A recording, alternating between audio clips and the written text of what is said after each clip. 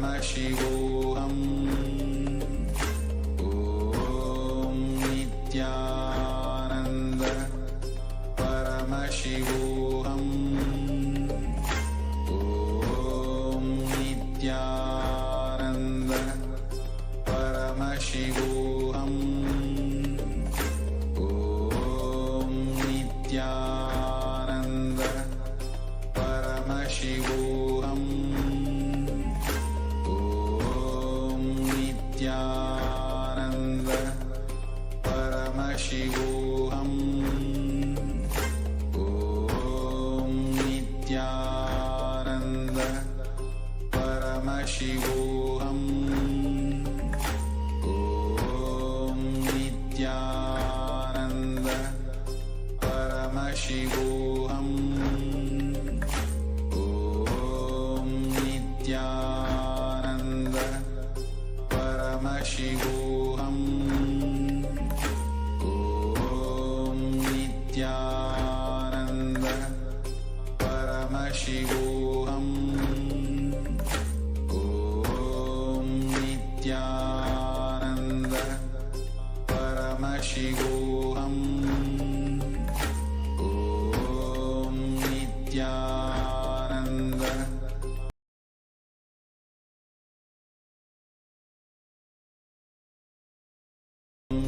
Nithyananda Paramashivoham.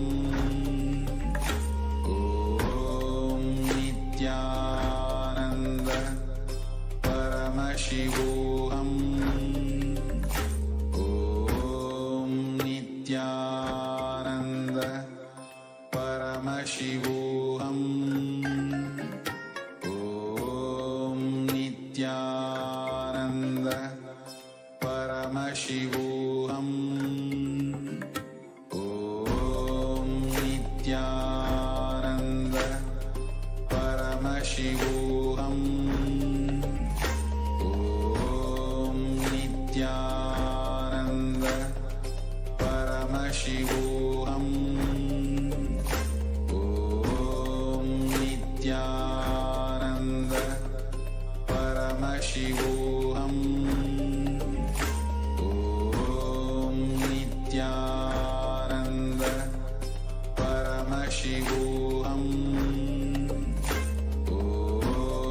Nithyananda Paramashivoham. Om Nithyananda Paramashivoham. Om Nithyananda Paramashivoham. Om Nithyananda Paramashivoham. Om Nithyananda Paramashivoham. Om Nithyananda Paramashivoham. Om Nithyananda Paramashivoham. Om Nithyananda Paramashivoham. Nithyanandam. I welcome all of you on today's day 9 of Paramashivoham. Now, as we begin this today's session, let's start with the first session, which is Nithyananda Yoga. We'll be conducting 308 asana sequence of Dviti Vinyasa Krama. Now, as you get ready, please arrange few things like Panchpatram and Udhari with water filled in it. Apply bhasma on the 16 places. As you can see, the 16 places where you have to apply the bhasma.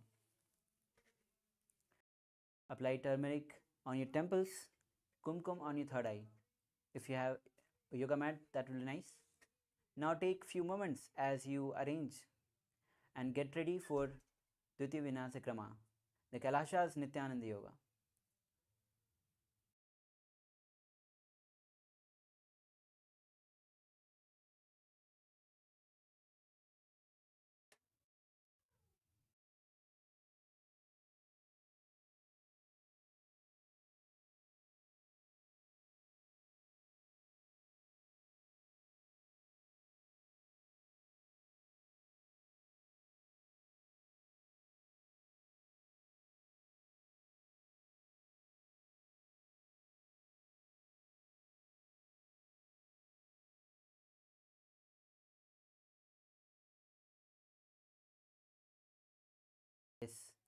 Now, as we start our session, let's join our hands in Namaskar Mudra in front of our heart center. Inhale deeply as we start with the Sadguru Vandanam. नित्यानन्दं परमसुखदं केवलं ज्ञानमूर्तिं द्वन्द्वातीतं गगनसदृशं तत्त्वमस्यादिलक्ष्यम् एकं नित्यं विमलमचलं सर्वधी साक्षिभूतं भावातीतं त्रिगुणरहितं सद्गुरुं तं Namami. The next will be chanting the Shiva Mula mantra and invoking the presence of Paramashiva before we start the ritual of Nithyananda Yoga. Om Ham Hom Shivaya Namaha. Om Ham Hom Shivaya Namaha. Om Ham Hom Shivaya Namaha. Om Ham Hom Shivaya Namaha. Om Ham Hom Shivaya Namaha. Om Ham Hom Shivaya Namaha. Om Ham Hom Shivaya Namaha. Om Ham Hom Shivaya Namaha. Om Ham Hom Shivaya Namaha. Om Ham Hom Shivaya Namaha. Om Ham Hom Shivaya Namaha. The next is the Tattvachamanam, the ritualistic cleansing. Now, keeping your right hand in the Gokarna Mudra as the Acharyas are demonstrating, take another knee of water into your right palm. Sip the water thrice as we chant the following mantras. Om Atma Tattvam Shodhayami Swadha. Om Vidya Tattvam Shodhayami Swadha. Om Shiva Tattvam Shodhayami Swadha. Wash your hands with another knee of water. Wipe your lips twice with the base of your right thumb. Om Ham Hridayaya Namaha. Again wash your hand. With the tips of your right hand, index, middle and ring fingers joined together, touch above your upper lip and below your lower lip. Again wash your hand. With the tips of your right hand, index finger and thumb joined together, touch your right nostril, your left nostril. With the tips of your right hand, ring finger and thumb joined together, touch your right eye, your left eye, your right ear and your left ear. Again wash your hand. With the tips of your right hand, little finger and thumb joined together, touch your navel center, the right chest, the left chest. The tips of all 5 fingers joined together, touch above your head, the right shoulder, left shoulder, and then the heart center. Again, wash your hand. Next, we'll be performing the sankalpa, creating a conscious resolution for this ritual of Nithyananda Yoga. Clasp your hands and place them on your right thigh.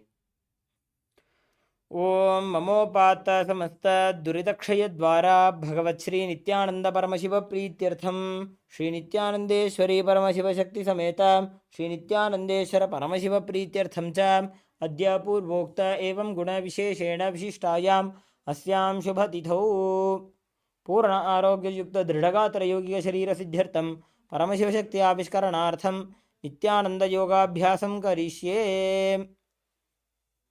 Now wash your hand with another knee of water. Om Apaupasprisya.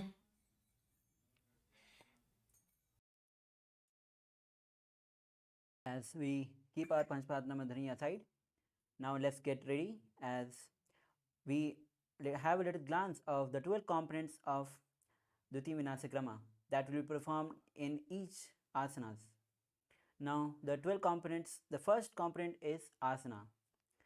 Now asanas allows the body and mind to come into the state of balance and restful awareness, where one can easily enter into the deeper and more subtle dimensions of yoga. Now through asanas, one aligns the body into the cosmic geometry. Now the next component is pranayama. Now the air, the breathing process, through the breathing process, the air we inhale, the life force, prana, goes in. So air is basically the vehicle through which the life force, life energy comes in to the body. Pranayama consists of 3 processes, Rejka, Purka and Kumka. Purka is where when we inhale the air from outside. Kumka is when we hold the air, and we Rejka when we exhale the air. Now the next component is mudras. Now mudra refers to Sanskrit word which means seal, which is the positioning of limbs, fingers, even the tongue in a energy and the cosmic currency inside us. The next component is bandhas. The bandhas are simply the internal awakening of Kundalini Shakti. Now, active maintenance of a state of contraction or maintenance or pressure in a body by performed. Initially, it is practiced and eventually it occurs automatically. Without bandhas, energy tends to leak out. Now, tends to get blocked or even dissipated due to our lifestyle. Bandhas are actually the bridge between disconnected areas of the energy circuits. This is the reason that this pumping and realignment of prana and Kundalini Shakti brings tremendous healing. Now, the next component is Karana.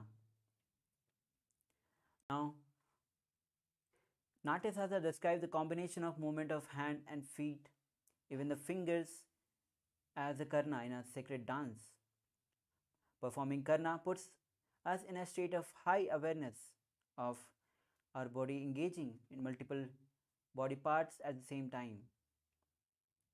The next component is visualization. Now, in the science of yoga, context and intentions are everything. Why you bend your body matters. For whatever intention you move the body, that experience will be delivered.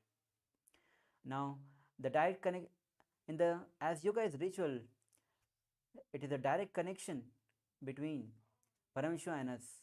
With every asana, we'll be visualizing different forms of gods and goddesses, even different creatures.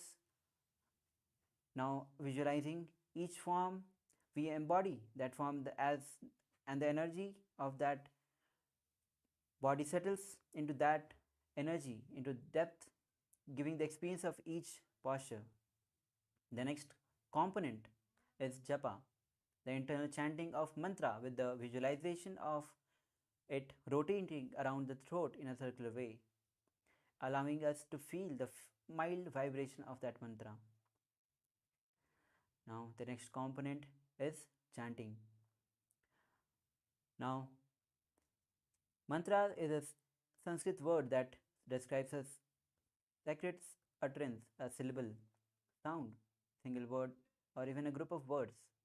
It has a spiritual power with or without phonetic or literal meaning. Now all the Kailashvasis, disciples of the supreme point of Hinduism, are initiated into the Mahavakya. Now the next component of Nithyananda Yoga is weights. We apply weights of various weights to intensify our Dhuti Vinasa Krama, to awaken our Kundalini Shakti. The next component of Nithyananda Yoga is mandalas. Mandalas are basically the representation of cosmos, and human body is analogous to the cosmos itself. As you can see behind, there is a Sri Chakra printed in the background. Now, yantras are a diagram into which a deity can be invited by living correspondence. Now, the next component is abharna. The Rudraksha jewelry is the traditional abharna that we wear, which has the capacity to hold the energy and radiate the energy while we perform the Dhuti Vinasa Krama. The next component is Aushadha. Now we will be applying 3 Aushadhas while practicing Dhuti Vinasa Krama. Aushadhas are the basically sacred alchemy science from the sacred Siddha tradition, which combines sacred herbs, prana, the cosmic force, energy, and the most importantly, the Shaktipada of Paramashiva. Now, we'll be applying bhasma in 16 places, kumkum on third eye, and turmeric on temples. Now, as we have completed the 12 components, we'll be directly entering into the sequence of Dviti Vinasa Krama. As we begin, let's sit in a comfortable seated position with head and spine in a straight line. The first asana is Sukhasana. The Kumbhaka is Samana Kumbhaka, visualize heat or the flame rising up along the spine towards the navel center. Now bring the index and thumb in Bindu Mudra and place it on the respective knees. Visualize yourself as Lord Shiva in your space. The japa is Soham and engage Mahamudra Bandha, Mool Bandha, Udyana Bandha and Jalandhar Bandha. तत्सुखासनमित्युक्तम् अशक्तस्तत्समाचरेत् आसनं विजितं येन जितं तेन जगत्त्रयम्. Now as you release all three bandhas, we'll be moving on to the next asana, which is Parvatasana. Now bring the legs into Padmasana. Now bring the palms together in front of heart center and raise it above the head. Keep the elbows straight as you engage Mahamudra Bandha, which rises Mount Kailas in your inner space. अथ वक्षे महादेव पर्वतासनमङ्गलं यत्कृत्वा स्थिररूपी स्यात् षट्चक्रादिविलोपनम्. Inhale. Now the next asana is Halipavasana. Bring the soles of the feet together, extended forward. Now interlace the fingers at the back as you lean forward. Bring the forehead on the ground behind the heels as you gaze to the nose. Engage Mahamudra Bandha, visualize Swamiji in your inner space. पूर्वविधियाहु मे जानो उभयपकतली सम्पुटठानो. Inhale as you rise up. The next asana is Nagipavasana. As you sit with the soles of the feet together, legs extended forward. Now, bring the hands in front, cupped forward as you bring the forehead on the ground behind the heels. Visualize snake in your space. Engage Mahamudra Bandha. पूर्वविधिपै आगाने नीचौहौ वीकहूनि भनास्यौ लगायी. Inhale towards up. The next asana is Kokilasana. As you hold the big toes of the respective legs in Prana Mudra with both the hands, raise it up straight. Now enter into Padmasana. Now place the elbows on the ground, engage Mahamudra Bandha and visualize bird in your inner space. अथान्यदासनं वक्षे येन सिद्धो भवेन्नरः अकस्माद्वायुसञ्चारं कोकिलाख्यासनेन च. Inhale, rise up. The next asana is Nithyananda. As you bring one ankle on the opposite knee and hold the opposite elbows, engage Mahamudra Bandha as you gaze to the nose, visualize Swamiji in space and start rotating the arms in one clockwise direction and then in an anti-clockwise direction. घोड़ा बावां पादकी आशमाहिली सोज दक्ष चरण को भारलौता परिगुल्फ समोज. Now relax. The next asana is Gajasana. Now place both the hands onto the ground, lifting the hips up high. Bring the fleece little closer as you engage Mool Bandha, Udyana Bandha. Visualize as you scoop the head down and forward. Visualize elephant in your inner space. निब्जं पादाग्रे भूमौ कृत्वा लंबी भुजा मस्तकाग्रे निधाय. Now relax.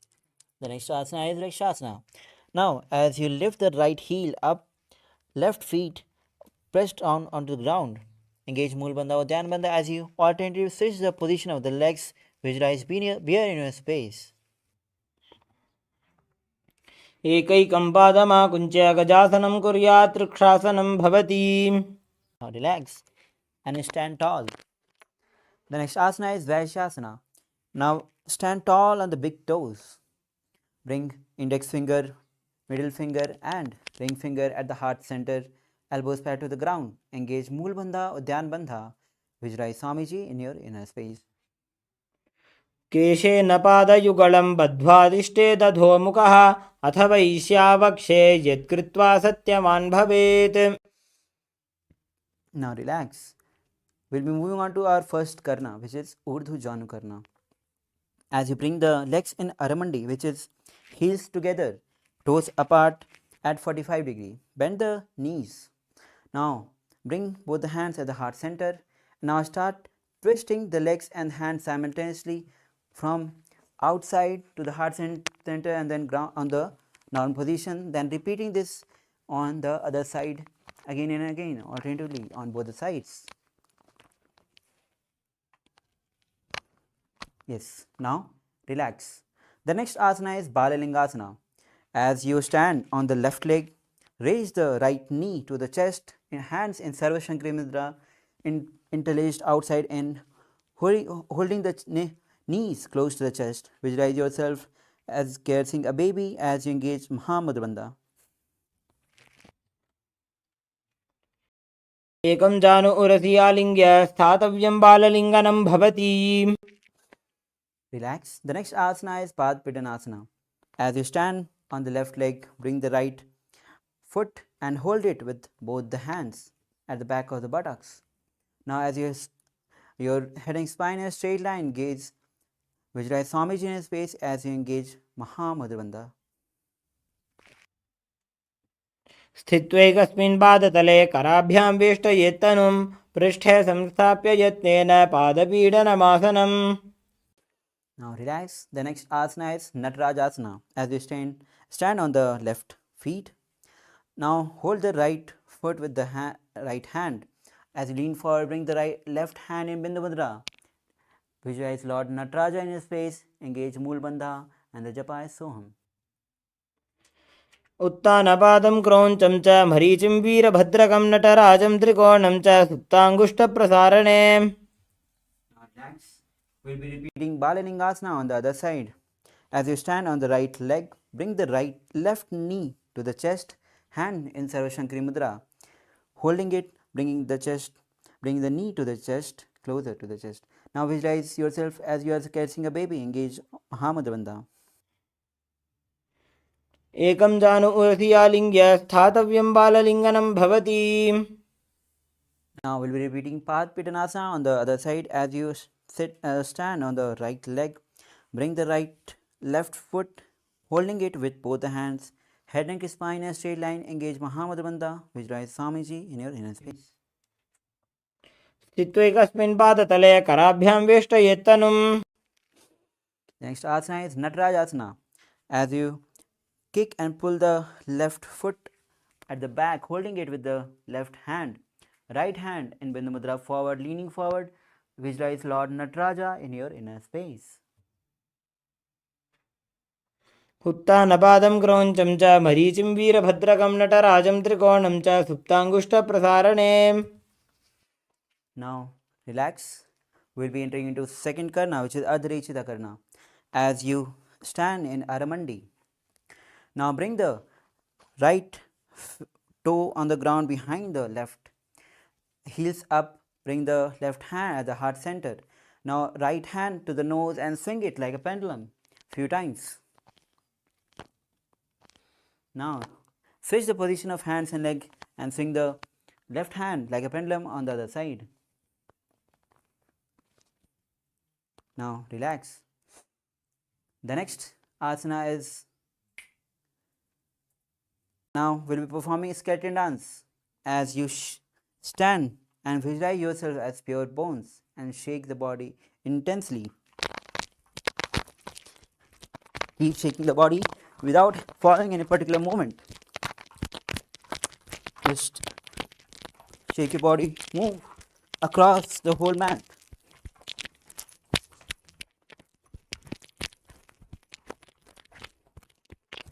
Now relax. Now the next karna is Katichina karna. As you stand in Aramandi, hands above the head, palms facing back. As you twist on the right side hip and palms opening, and now twist on the other side. Repeating this again and again on both the sides. Now relax. The next asana is Tadasana. As you stand tall and the big toes, bring the hands above the head, palms facing each other. Visualize yourself as a palm tree. Engage Mahamudra Bandha. The japa is Shivoham. महामुद्राबद्धको नो ताडासनविभेदकान्विनो तानं सदा कुर्यादन्तर्वत्नीपतिप्रिया. Now the next asana is Uttanasana, as you stand on both the feet. Now as lean forward, hands on the side of the feet. Now head to the knees, visualize Swamiji in your space as you engage Mahamudra Bandha. महामुद्राबद्धको नो ताडासनविभेदकान्. Now quickly wear the mala if you have dropped. Now bring the body in the plank position. We'll be performing Tarakshvasana as you tuck the chin to the chest and start rotating the head from left to right.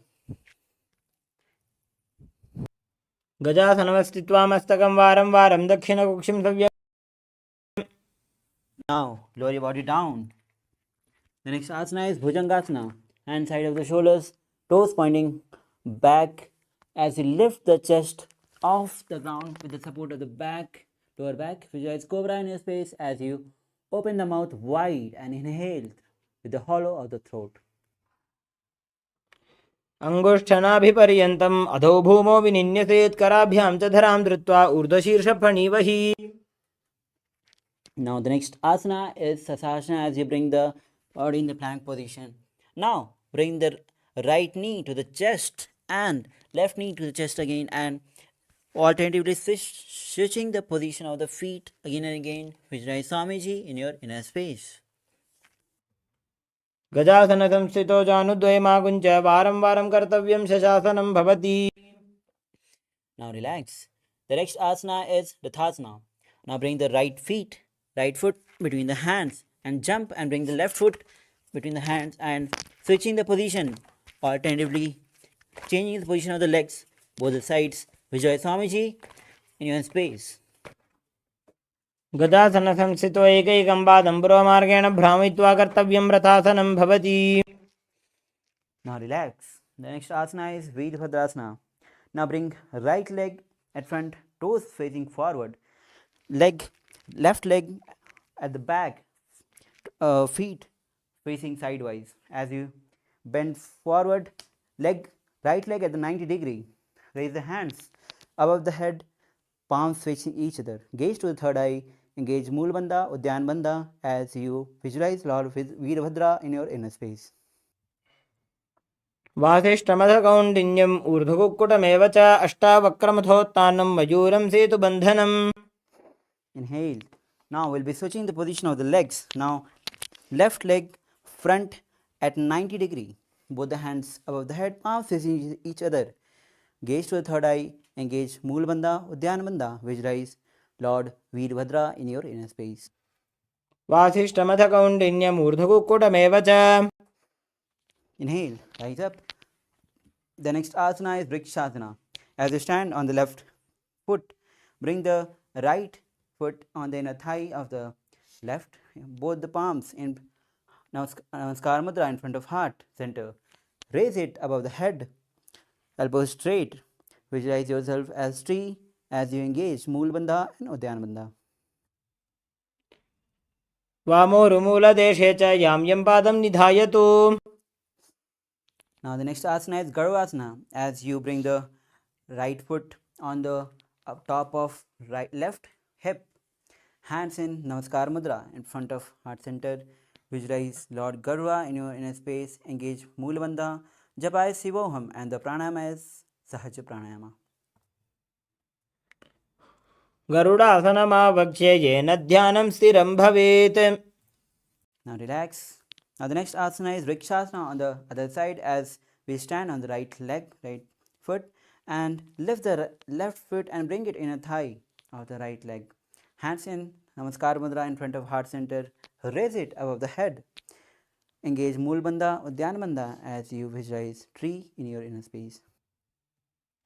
वामोरुमूलदेशे च यां यं पादं निधायतु तिष्ठेत्तु वृक्षवद्भूमौ वृक्षासनमिदं विदुः. The next asana is Garvasana. Now bring the left foot on the opposite hip. Hands in Namaskar Mudra in front of heart center. Visualize yourself as Lord Garuda as you engage Moolabandha. गरुडासनमावक्ष्ये येन ध्यानं स्थिरं भवेत् सर्वदोषाद्विनिर्मुक्तो भवतीह महाबली. Now drop the legs down. We will be performing Trikonasana. As you bring the right leg front toes facing forward, left leg at the back. Now bring both the hands back to the ground as you lean forward and put the leg hands down. Left hand facing towards the sky. Visualize triangle in your inner space. उत्तानपादं क्रौञ्चं च मरीचिं वीरभद्रकं नटराजं त्रिकोणं च सुप्ताङ्गुष्ठप्रसारणे. Inhale. Now switch the position of the legs. Now bring left leg at front, toes facing forward, right leg back. Bring both the hands back to the ground as you lean forward. Gaze towards the sky, visualize triangle in your inner space. उत्तानपादं क्रौञ्चं च मरीचिं वीरभद्रकं नटराजं त्रिकोणं च सुप्ताङ्गुष्ठप्रसारणे. Inhale, rise up. We'll be performing the next karna, which is Nikutaka karna. As you bring the legs again in Aramandi.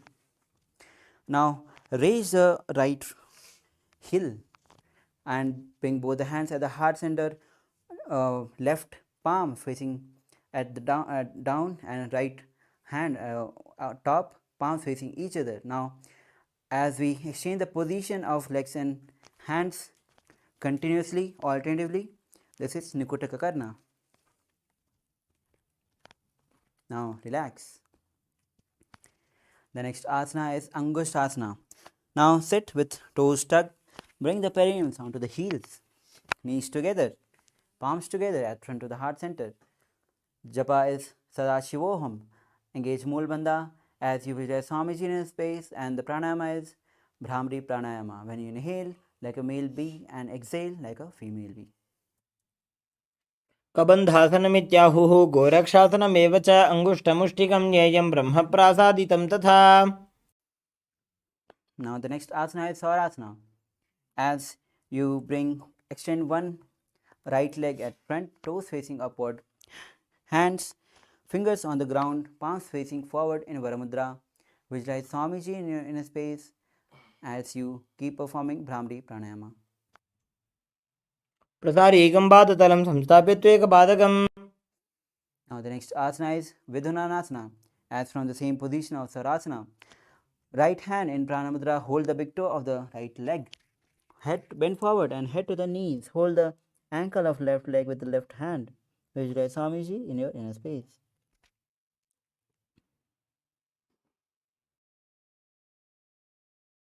गुल्फस्थितो पादमेकं प्रसार्य तत्पादाकरं संस्पृशेत् तत्करेण. Inhale. Now extend the left leg forward, toes facing up, hands in Varamudra. Visualize Swamiji in your space as you engage Moolbandha, repeating Saurasana on the other side. प्रसार्यैकं पादतलं संस्थाप्य त्वेकपादकम्. Next asana is Vidhunasana. Now bring left hand in Pranamudra. Hold the big toe of the left leg. Bring the head to the knees, holding the right ankle with right hand. Visualize Swamiji in your inner space. गुल्फस्थितो पादमेकं प्रसार्य तत्पादाकरं संस्पृशेत् तत्करेण. Rise up. Now the next asana is Brahmajamukusasana, as with the toes tucked, and you sit on the perineums on the heels. Now bring the knees a little apart.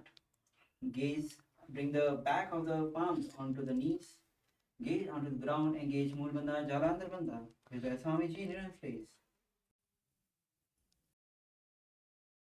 दो फणापाणी होय वैसे AD दो गुदानी वैसे कोरपक दलियां की माहिली ice माहेरा शेमिली.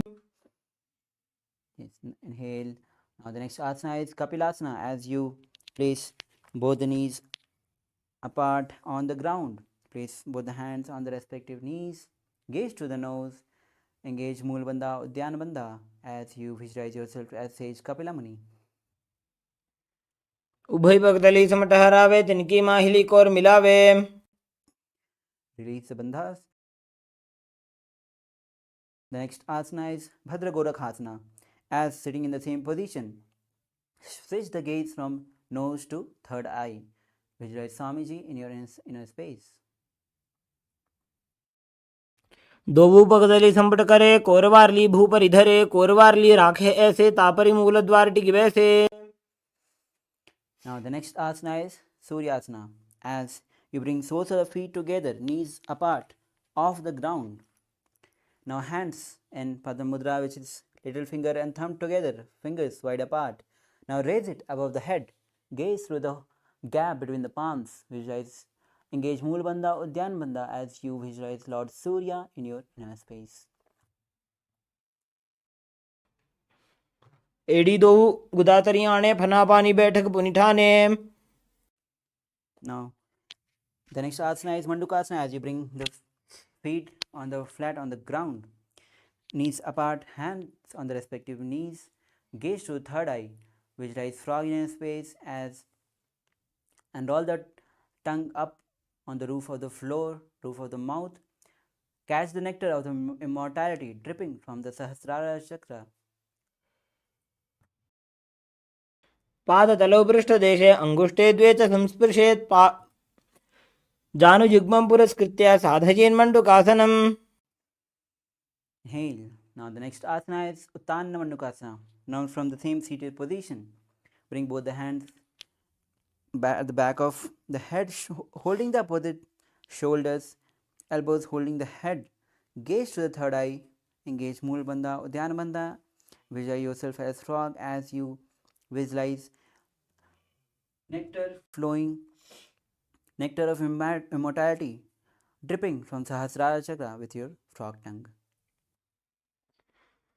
मण्डुकासनमध्यस्थं कूर्पराभ्यां धृतं शिरः एतद्भेकवदुत्तानम् एतदुत्तानमण्डुकम्. Now relax. The next asana is Simhasana. Now as you cross the ankles at the back, sit on the heels, hands on the respective knees. Gaze to the nose, visualize lion in your space. The Japai Sadashivoham as you open your mouth wide. Stick out the tongue and exhale forcibly. दक्षिणं दव्यगुल्फेण दक्षिणेन तदेतरं हस्तौ जान्वौ संस्थाप्य साङ्गुलीश्च प्रसार्य च. Now relax. The next asana is Bhadrasana. Now, with the soles of the feet together at the back, knees wide apart. Bring the hands in Pranamudra and hold the big toe of the opposite big leg.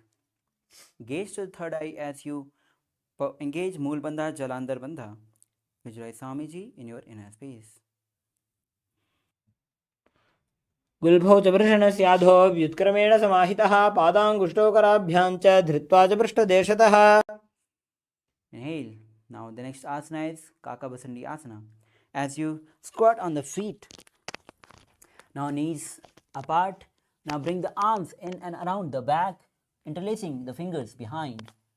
Gaze to the nose as you visualize crow in your inner space, engaging Mulabandha, and the pranayama is Brahmari Pranayama.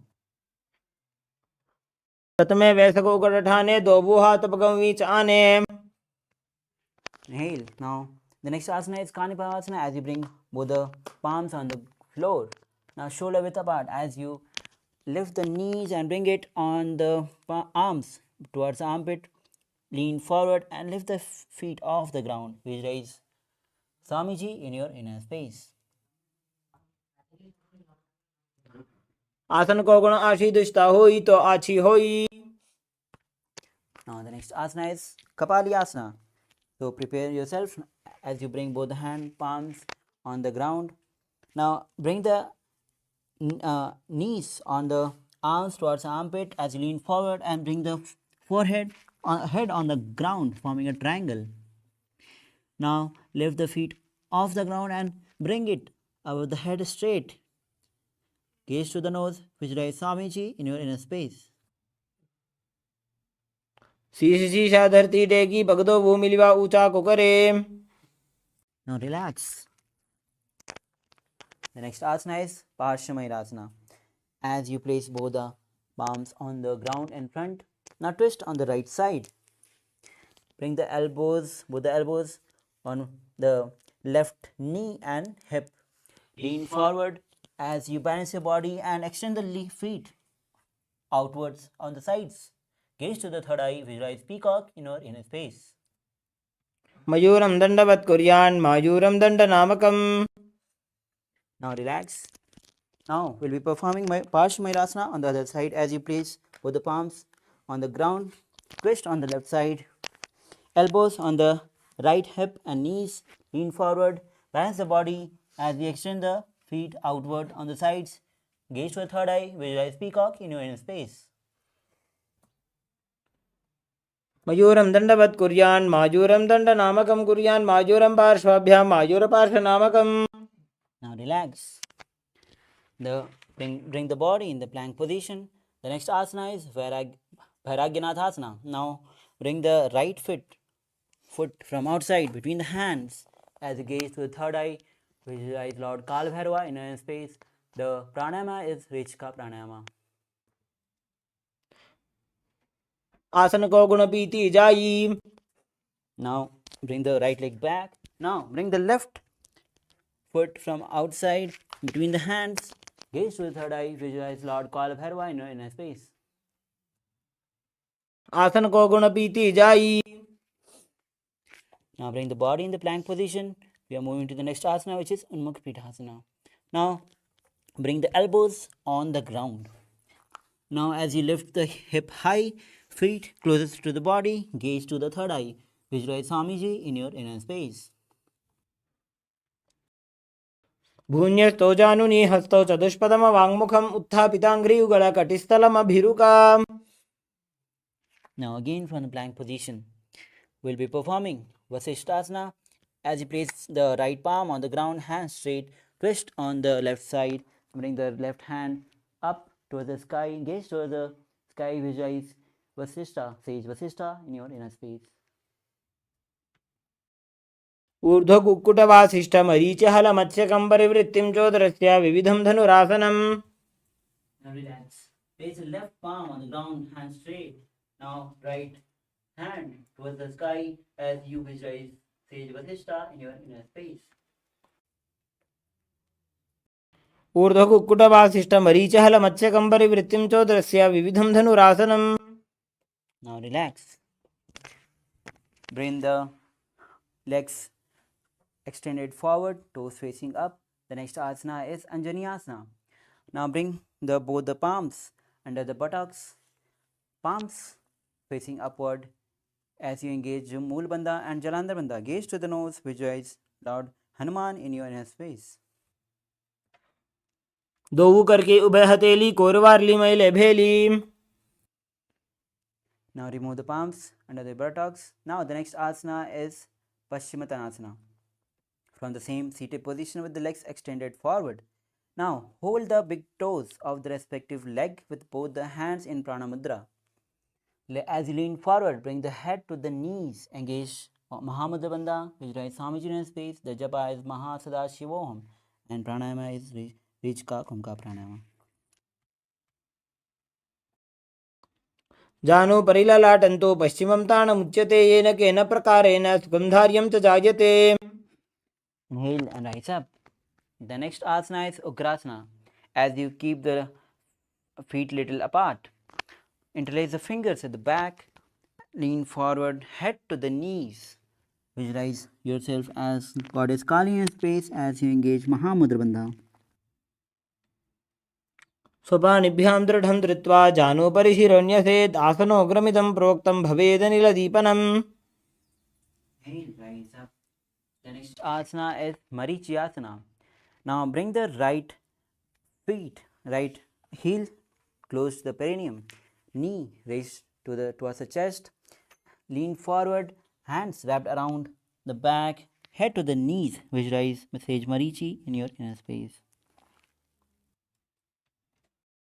उत्तानपादं क्रौञ्चं च मरीचिं वीरभद्रकं नटराजं त्रिकोणं च सुप्ताङ्गुष्ठप्रसारणे. Inhale, rise up. The next asana is Mahamudrasana. Now drop the raised knee onto the ground.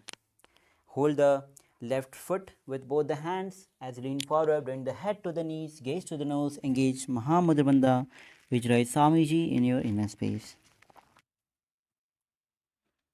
महामुद्रां प्रवक्ष्यामि तन्त्रेऽस्मिन् मम वल्लभे. Inhale, rise up.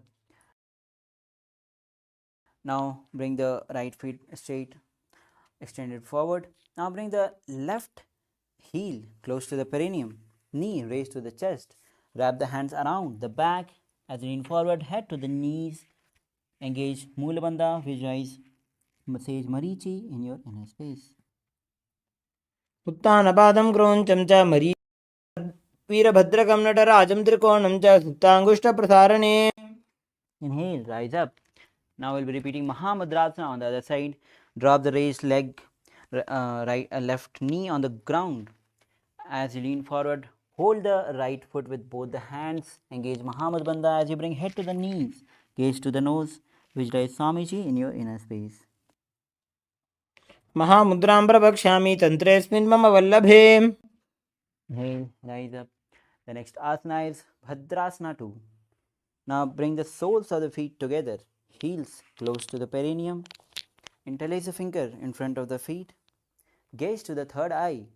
As you visualize Swamiji in your space, engage Mulbandha. The japa is Mahasadashivoham. Pranayama is Rechika Kumbha Pranayama. गुल्भौ तु वृषणस्यादः सीवन्त्याः पार्श्वयोः क्षिपेत् पादपार्श्वे तु पाणिभ्यां दृढं बद्ध्वा सुनिश्चलम्. Inhale and relax. As you move to the next asana, which is Gwalipavasana. Now as you sit with the soles of the feet together, extended forward. Now toes together, heels apart. Place both the hands on the respective knees. Gaze to the nose as you engage Moola Bandha and Jalandhar Bandha. Visualize Swamiji in your inner space. पूर्वचरपट चौक कख्यो सोजी वाही विधियो कीजे sooji. Inhale and release Jalandhar Bandha. Now the next asana is Joni Asana. As you bring the soles of the feet together, heels close to the perineum. Hold the soles with both the hands, respective hands. Now as you lean forward, bring the forehead on the ground. Gaze to the nose. Visualize Yoni Mandala in your space. द्वौ पकतले संपर्करे AD मेडके ढिंगधरे अर्धहात को अंतरराशे लीलाट पकतलियां उपरदाशे. Inhale, rise up. The next asana is Midakipivasana. Now with the soles of the feet together, extended forward. Now this time toes apart, heels together. Hands extended sidewise. As you lean forward, bring the forehead on the ground behind the heels. Gaze to the nose. Engage Moola Bandha as you visualize Swamiji in your inner space. पूर्व विधि पकतली संपुट शोल एडी मिली राशे. Inhale as you rise up. The next asana is Siddha Samadhi Asana. Now with soles of feet together, bring the heels close to the perineum. Now bring the heels apart, hand underneath the legs. As you lean forward, bring the forehead on the ground. Gaze to the nose as you tuck the throat to the feet. Visualize Swamiji in your inner space.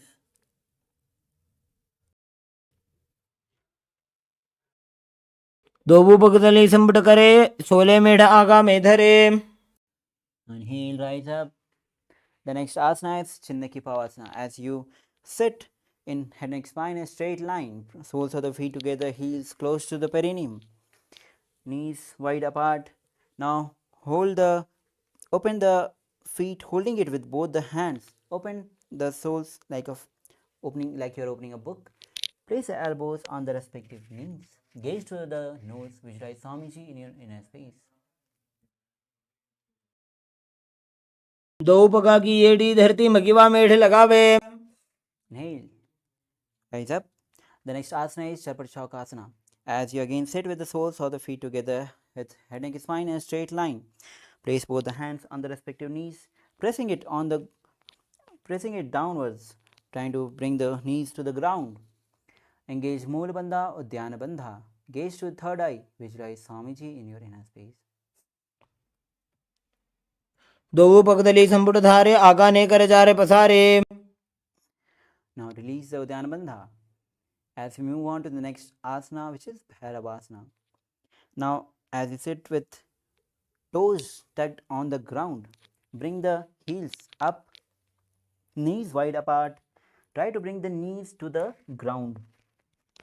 Now hands in Bindu Mudra, index and thumb together on the respective knees.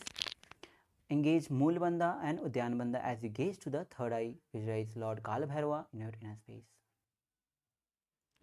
गुल्फो संपीठ जान्योन्यं व्युत्क्रमेणोत्थितं शनैः जान्वोः पार्श्वगतौ हस्तौ दण्डवद्भैरवासनम्. Inhale and release. Relax the feet. Now the next asana is Samanasana. Bring the left heel close to the perineum. Right foot to the chest, holding it with both the hands. Gaze to the third eye as you visualize Swamiji in your inner space. समानासनं वक्षे सिद्धमन्त्रादिसाधनात्. The next asana is Apanasana. Now bring the right foot on the top of the respective shoulder. Now raise the left leg straight up. Visualize Swamiji in your space as you gaze to the third eye. केवलं पादमेकं च स्कन्धे चारोप्य ततः एकपादेन गगने तिष्ठेत दण्डवत् प्रभो. Now lower the legs down. We'll be repeating Samanasana on the other side as you bring right heel close to the perineum. Lift the left foot to the chest, holding it with both the hands. Now gaze to the third eye as you visualize Swamiji in your inner space. समानासनं वक्षे सिद्धमन्त्रादिसाधनात्. Now we'll be repeating Apanasana on the other side as you lift the left leg on the top of the left shoulder.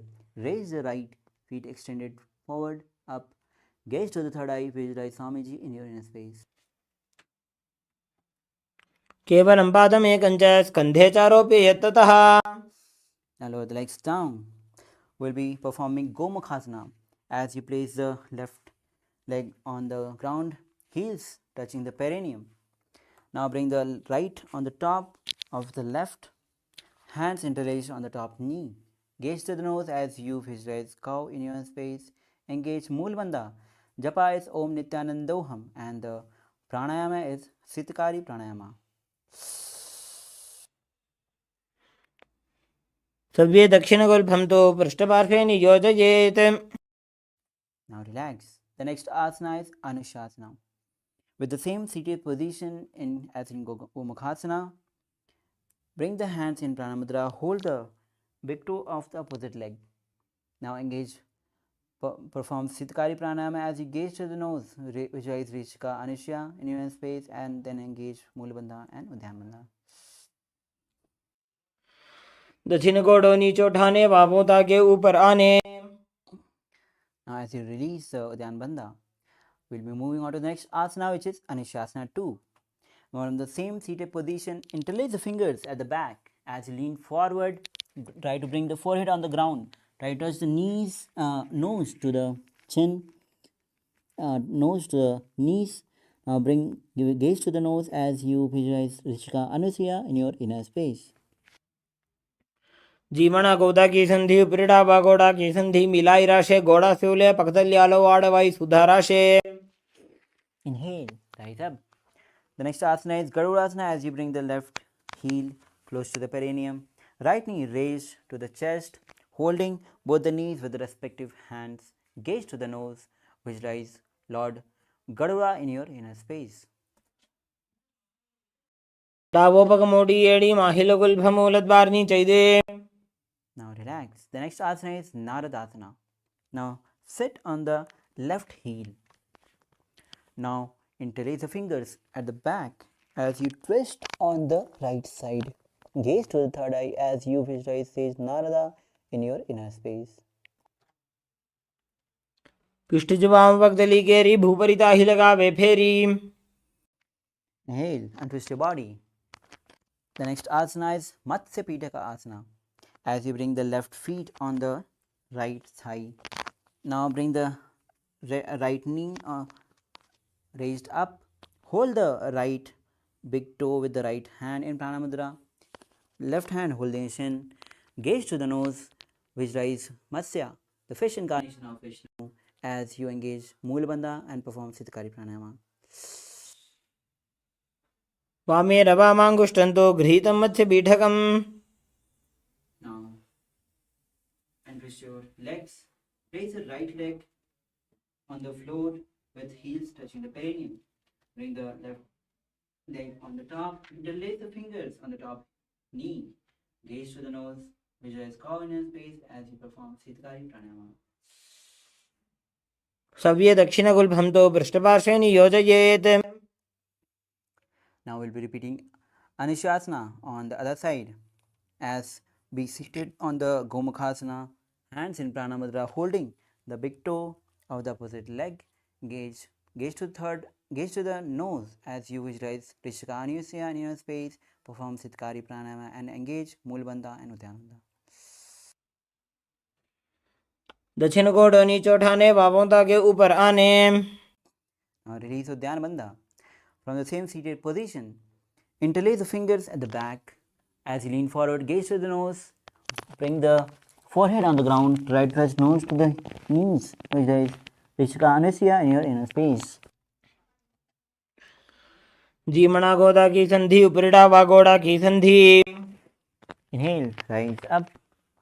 The next asana is Garudasana. As you bring the right heel close to the perineum, left knee to the chest, feet close to the body, hands on the respective knees, gaze to the nose, visualize yourself as Lord Garuda as you engage Mulabandha and perform Sitkari Pranayama. Davos पग मोड़ी AD माहिलो गुल्भ मूल द्वार नीचे दे. Now relax. We'll be repeating Naradasana on the other side. As you sit on the right heel, bring the perineum on the right heel. Now interlace the fingers at the back as you twist on your left side, elbows on the knees, gaze to the third eye, visualize Sage Narada in your inner space. पृष्ठ जो भक्त लिगेरी भूपरिता ही लगा वे फेरी.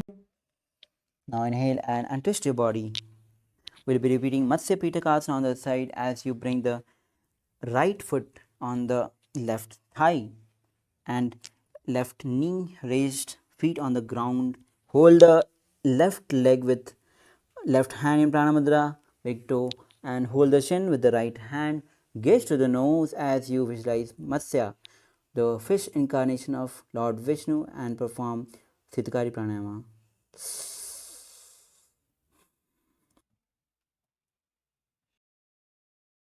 Women वामांगुष्टंतो गृहीत मध्य पीठकम.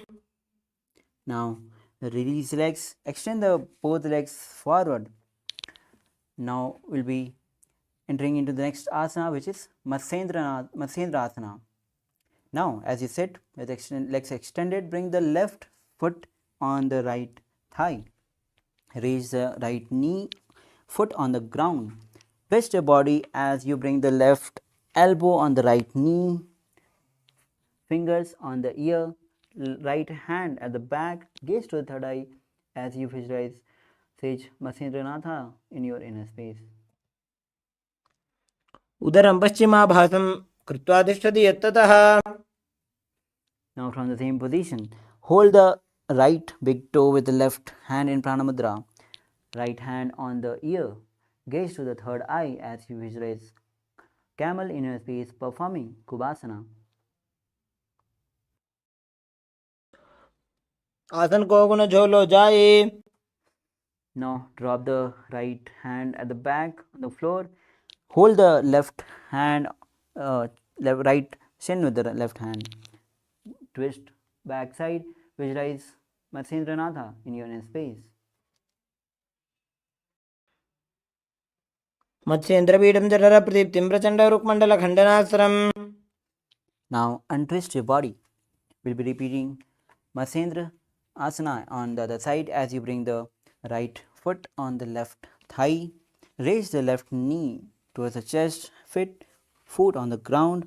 Twist on the left side, left elbow on the right elbow on the left knee, hand or the palm on the ear, left hand at the back, gaze to the third eye, visualize Sage Matsendranatha in your inner space.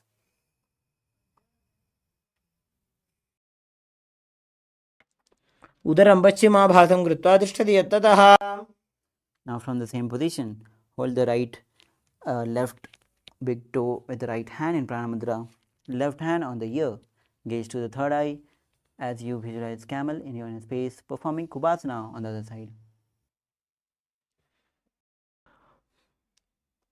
आसन को गुण झोलो जाए. Now drop the left hand at the back on the floor. Hold the shin of the left leg with the right hand. Gaze to the third eye. Visualize Sage Matsyendranath in your inner space as you perform Matsyendrasana 2.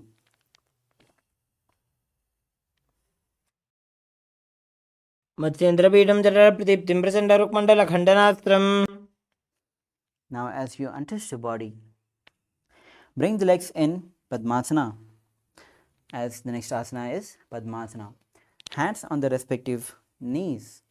The japa is Om Nithyananda Mahasadaशिवोहम. As you gaze to the nose, perform Sitali Pranayama and then engage Mahamadabandha, visualize Lord Shiva in your inner space. आसनं द्विधं प्रोक्तं पद्मं वज्रासनं तथा. Now release all the bandhas. The next asana is Padmasana too. Now be seated in the Padmasana. As in last asana, hands in Pranamudra. Hold the big toe of the opposite legs. Gaze to the nose. As you engage Mulabandha, perform Sitali Pranayama. Visualize yourself as Goddess Parvati, the consort of Shiva.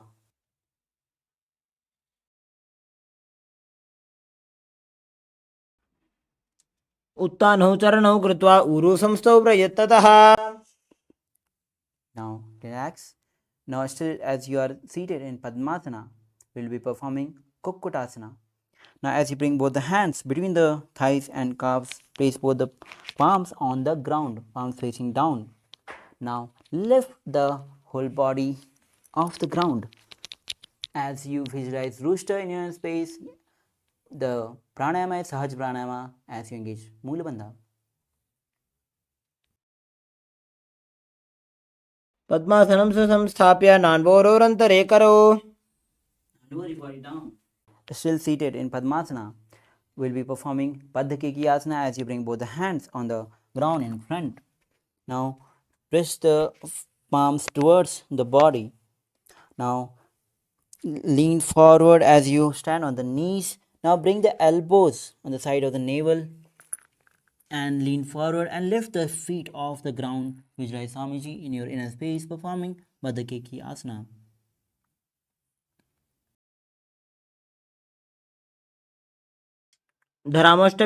धरामवष्टभ्यकरद्वयेन तत्कोर्परि स्थापिता नाभिपार्श्वः. Now relax. Now the next asana is Mayurasana.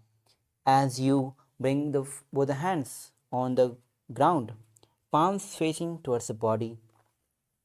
Now as you lean forward, bring the elbows side of the navel and lift the feet off the ground. Visualize peacock in your inner space as you perform Mayurasana.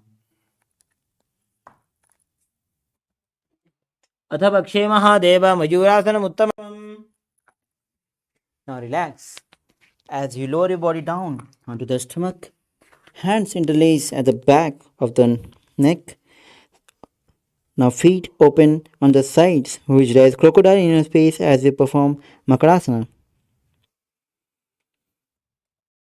अध्यासशेते हृदयं निधाय भूमौ च पादौ च प्रसार्यमानो.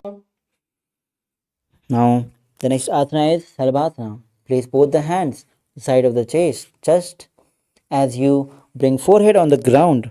Lift the feet and thighs, knees off the ground. Visualize Swamiji in space. As you visualize Swamiji in space, perform engage Mulabandha.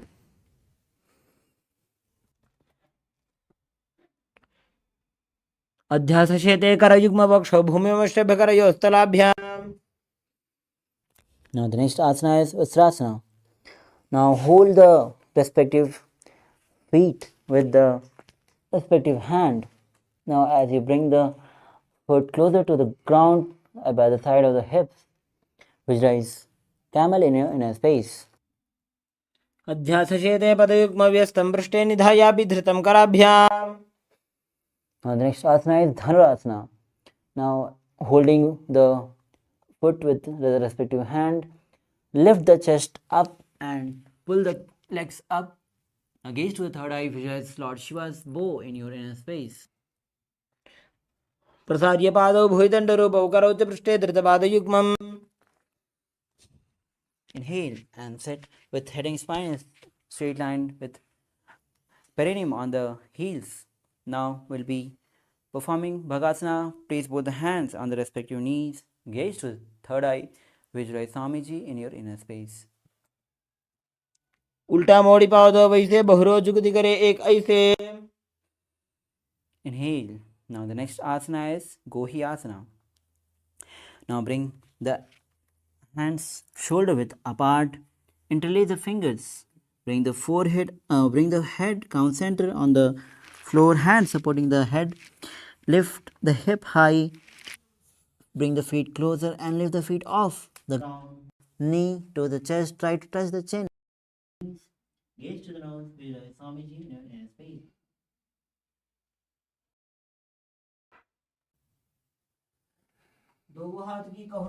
पुनः कलाई जाने दो ही. From the same position, lift the legs straight up to the sky as you gaze to the nose. Visualize Swamiji in space as you perform Seats asana.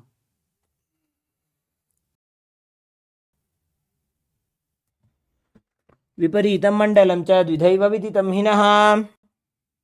Now slowly lower your body down. Now bring the legs extended forward. We'll be entering into the sequence with pranayama as Bhasrika pranayama, which is the rapid exhalation forcibly. Now the next asana is Fodhyasana.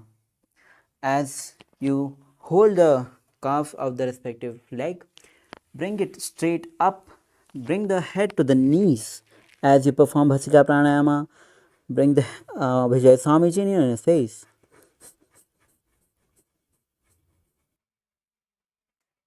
दो हाथ पग बाहर आने, घोड़ा तरे काकसी ठाने. Now relax. The next asana is Parighasana. Now as you bring the legs straight up at 45-degree, hands behind the head, holding the shoulders, gaze to the third eye, visualize maze in a space as you keep performing Bhasrika pranayama. उत्तानशयनं कृत्वा पादौ मिलित्वा प्रसार्य. Now relax. The next asana is Naukasana. Now again, bring the legs straight up at 45-degree, hands parallel to the ground, gaze to the third eye as you visualize both inner space. Keep continuing Bhasrika pranayama, which is rapid exhalation of air. उत्तानशयनं कूर्पराभ्यां भूमिं वष्टभ्य हस्तो नितम्बं निधाय. Now the next asana is Rudrasana. As you bring the soles of the feet together, hands underneath, knees apart. Now hold the feet with both the hands. Bring the feet close to the chest. Now rest the chin on the fingers. Gaze to the nose. Visualize yourself as Lord Rudra in your space. Engage Mulbandha as you perform Bhasrika pranayama, which is rapid exhalation of air forcibly. पगतली संपूट करि हाथस्य पग ऊंचाई पगा का अंगूठा दो लेबू परली का नितालवे. Now relax. Bring the feet on the ground. The next asana is Unmukh Pithasana 2. Now feet on the ground, knees raised up, lower the body down on the floor. Hands behind the heels, palms facing up as you lift the hip high. Engage Mool Bandha and Jalanda Bandha. As you gaze to the nose, visualize Swamiji in your inner space. ऊर्ध्वे च जानुनी कृत्वा शवित्वोर्ध्वमुखं तथा. Slowly lower the body down, hands and legs apart. The next asana is Savasana. As you slowly inhale and mentally force air across the body.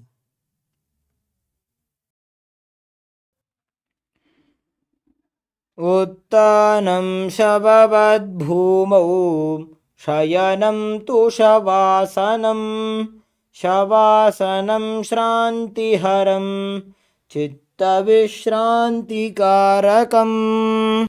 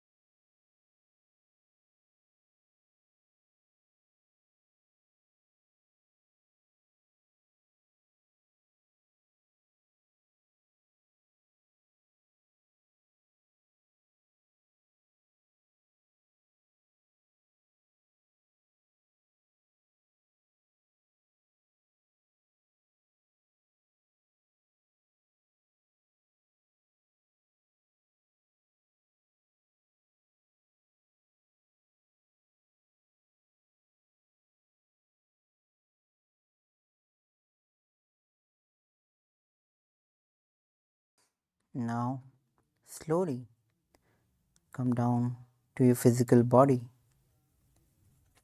Start to wiggle your fingers, your legs, ankles, your elbows. Now, talk your legs to the chest, hands on the knees, rocking side to side. Now, on the side, be seated. Come to the seated position. Congratulations, you have completed 108 asana sequence. Now we'll be moving on with the next 200 asanas sequence of the Dvitiya Krama. So as you get ready, please be seated in a comfortable seated position which brings ease to your physical and mental state. Now, the first asana of 200 next 200 asana sequence is Yatha Sanishthasana. Now, as you bring the index and thumb in Bindu Mudra and place it on the respective knees. The pranayama is Samana Kumaka Pranayama, where you visualize heat or the flame rising up along the spine towards the navel center. Engage Moola Bandha. The japa will be Om Nithyananda Paramashivoham throughout the 200 asana. Now, visualize Swamiji in your inner space, performing Yatha Sanishthasana. पर्यङ्कं तत्समाख्यातं यथसंस्थं यथा स्थितिः. The next asana is Samasana. Now, as you sit with the crossed leg in the comfortable seated position, hands in the Bindu Mudra. Now, take a long, deep inhalation. Hold and then take a prolonged inhalation. And then exhale. Visualize Swamiji in your inner space, engage Moola Bandha.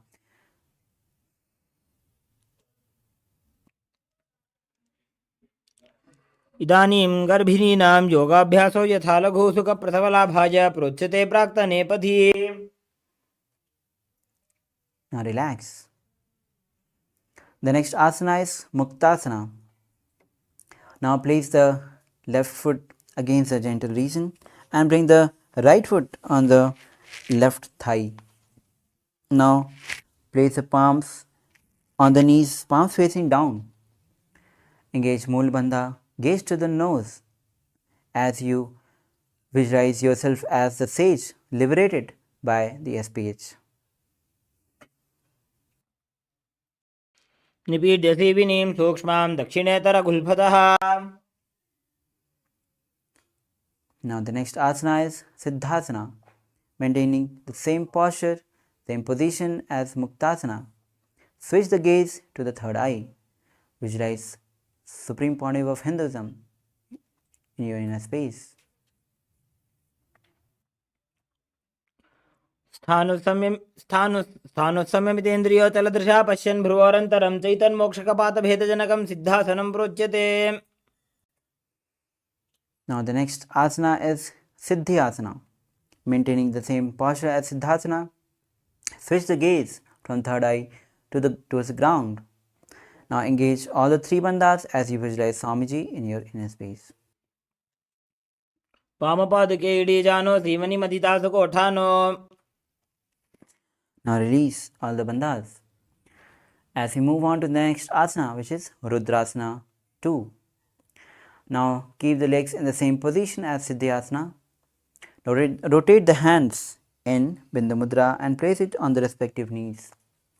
Gaze to the third eye as you visualize yourself as Lord Rudra, the fierce dimension of Shiva. वामचरणपरिदक्षिणराखे एकजुगुति ऐसे विदिदाखे. Now the next asana is Santadhanasana, maintaining the same seated posture as Rudrasana 2. Switch the gaze to the nose. Visualize Swamiji, embody tranquility and unshakable nature. आसन की गुण मन की चन चलता meet. Inhale. Now the next asana is Siddhasana 2. As you maintain the same seated posture, bring the hands to the navel, cupping one palm over the other in Samputa Mudra, resembling the lotus flower. Visualize yourself as the Swamiji in your space as you engage Mulabandha and Samanakumaka Pranayama. ऋजुकाय समासीन सिद्धासनमुदीरितं प्रसार्य भुवि पादौ तु दोर्भ्यामङ्गुष्ठमादरात्. Now the next asana is Bandha Yoni Asana. As you maintain the same position of the legs, we'll be performing Shanmukhi Mudra. Now visualize yourself as the SPH. Your sankalpa is manifesting through the womb of creation. Now bring the little finger below the lower lip, ring finger up above the lip. Now close the nostril with the middle finger, close the eyes with the index finger, closing the ears with the thumb.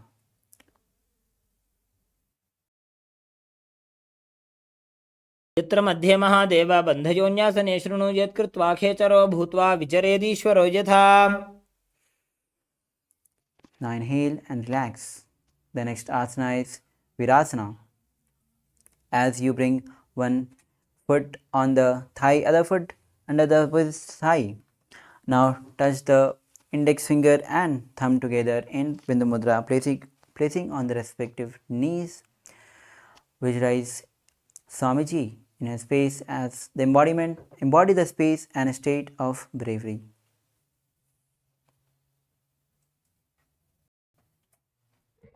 एकं पादमथैकस्मिन् विन्यस्योरुणि संस्थितः. Now inhale and relax. The next asana is Valmiki Asana. As you sit in the same posture, switch the gaze from nose to the third eye. Now visualize great sage Valmiki, the poet and the author of Ramayana.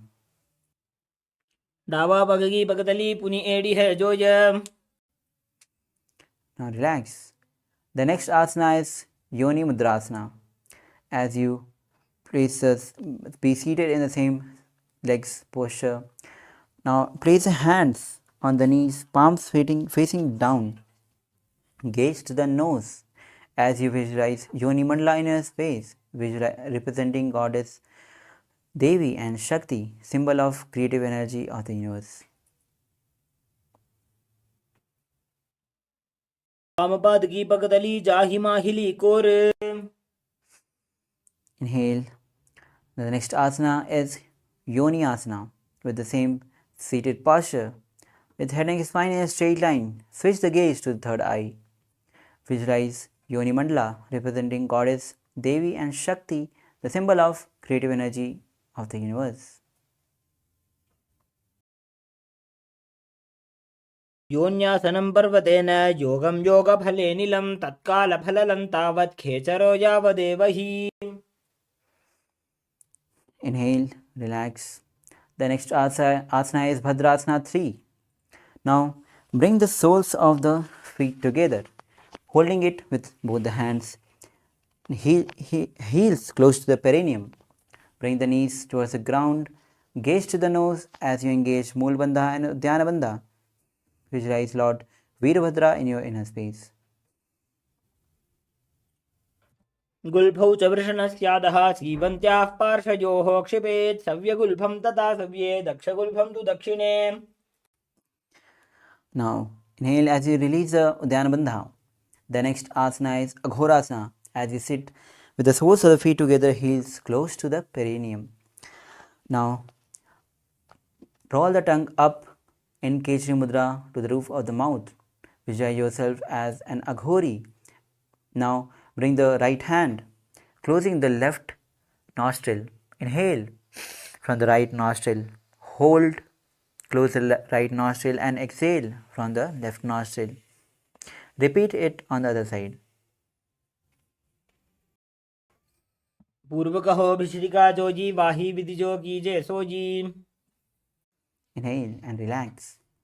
Now the next asana is Kaneri Pavasana. As you bring the soles of the feet together, heels apart. Now bring the elbows on the respective heels, chin on the palms. Engage Mool Bandha, Udyan Bandha. Gaze to the nose as you visualize yourself as elephant, drinking water. ग्वाली पाव आसन का क्यों है जैसे Yahoo में जाने विदित ऐसे. Inhale, right up. As we move on to the next asana, which is Parasana. Now sit with the knees raised, arms between the legs and calves, interlace the fingers and feet off the ground. Gaze to the nose as you visualize Swamiji in your space. Pranayama is Rechika, Kumaka Pranayama, and the Bandha is Moola Bandha. ततोर्ध्वं रेचयेत् वायुं मृदुनिश्वास संयुतम्. Now as you drop the feet on the ground. The next asana is Gopi Chandasana. Now interlace the fingers around the feet with the soles of the feet together, toes at the groove in the throat. Now heels touching the chest, chin on the hands and gaze to the nose as you visualize crown inner space. Embody the state and space of a king. पूरब विधिपगा का अंगूठा कंठ को पराशे. Now as you lower the feet down on the floor. The next asana is Uttarasana. Now sit with the soles of the feet together. Now insert the hands underneath the legs. Now hold the feet with interlocked fingers, bring the feet up to the chest. Now bring the head down and touch the chin to the soles, gaze to the nose, visualize Swamiji. Visualize your body free from any defects. दोवु पगदली संपुटटाने उभय हस्त करी उरद हिताने अंगुष्ठ दोवु समटहरावे चुबक नीचे ताही लगावे. The next asana is Visishtasana. With the same posture as the last asana, now raise the feet above the head as you visualize Swamiji, visualizing yourself excelling in everything. दोवु पगदली जोड़ी संपुट करे. Now lower your legs down as we move on to the next asana, which is Bhujasana. Now from the seated position, lift both the legs over the top of the respective shoulders. Now bring the arms underneath the legs and up, interlacing it behind the neck. Visualize yourself as cobra as you engage Moola Bandha. शिरासनं तो विज्ञेयं कक्षासनम् अतः परं ग्रीवासनं च परमं भुजासनमिहोच्यते. The next asana is Kalyanasana. Maintain the seated posture, raise the legs up and bring the elbows underneath and wrap the hands at the back. Gaze to the nose as you visualize beautiful and auspicious goddess. दो हाथ पगम नीच आने तिनको गोड़ा नीचे ठाने. Now your feet down. The next asana is Sankatasana. Now while the left knee on the mat, bring the heels close to the perineum. Now bring the right leg on the top. Now bring the hands on the opposite knees. Visualize yourself as a swan as you perform Ujjayi Bandha, Ujjayi Pranayama. वामपादं चिदेर्मूलं संन्यस्य धरणीतले पाददण्डेन यां येन वेष्टयेद्वामपादकम्. The next asana is Dhenukasana. As you slide the left heel outside, on sides, place both the hands on the top knee as you engage Moola Bandha and Uddiyana Bandha. Visualize cow in your inner space performing Ujjayi Pranayama. अनुषाकी Nagar पंचडं वृषेलिन्दगल्यं neem. Uddiyana Bandha. The next asana is Machandrasana.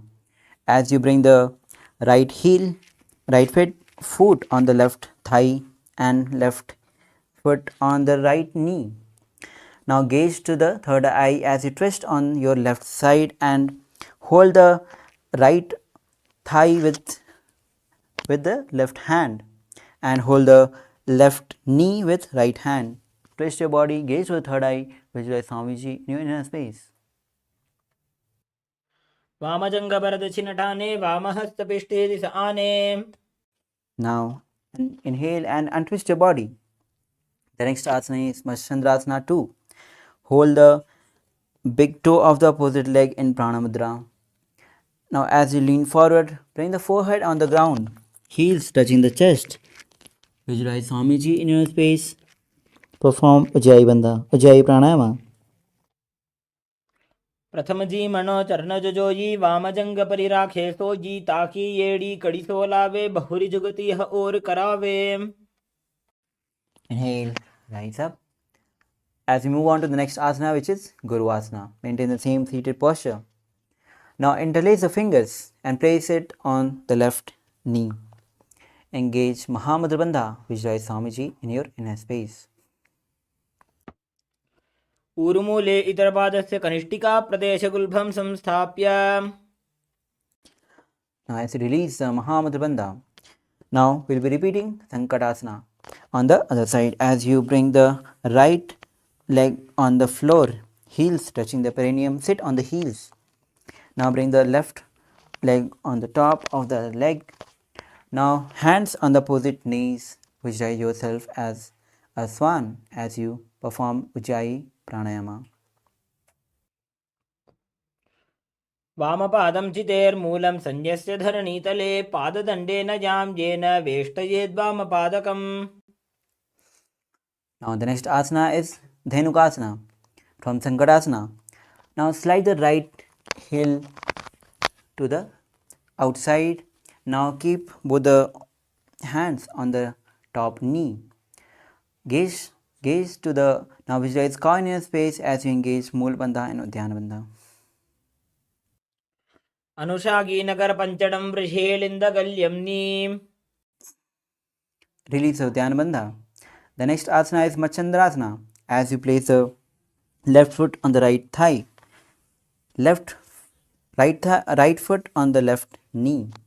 Twist on your right side as you hold the right knee with the left hand and left hand holding the right hand holding the left thigh. Gaze to the third eye as you visualize Swamiji in your inner space. वामजंग परिदक्षिणठाने वामहस्तपिष्टे दिश आने बहुरो दक्षिणपद है जोजी ताकि नलिजूप करे सोई. Now untwist your body. Inhale. The next asana is Machandrasana 2. From the same posture of Machandrasana, now hold the big toe of the opposite leg in Prana Mudra. As you lean forward, forehead on the ground, chest to the knees, chest to the heels.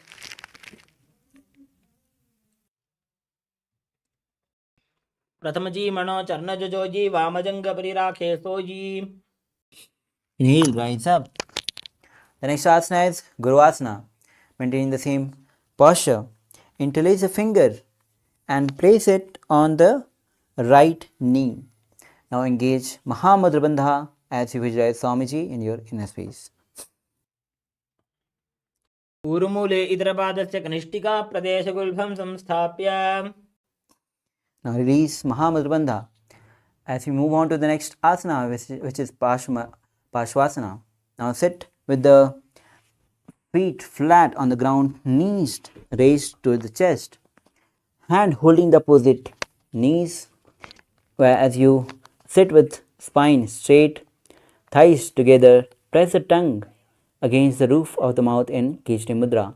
Visualize Swamiji in your inner space. पादतले भूमो निधाय जानुनिवृति निधाय विपरीतहस्ताभ्याम् ऊरुसहितजङ्गे निबध्य. Now relax. The next asana is Bodha Shokasana from the same seated position. Now hold on to the opposite wrists. Now place the chin onto the knees. Gaze to the nose as you perform Kechari Mudra, which is placing the tongue on the roof of the mouth. As you visualize Swamiji, visualize being in an abode of bliss. दोवू पगदली भूपरि धरे कोरमाहिली ऐसे करे core मिलाजी उकड़ वैसे झंगा छाती अग्रणी वैसे. Now, the next asana is Kurakatasana. From the same position, place the arms under the knees. Hold on to the opposite elbows. Bring the feet closer to the body. Gaze to the nose as you roll the tongue up at the roof of the mouth, which is Kechari Mudra, which is Swamiji in his space. Keep performing Ujjayi Pranayama. Bandha is Moola Bandha. दोवो हाथ पग बाहर ल्यावे घोड़ा नीचे ले टहरावे आम्हा सामहा ऐसे करे आपस में कोहनी पकड़े. Now the next asana is Sumati Asana. From the same position, now bring the right foot over the left, toes facing up, gaze to the nose as you visualize great sage Sumati in your inner space. मूल द्वारी धरती परिठाने डावा पग परिदच पद आने. Now the next asana is Dandasana as you extend both the legs forward, toes facing up. Now interlace the fingers, wrist pointed outward. Engage all the three bandhas. Gaze to the nose, visualize Swamiji in your inner space. Perform Kechari Mudra.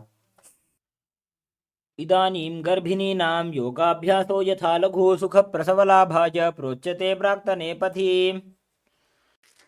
Now relax as you release all the three bandhas. The next asana is Arambhasana. As you sit with the legs straight, hold the big toe with the index and the middle finger in Prana Mudra. As you lean forward, bring the chest down. Inhale from the left nostril. Then exhale from the right nostril. Now inhale on the other side.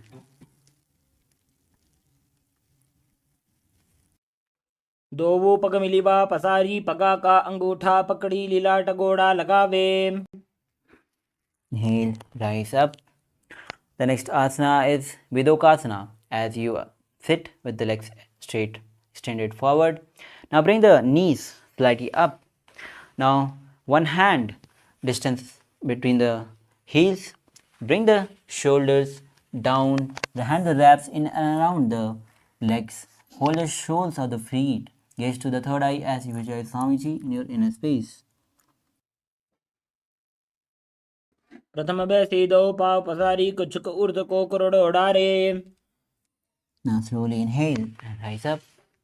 The next asana is Jalandhar Pavasana. As you bring the soles of the feet together, now place the chin, mouth, nose on the heels as you insert both the hands underneath the legs, hands on the ground along the fingers. Now palms facing upward. Gaze to the nose as you visualize Swamiji in your inner space. दो वेड़ी में लिखे दीजिए हाथ पसारी. Rise up. The next asana is Urdhva Paschimottanasana. Now sit with both the legs extended forward. Now lift the left leg behind the neck. Now lean forward, down, touching the head to the knees. Hold the right foot with both the hands, visualize Swamiji in your inner space.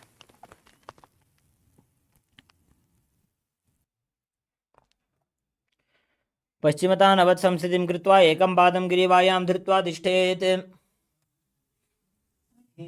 Rise up with your left leg still at the back of the neck. We'll be performing Anantasana. Now lie down on the back, body extended straight.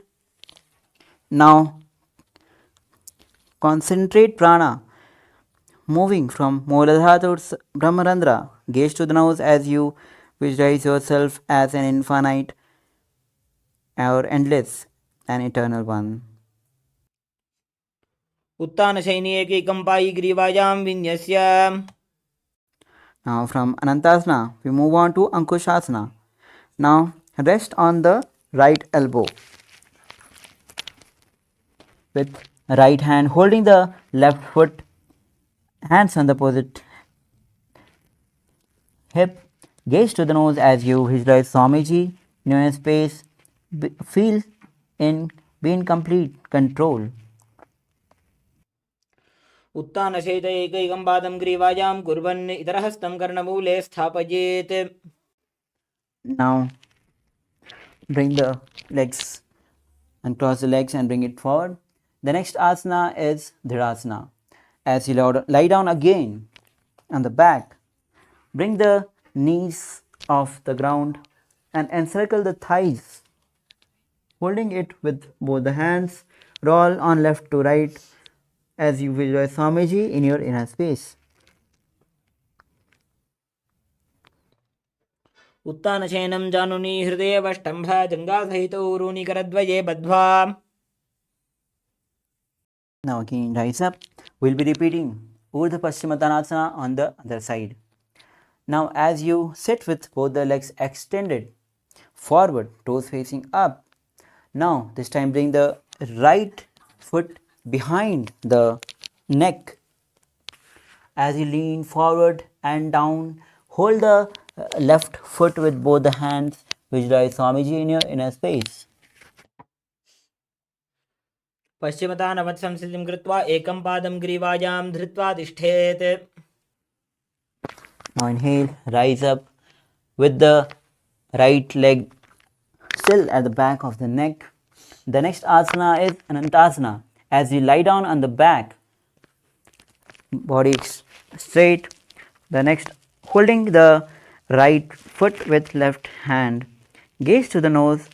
Visualize yourself as an infinite or endless and eternal one. उत्तानशयनी एकैकं पाय ग्रीवायां विन्यस्य. Now, from the next asana is Ankushasana. From Anantasana, roll, twist on the left side as you rest the body on the left elbow, holding the right foot. Gaze to the nose as you concentrate the prana to flow from Muladhara to Brahmarandra. उत्तानशयित एकैकं पादं ग्रीवायां कुर्वन्. Now as you bring the legs on the ground, the next asana is Yoga Nidrasana. Again, lie down on the back. Lift the legs one by one behind the neck. Hold with both the hands at the buttocks. Gaze to the nose. Visualize Swamiji in your inner space. पादाभ्यां वेष्टयेत् कण्ठं हस्ताभ्यां पृष्ठबन्धनम्. Now the next asana is Atmaramasana. Now bring the legs on the respective shoulders, hand around the legs, holding at the back, interlace at the back. As you gaze to the nose, visualize Lord Vishnu in your inner space. Atmaram आसन प्रथमसोऽधोऽसो वे. Now the next asana is Kochikasana. Now with feet on the ground, knees, lie down on the floor. Now bring the knees to the chest and bring the foot up, vertically up. Now extend both the hands at the shoulder level or open on the sides. As you gaze to the third eye, visualize Swamiji in a space as you perform Kochikasana. द्वौ हाथ सीधा सा करे तिनसो ube Sapa करे. Now lower your body down. The next asana is Jatha Pravritti Asana, which consists of 3 steps. Now as you lie down on the back,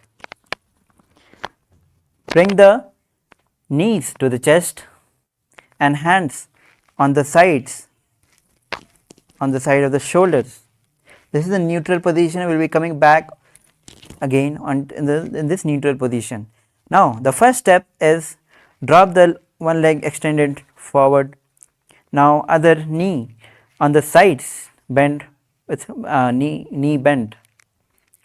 Now second step, bring the other leg bend on the on the top of the other leg. Third step, extend the legs out on sides, holding it with the the head twisted on the opposite side, gazing on the opposite side. Now come back to the neutral position.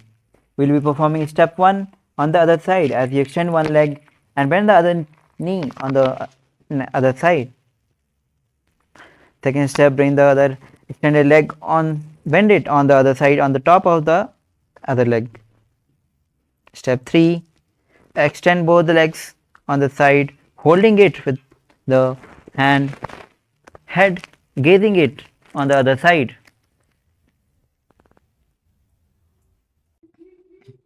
परिवृत्ति कुक्षे भागे त्रिधा हि परिकीर्तितः बद्धकोणं सुप्तकोणं ऊर्ध्वकोणमथापि च.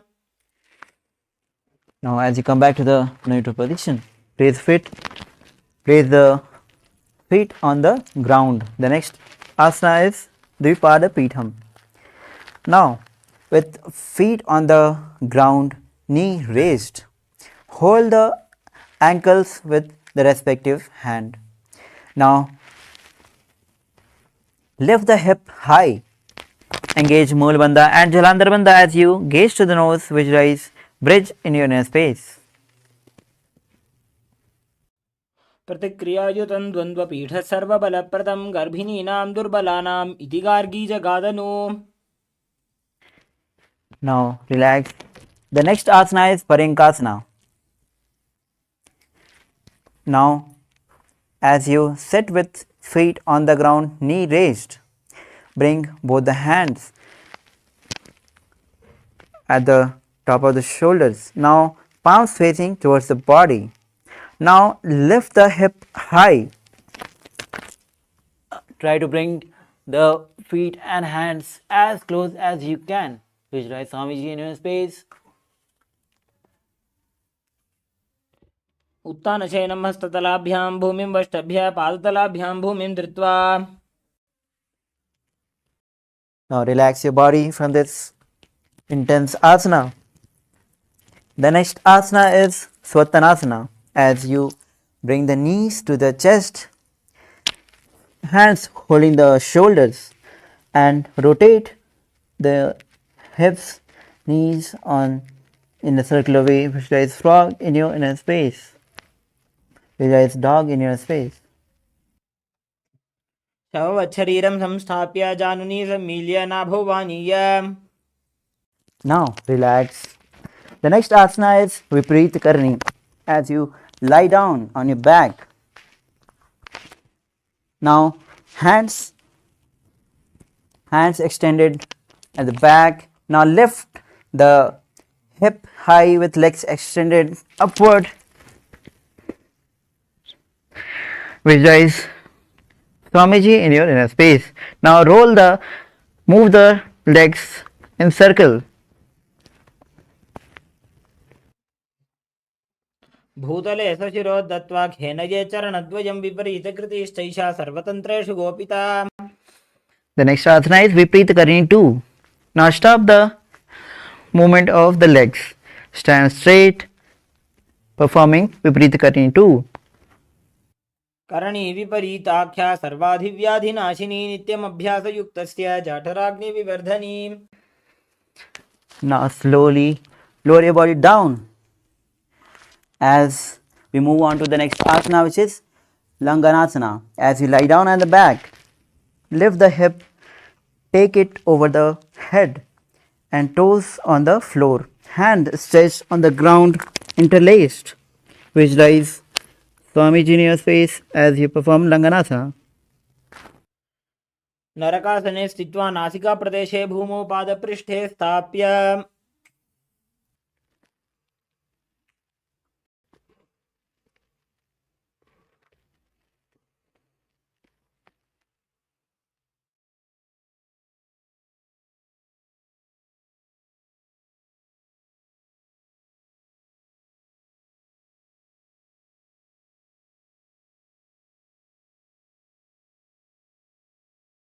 The next asana is Shaita Paschimottanasana.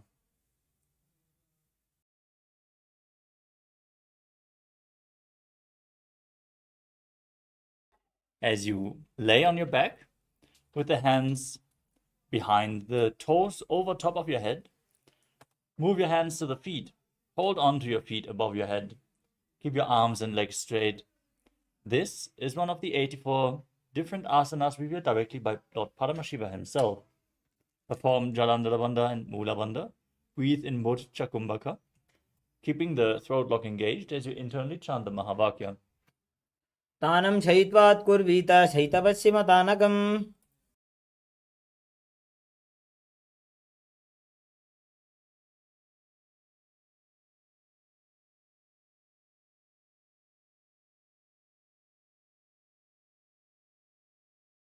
Next up is Supta Konasana. As you lay in this position, holding on to your feet, with the hips above your head, open your legs up wide. Now, visualize Swamiji in your inner space. Keep holding onto the feet. परिवृत्य कुक्षे भागे त्रिधा हि परिकीर्तितः बद्धकोणं सुप्तकोणम् ऊर्ध्वकोणमथापि च. Now join your feet back together as you move on to Chakrasana. Now hold onto your ankles above the head and then roll onto your back as you keep your arms and legs straight, visualizing yourself as a chakra, a wheel. शवासनस्तद्वौ पादौ कुर्यान्मस्तकतः परो व्युत्क्रमेण ततः शीघ्रमेतत् सर्वस्य साधनम्. The next asana is Supta Prasarita Paraangushtasana. As you lay on your back, with your legs raised vertically, hold onto the big toes in Prana Mudra, and then open your legs wide. Visualize Swamiji in your inner space as you breathe in Ujjayi Pranayama, making an ocean-like sound with your mouth, and perform the Mula Bandha.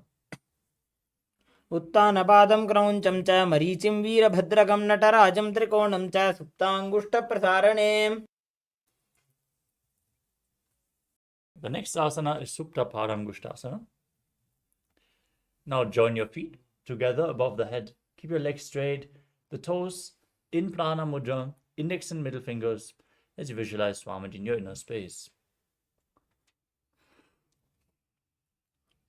उत्तानपादं क्रौञ्चं च मरीचिं वीरभद्रकं नटराजं त्रिकोणं च सुप्ताङ्गुष्ठप्रसारणे. Next up is Matsyasana. From Supta Paramgushtasana, cross your legs into Padmasana. Lay flat on your back as you bring your arms over top of the head and hold on to opposite shoulders. Gaze to your nose and visualize Matsya, the fish avatar of Lord Vishnu. मुक्तपद्मासनं कृत्वा उत्तानशयनं चरेत् कूर्पराभ्यां शिरो वेष्ट्या मत्स्यासनं तु रोगः. From Matsyasana, place the back side of the right hand onto the left palm above your head in Parasharamasana. Maintain the asana. Gaze to the nose and visualize Lord Rama in your inner space. प्रथमकरे पद्मासन आछे सूधो सोबे भूपरिपाथे. The next asana is Sarvangasana. As you lay on your back with your legs in Padmasana, place your hands at the lower back and raise your hips and legs up. Support your body with your elbows on the floor as you gaze to your nose and visualize Swamiji in your inner space, breathing in Mocha Kumbhaka with Jalandhara Bandha engaged. अथ वक्षेत्र संक्षेपात् सर्वांगासनमुत्तमम्. The next asana is Vrishikasana. Lay on your back, place one foot on the opposite thigh, pull the opposite knee towards your chest and extend your arms up above your head, hooking the fingers forward as you gaze to your third eye and visualize yourself as a scorpion. प्रथमशयन सूधो शीशिकेशिकी संधि सुदाखे. Now exchange the position of your feet as you repeat Vrishikasana on the other side. प्रथमशयन सूधो शीशिकेशिकी संधि सुदाखे. Next up is Vrishaparakshipasana. Now interlock your fingers behind your neck as you lay down flat on your back. Lift both legs up and alternate, bringing one knee towards the chest back and forth without setting the feet down. Visualize Swamiji in your inner space and breathe calmly through your nose in Sahaja Kumbhaka.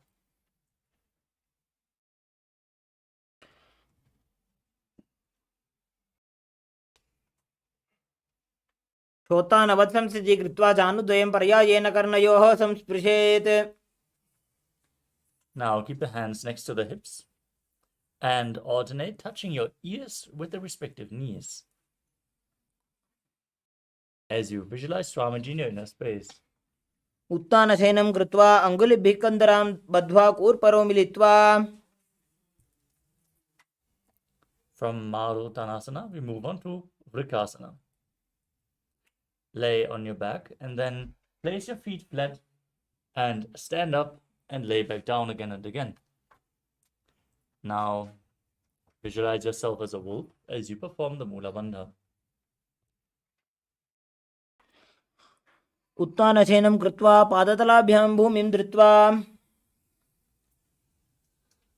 Next up is Lutasana. As you lay on your back, kick your legs up over your head and roll over again and again. Finally, ending in a prone position as you visualize Swamiji in your inner space.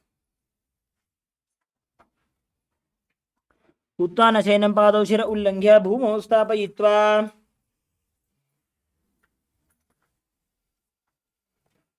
As you lay on your stomach, keep your hands next to the shoulders and contract your lips as you make a whistling sound while inhaling like a flute. In Saradhasana, visualize yourself as a chariot carrying warriors into a battle for Dharma on your chariot back. उत्तानशयनं पादौ शिर उल्लङ्घ्य भूमौ स्थापयित्वा. Next up is Dehalyulanganasana. Now press your hands into the mat, lift your body up into a plank position, and jump your feet back and forth in between the hands as you visualize yourself transcend body and mind.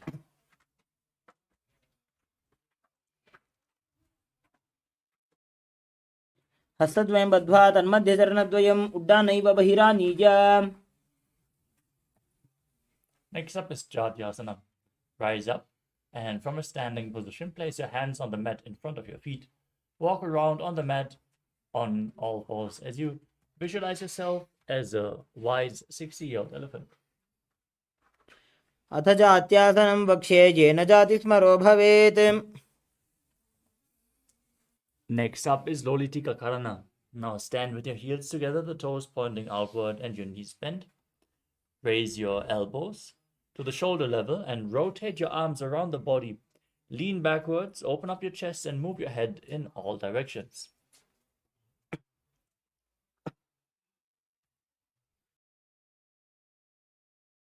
Next up is Salapasana. Now, tie your feet with a rope if you have one available. As you stand, heels together, arms close to your body. Visualize your Kundalini Devi is rising and curling upwards around your body. As you breathe calmly through your nose in Sahadra Kumbhaka. अथ सर्पासनं वक्ष्ये वायुपाणाय केवलं शरीरं दण्डवत् तिष्ठेत् रज्जुबन्धस्तु पादयोः. The next asana is Ushtra Sadhanasana. As you stand on the mat, lean forward and down and hold the front of the feet with your hands. Step onto your fingers and walk around on the mat, visualizing yourself as a camel. पुष्टिकनिष्ठिका प्रदेशेन भूमौ निधाय उपरि पादतले संस्थाप्य. The next asana is Ashvasana. From the same posture, bend forward and down, holding onto your feet. Hold the toes from the side this time and walk around on the mat, visualizing yourself as a horse. मुष्टिकनिष्ठिका प्रदेशेन भूमौ निधाय उपरि पादतले संस्थाप्य. Next up is Kapota Nitakasana. As you stand on the mat with the feet together, interlock your fingers behind your body in Parusha Mudra. Lean backwards and open up your chest as you let your head fall back all the way, visualizing yourself as a soaring bird diving. पादतले भूमौ निधाय पृष्ठिभागेन हस्तौ जङ्घापर्यन्तं नीत्वा कपोतनिटकं भवति. Next up is Tala Pushpa Putam Karana. Now stand with the heels together, toes pointing outwards and the knees slightly bent. Keep your hands in Namaskara Mudra. And bow down to one side as you raise the respective heel. Open up your palms as you do so, and repeat this movement again and again on both sides, visualizing that you are holding a bouquet of flowers and offering it to Paramashiva.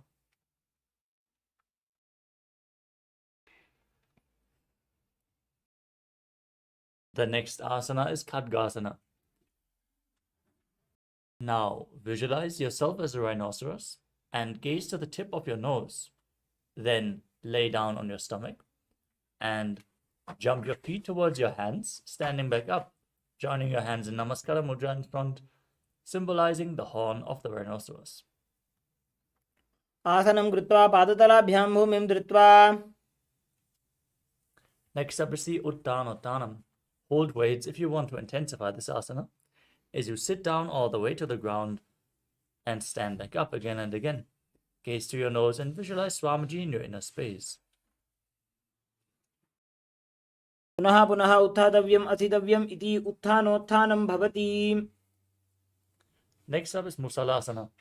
Now raise your hands up above your head and jump repeatedly, visualizing yourself as a mace.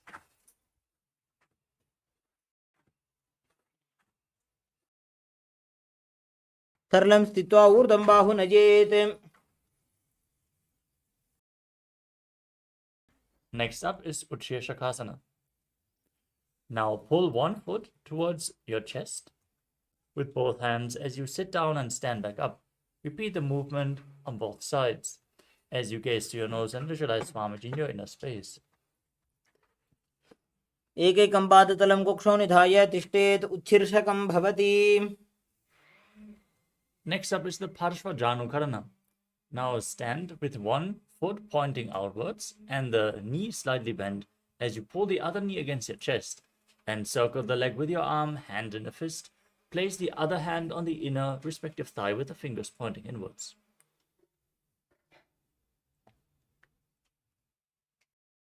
The next asana is Dandavasana. Now, hold weights if you want to intensify this asana as you extend your arms forward and one leg as well. Visualizing yourself fiercely dancing as Lord Shiva as you sit down and stand back up. एकेन पादेन स्थातव्यं ताण्डवासनं भवति. Next up is Brahmanasana. Now, bring the left foot to the inner opposite thigh and stand erect on the mat like a rod with the hands by the side. Visualize Lord Brahma blessing you from within. ब्राह्मणासनमावक्ष्ये यत्कृत्वा ब्राह्मणो भवेत्. Next up is Garudasana 3. Now stand tall and wrap the left leg over and around the right knee, tucking the toes behind the calves, and bring the left arm underneath the right, joining the hands in Namaskara Mudra. Visualize yourself as Lord Garuda and breathe calmly through your nose in Sahasra Kumbhaka. उत्तानकूर्मपीठं च संहस्गारुडमेव च. The next asana is Ekapadasana. Now bring the left foot on the right thigh and stand on the mat with the hands by the side on one leg as you visualize Swamiji in your inner space. दक्षाङ्घ्रिं वामपादस्य जङ्घोपरि निधाय च. The next asana is Turuvasana, the poster posture. Now hold on to the left big toe as you extend the leg out to the side and rotate on the standing mat, on the standing leg as you visualize yourself as the North Pole star. एकेन हस्तेन दण्डरूपस्य एकस्य पादस्य अग्रं धृत्वा. Now pull the left foot behind your neck or up to your chest or over top of your knee if you can't bring the leg behind your neck. And visualize Lord Vishnu within as you perform the 3 steps of Vishnu, standing up, sitting down, and standing back up in Trivikramasana.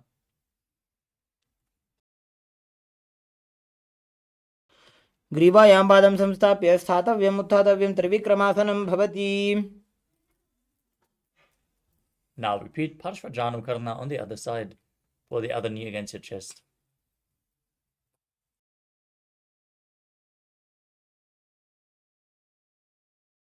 Now visualize yourself fiercely dancing as Lord Shiva as you repeat Tandavasana on the other side. Sit down and stand back up on one leg.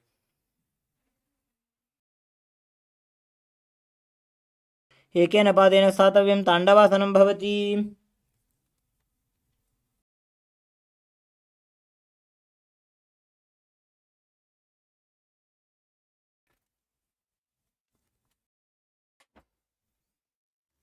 The next is the Brahmanasana.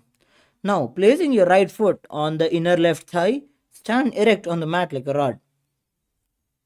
Keep your hands by the sides. Visualize yourself being blessed by Lord Brahma. Brahmanasana Mahavakya yat kritva brahmano bhavet. The next is the Garudasana. Maintaining the same posture, wrap your right leg over and around the left knee. Tuck your right toes on the other side of the left calf. Simultaneously cross your right arm below your left and bring your palms together in the Namaskara Mudra. Visualize yourself as Lord Garuda. Uttana Kurma Pitham cha Saimhasgarudameva cha. Next, stand straight on your left leg with the right foot on the opposite thigh. Keep your hands relaxed by the knees in Ekapadasana.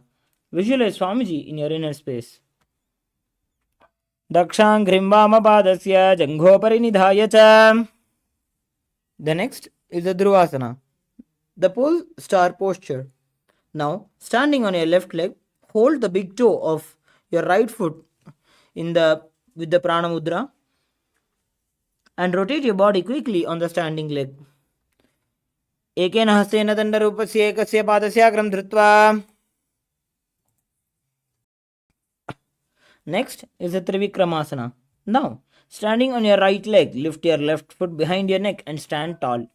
Alternate sitting and standing. Visualize Bhagavān Mahavishnu in your inner space. Grivayam padam samstapya sthathavyam utthathavyam Trivikramasanam bhavati. The next is the Samanakha Karna. Now, stand with your feet close together and toes pointed slightly out. Keep both your hands to the sides of your body in Samanakha Karana.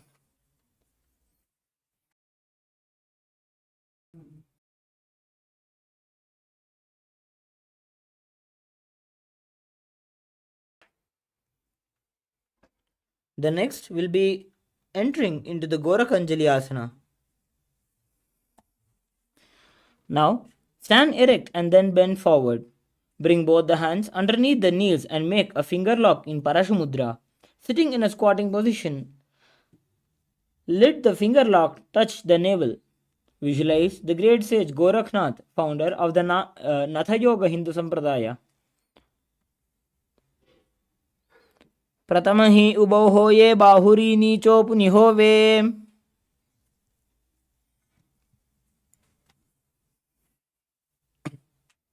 Next, we will be performing the Kanchyasana.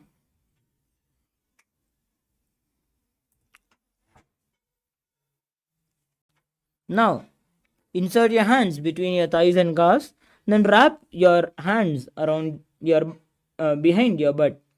Squat down and hold the hands behind in Parashamudra. Keep the chest upright. Visualize Swamiji in your inner space. ऊर्मध्यात् हस्तौ निवेश्य नितम्बं धृत्वा पादतलाभ्यां भूमिं वष्टभ्य.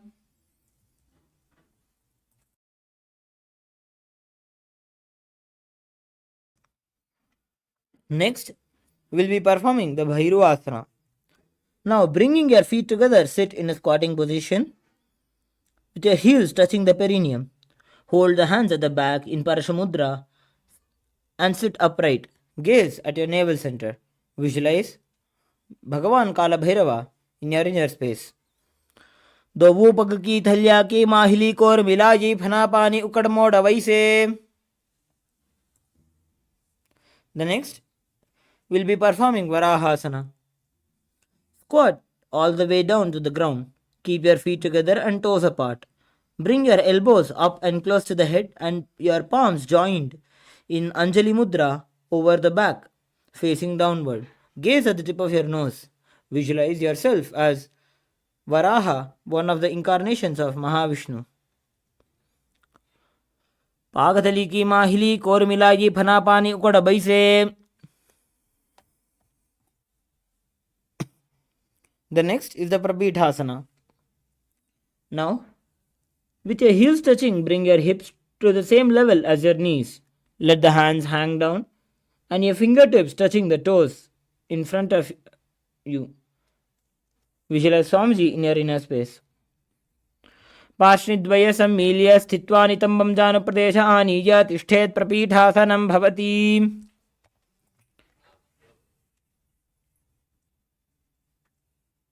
The next will be performing Bakasana. Visualizing yourself as a crow, place your hands on the mat with the fingers wide. Place your knees at the back of the arms, eyes down and eyes looking forward and down. हस्ताभ्यामवनिमभष्टभ्य जानुद्वयं नाभौ सम्मील्य. Next, we'll be performing the Sushtanga Kapalyasana. Kneeling down with the head on the ground. Spread your palms for support. Raise the body on your head and fold your legs into the Padmasana. Visualize Swamiji in your inner space. Asana Goguna Kapala Athohoyi. Next, we'll be performing Guptasana. Now, keeping your toes flat touching the opposite feet, sit down between the feet. Let the heels come outside the hips. Place your hands on the knees and sit straight. And gaze at the tip of your nose. Visualize you sitting in a secret seat with Paramashiva. Janur vorantare padau kritva padau cha gopajet.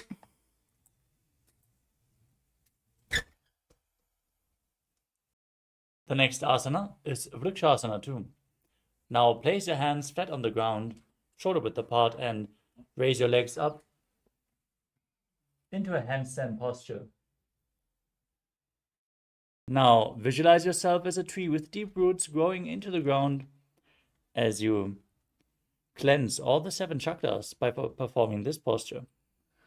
सप्तचक्रक्षालनाय vrikshasana विशेषकान् जननेन्द्रियदादाढ्य कोणभेदान् समभ्यसेत्. Next up is Shivoasana. From the handstand posture,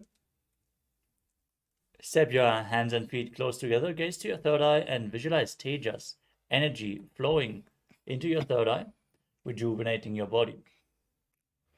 दोवूपक जोड़ी माही गुल्भ मिलाए.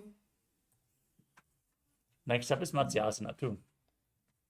Now place your hands flat on the ground, shoulder width apart, and step your feet back. Lower your body into a plank position. Lower it down all the way and push it back up again and again as you visualize yourself as a fish in Matsyasana too. निब्जं शयनं कोरपरो पार्श्वभागाय मूर्धकृत्या. Next up is Sarvasana too. Lie prone on your belly and place your hands on the hips as you lift your chest from left to right, visualizing and moving your body like a snake. निब्जं शयनं कृत्वा हस्तौ नितम्बं संस्थाप्य. Next up is Niralambanasana.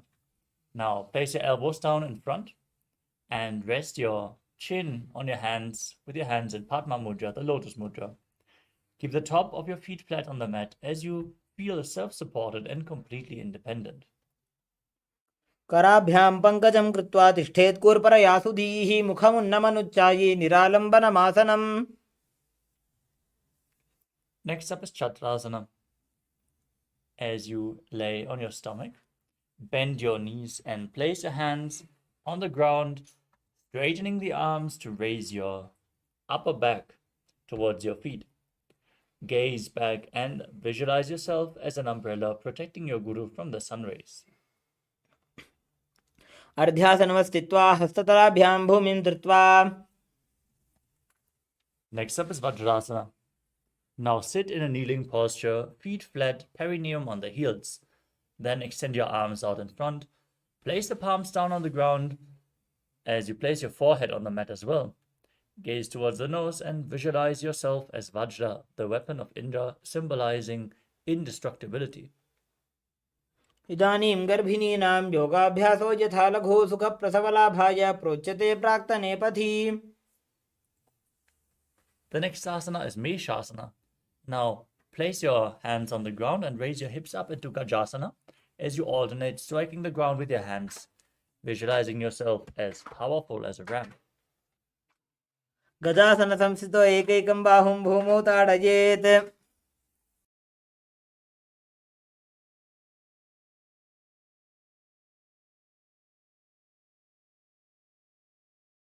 Next up is Ajasana. With your hands on the ground, raise your legs up into a handstand and then slowly lower your body down towards the mat as you visualize yourself as unborn, existing for all eternity in Ajasana. गजासन संस्थितो पादद्वयमन्तराळे कृत्या मस्तकेन भूमिं स्पृशेत्. Next up is Dhanantarasana. As you sit on your heels in a kneeling posture, keep your legs together and hold on to the big toes, pulling them close towards your perineum as you then place your hands on your thighs. Gaze to the nose and visualize Swamiji in your inner space as you breathe in Ujjayi Pranayama. पूर्व विधि परिहाता की काकसी स्यो फणा शरा मोड़ी. Next up is the Angamotanam. Now, interlock your fingers in front and move your hands from left to right, up and down in all directions, giving massage to various different joints and muscles of your body. Then repeating the movement behind your back as well. Visualize Swamiji in your inner space as you perform the Mula Bandha. हस्तयोः अङ्गुलीर्बद्ध्वा हस्तयोर्मध्यात् सर्वमङ्गं निष्कासयित्वा. Next up is Garudasana form. Sit on your heels in Vajrasana and turn your feet outwards so the toes are pointing to the sides. Keep your hands on the knees and visualize yourself as Lord Garuda flying Lord Vishnu and Lakshmi on his back in Garudasana form. जङ्गोरुभ्यां धरां पीड्य स्थिरकायो द्विजानुना जानुपरिकरद्वन्द्व गरुडासनमुच्यते. Next up is Ananda Mandirasana.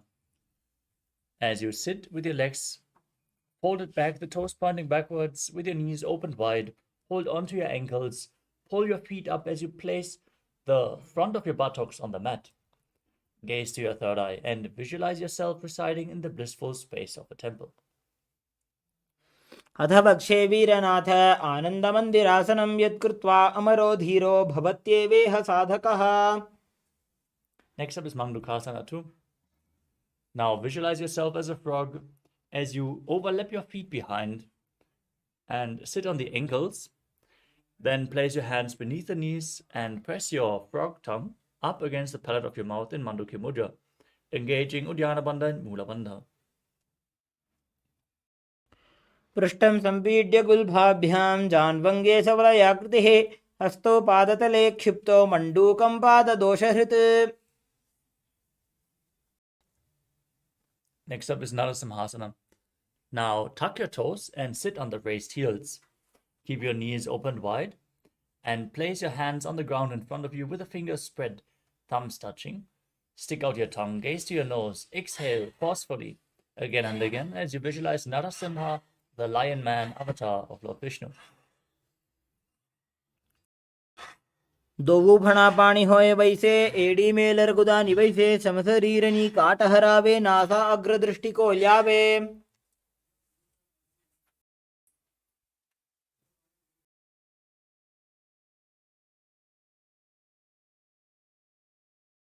The next asana is Pishtakasana. Maintain the posture, sitting on the raised heels with the toes tucked. As you cover your mouth with your hands, the thumbs underneath the teeth, as you inhale through the right nostril and exhale through your mouth in Vishtaka Pranayama. Gaze to the tip of the nose and visualize yourself as Devi, victorious over all your fears. दो पगां की AD Joji गोड़ा फनो बान पुनि होई.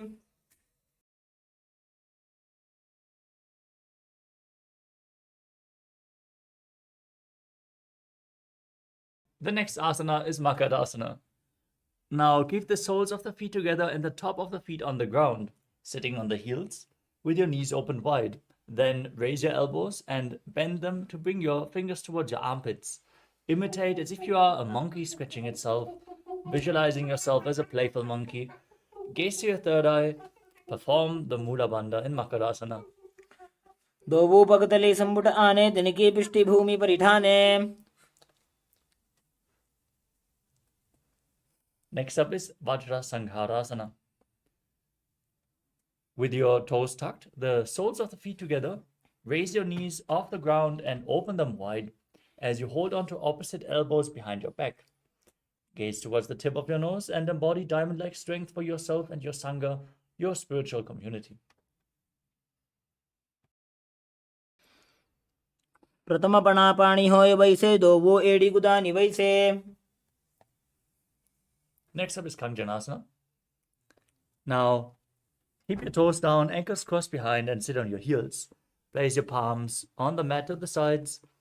Gaze to your nose and visualize perfect health beyond any and all physical or mental ailments as you engage Uddiyana Bandha, the stomach lock, and Mula Bandha, the root lock, in Kanjanasana. खञ्जनासनमावक्ष्य यत् कृत्वा सुस्थिरो भवेत्. The next asana is Kurmasana. Maintain the same sitting posture. Place your hands on the knees and make your upper body and neck stiff as you visualize yourself as a turtle with a stable body and mind to live for centuries, gazing to the tip of your nose. गुल्फौ च वृषणस्याधो व्युत्क्रमेण समाहितौ ऋजुकाय शिरो ग्रीवं कूर्मासनमितीरितम्. The next asana is Yogasana. Maintain the same posture. Relax your upper body. Now gaze to the nose and visualize Swamiji in your inner space. गुदं नियम्य गुल्फाभ्यां व्युत्क्रमेण समाहितः योगासनं भवेदेतदिति योगविदो विदुः. Next up is Vijyogasana. Now stand on your knees and cross your ankles behind, placing your feet near opposite knees. Now hold your calves with the fingers inside and the thumbs outside. Gaze to your third eye and visualize a space of eternal oneness with your Guru, Swamiji. गोड़ा वामो उबौ होई गोड़ा आड़ा राखे दोई. Next up is Ushtrasana 2. In a kneeling position, bend backwards and hold your ankles with your hands. Push your hips forward as you lean back as far as you can. Visualize yourself as a camel and breathe in Ujjayi Pranayama, making an ocean-like sound with your mouth. मेरुदण्डग्रन्थि दाढ्या संपिबादयि शुप्पुमान्. Next up is Jatyasana 2. Now holding the soles of the feet behind your body, placing your elbows on the mat. Place the back of your head on the mat as well, gazing to the tip of your nose and visualizing yourself as a lotus blooming. दोवो एड़ी संपुट करे सोले मूलद्वारि तरि धरे. Next up is Viratasana. As you sit on your knees with your thighs and calves together, lean back and place your back on the ground and raise back up again and again. Gaze to your nose and visualize the healing and liberation of all causal subtle forms of your body in Viratasana. जंगा पृष्ठभूमो निधाय जंगोद्रजोः ऊरुनी संस्थाप्य. Next up is Kapotasana. From Viratasana, raise your hips up high. Place your forearms on the ground behind you as you hold onto your feet, and then bring your head in between the feet as you visualize yourself as a beautiful dove. मेरुदण्डग्रन्थि दाढ्या संपिबादयि शुप्पुमान् कपोतोष्ट्रासनाभ्यास कुर्यान्मितहिताशनः. Next up is Varasana, the boon fulfilling posture. Now sit on your knees and raise your body up, tucking your toes. As you hold on to your opposite arms with your hands, gaze to the tip of the nose, visualize Paramashiva, and internally chant the Mahavakya, Om Nithyananda Paramashivoham. Receive your boon from Paramashiva in Varasana. जानुनी भूमौ संस्थाप्य हस्ताभ्यां बाहु परस्परं धृत्वा. Next up is Varahasana. With your toes tucked, Sit on the heels with your perineum. Place your forearms on the ground in front and rest your head on your hands. Now, visualize yourself as Varaha, the boar avatar of Lord Vishnu. सूर्यं चन्द्रं भेदनानि आसनानि निकथ्यते. Next up is Mundasana. From the kneeling posture, place your forearms on the ground, shoulder width apart. Interlock your fingers. Place your head on the ground, supporting it with your hands as you raise your hips. Walk your feet forward and then lift your legs up to enter a headstand posture. You can lean against a wall or ask a partner to assist you. In performing this asana, as you gaze to your nose, breathe calmly through your nose and visualize yourself as a lopped tree. अधो मुण्डासनं वक्षे सर्वेषां प्राणिनां सुखम्. Now lower your body down and come to a kneeling position, placing your head in between the knees. As you hold your head with both hands, bringing the elbows outside the knees.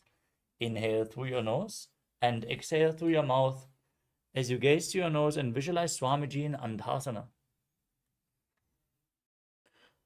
प्रथमपगतले समटहरावे कोरमाहिली उभे मिलावे. Next up is Viparita Shalabhasana. As you lay on your belly, extend your arms straight forward. Hold weights if you want to intensify this asana. As you raise your legs and your entire upper body and your arms off the mat, visualizing yourself as a locust. शलभासनभेदाश्च नटभेरुण्डनामके गण्डभेरुण्डसहिते शीर्षदण्डासनं तथा. The next asana is Kapalasana. Now place your forehead on the mat and keep your hands next to the hips, palms facing down. As you raise your legs up together, visualize a skull representing the mind with purified thoughts and the strong will to attain enlightenment. In Kapalasana, the skull posture. कपालं भूमौ निधाय ऊर्ध्वं पादौ नयेत् कपालासनं भवति. We move on to Akasha Tattva. Now keep your hands on the mat and push your hips and legs up, bringing your feet in front of the face, touching the ground in front of your head if you can, as you visualize yourself as a free and open dove. उष्ट्रासने स्थित्वा चरणौ भूमेरुत्थाप्य मस्तकोपरि नीत्वा.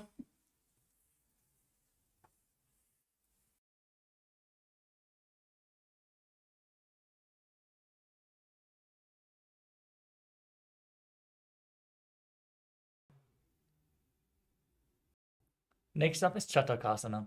In a kneeling posture, place your forearms on the ground and rest your navel on your knees. As you enter a sturdy posture, visualize yourself as a sparrow.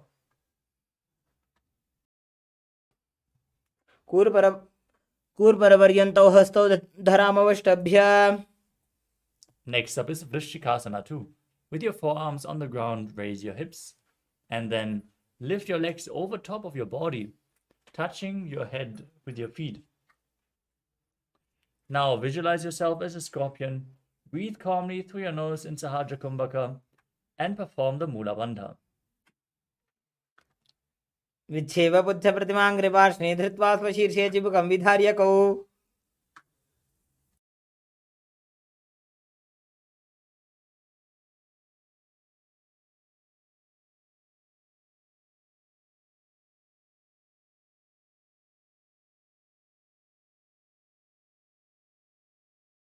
The next asana is Vrishasana. Now sit down on the right heel with the right foot flat and bring the left foot outside the hip. Keep your hands in front of the knees as you visualize yourself as a bull. Gaze outwards without focusing on any external objects in Vaishnavi Mudra. And inhale forcefully through your nose. Hold the breath and slowly exhale again through the nose in Antarangaka Kumbhaka, performing Vrishasana.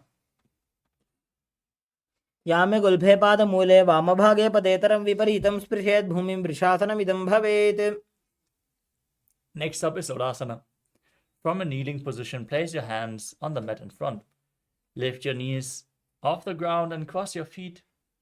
Cross the toes of the left foot over the right and balance over the mat as you visualize Swamiji in your inner space. लोलासनं सदा कुर्यात् वायुलोलापघातनात्. Now repeat Vrishasana on the other side. Sit on the left heel. Keep the right foot outside of the hips as you visualize yourself as a bull. याम्य गुल्फे पादमूले वामभागे पदेतरं विपरीतं स्पृशेत् भूमिं वृषासनमिदं भवेत्. The next asana is Balagunasana. Now tuck the left foot and sit on the raised left heel. As you place the right foot flat, knee raised against the chest, hands on the respective knees, visualizing Balagunahai, one of the 84 siddhas in your inner space. आसन को गुण जल विकार जाई. The next asana is Grahasana. Now squat down all the way and bring your elbows under the thighs, wrapping the hands around the shins and holding onto your ankles from the outside. And visualize yourself as the entire planet. पादतले भूमौ संस्थाप्य जानुमध्ये कुर्परौ स्थाप्य. Now repeat Balagunasana on the other side. Tuck the right foot, sit on the right heel, keep the left foot flat. Visualize Balagunahai.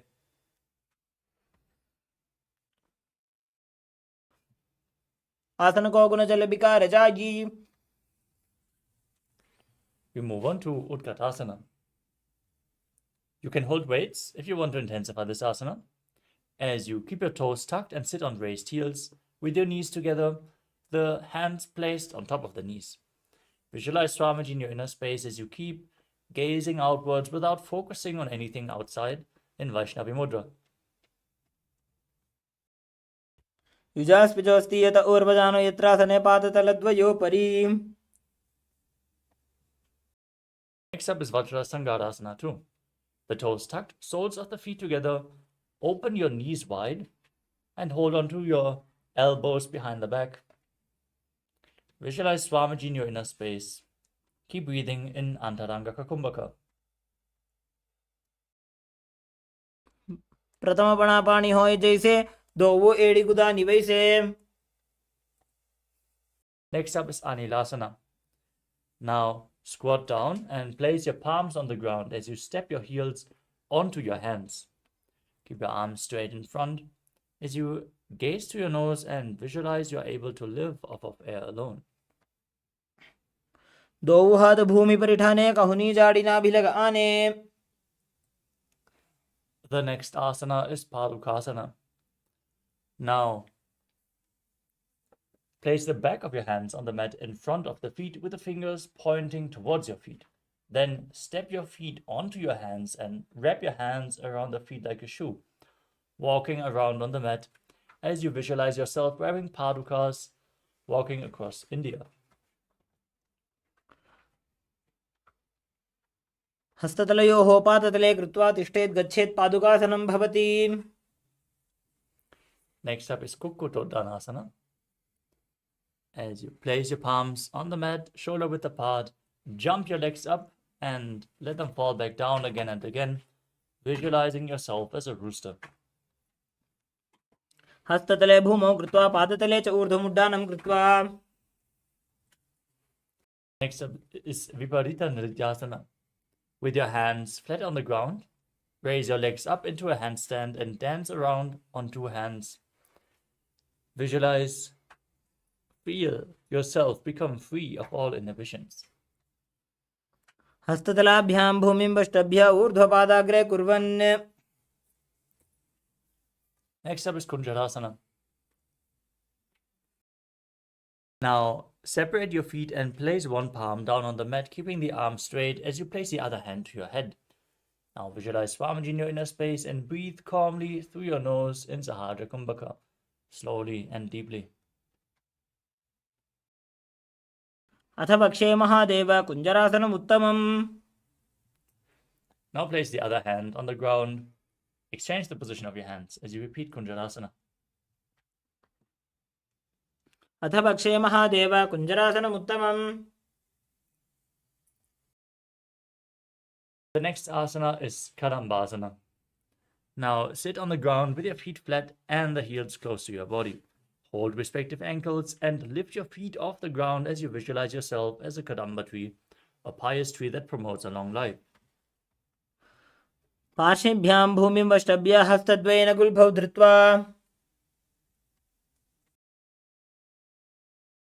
Next up is Paramashivoham. Keeping your feet flat on the mat, hold onto opposite knees and pull them against your chest.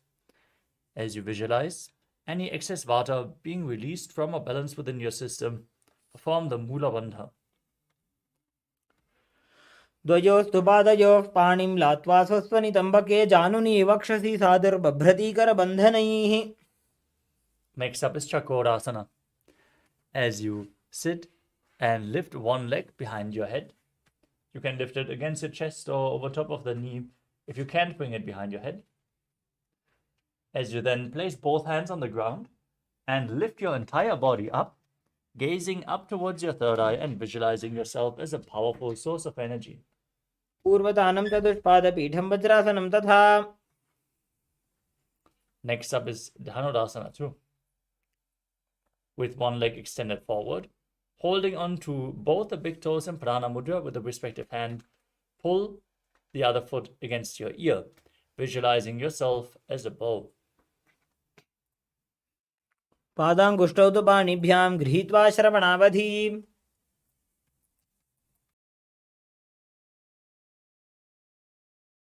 Next up is Ashtavakrasana.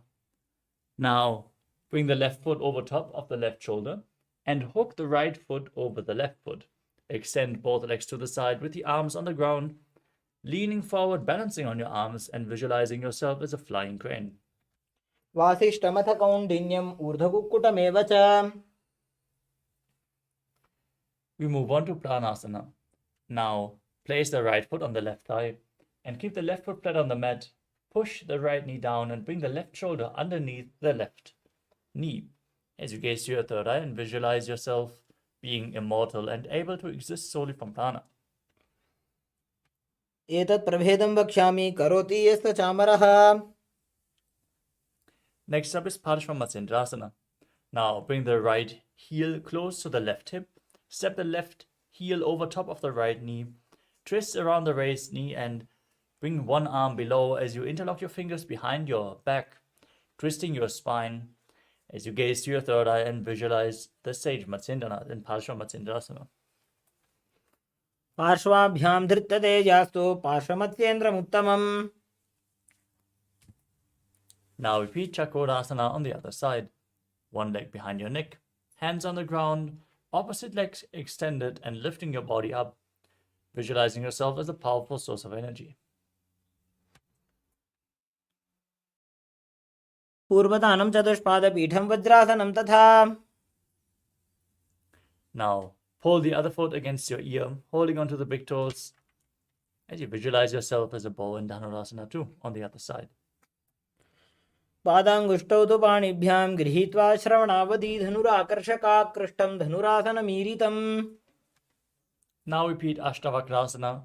Bring the right foot over top of the right shoulder. Left foot over top of the right. Extend the legs to the side. Lean forward. Visualize yourself as a flying crane as you balance on your arms. वासिष्ठमथ कौण्डिन्यम् ऊर्ध्वकुक्कुटमेव च. Now repeat Pranasana on the other side.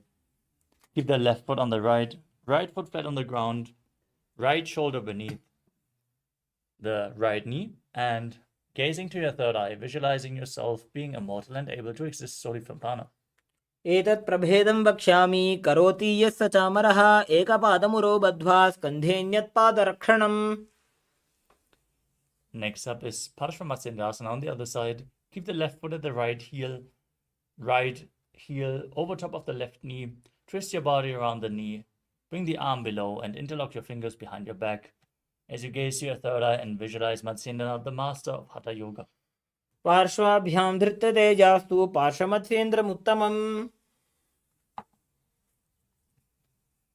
The next asana is Ardha Paschimottanasana. Keeping one leg extended, press your perineum with the opposite heel. Lean forward and down and hold the front with both hands, like in Paschimottanasana. As you visualize Swamiji in your inner space, perform Jiva Chala Kumbhaka, inhaling all the way, holding your breath, and moving the prana up and down through your body and through your limbs by the force of your will.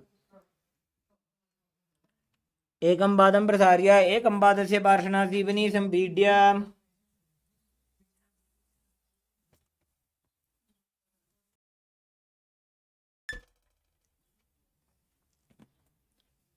Next up is Clownchasana. Now keep the left foot outside the hip. Keep the top of the foot on the mat as you hold onto the right foot with both hands and extend the right leg up, keeping the foot in front of your face with the knees straight as you visualize yourself as a crane. वासिष्ठमथ कौण्डिन्यम् ऊर्ध्वकुक्कुटमेव च अष्टावक्रमथोत्थानं मयूरं सेतुबन्धनम्.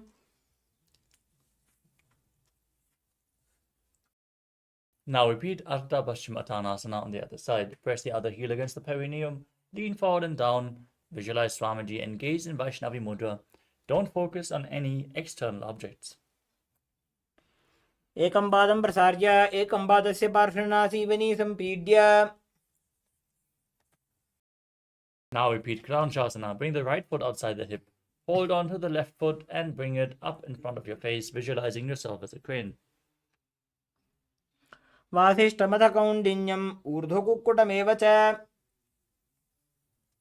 The next asana is Swastikasana. Now sit with the soles of the feet in between the thighs and calves. Keep your spine straight and place your palms on your knees as you gaze to your nose and embody peace, well-being, good fortune, and prosperity, visualizing a swastika. जानुर्गोरन्तरे सम्यक् कृत्वा पादतले उभे ऋजुकाय समासीन स्वस्तिकं तत् प्रचक्षते. Keep your eyes open wide, gaze inside as you cover your heels with your hands, tuck your chin to the chest in Jalandhara Bandha, and gaze to your nose, visualizing the great sage Goraknath, founder of the Natha Yoga Hindu Sampradaya, in Gorakshasana. जानुर्गोरन्तरे पादौ उत्तानो व्यक्तसंस्थितौ गुल्फौ छाच्छाद्य हस्ताभ्याम् उत्तानाभ्यां प्रयत्नतः. Next up is Bhagasana 2. Now, press the left heel against the perineum and place the right foot on top of the left thigh. As you gaze up towards your third eye, visualize Swamiji and meditate on Arihanta, the enlightened one. As you inhale all the way and then place the ring fingers over top of the mouth, the little fingers below the mouth, the middle fingers closing your nostrils, the index fingers your eyes, and the thumbs closing your ears. वामपार्श्वमुकुटं संस्थाप्य दक्षाङ्घ्रिवामजगने. Next up is Yogasana 2. Now place your feet onto opposite knees as you keep your hands next to the body on the ground with the palms facing up. Gaze to the tip of your nose and visualize Swamiji as you perform Kakachancha Kumbhaka. Roll up your tongue, stick out your tongue, and exhale through the rolled up tongue, cooling down your body in Yogasana 2. उत्तानौ चरणौ कृत्वा संस्थाप्योपरि जानुनोः. Next up is Urdhva Kukkutasana. Now rotate your hands at the side of your body, place the palms down, and sit in Padmasana as you lift your entire body off the mat. Balance on your arms and visualize yourself as a rooster. वासिष्ठमथ कौण्डिन्यम् ऊर्ध्वकुक्कुटमेव च. The next asana is Siddha Haratali Asana. As you maintain Padmasana, the lotus posture, with your feet on top of opposite thighs, bring your hands in between the legs. Place both the hands flat on the mat with the fingers spread, but stay seated on the mat. Don't lift yourself up. Open your eyes wide, unblinking, gazing within in Shambhavi Mudra as you focus your eyes on the tip of your nose. Visualize Swamiji in your inner space. Breathe in Kakachancha Kumbhaka and perform the Mula Bandha as you internally chant the Mahavakya Om Nithyananda Paramashivoham in Siddha Haratali Asana.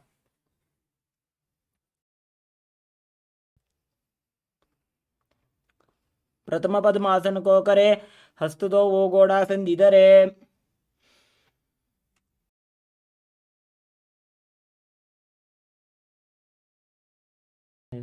Now push your hands into the mat and lift your body up in Padmasana. As you perform Hamsasana, gazing to the tip of your nose and visualizing yourself as an elegant swan. कुक्कुटासने स्थित्वा स्कन्दपर्यन्तम् ऊरूनि नीत्वा. Next up is Karmukasana. From Padmasana, bring your hands in between the legs and push your hands behind your back as you place your forehead on the ground. Interlock your fingers behind, keeping them on the mat as you visualize yourself as Pinaka, Lord Shiva's bow. प्रथम पद्मासन को करे घोड़ा संधि माही करी धरे.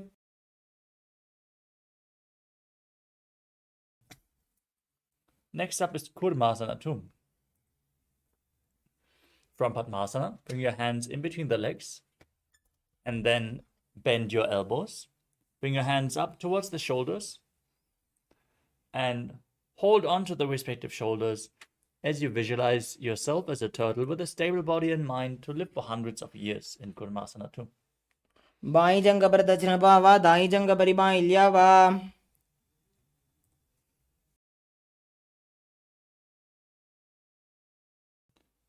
From Kurmasana 2, tuck your chin to the chest in Jalandhara Bandha, moving on to Grandhi Bhedasana as you gaze to your nose and rejoice knowing you're sitting in Shiva's secret knot posture. अथ पक्षे नीलकण्ठ ग्रन्थिभेदासनं शुभम्. Next up is Uttana Kurmasana.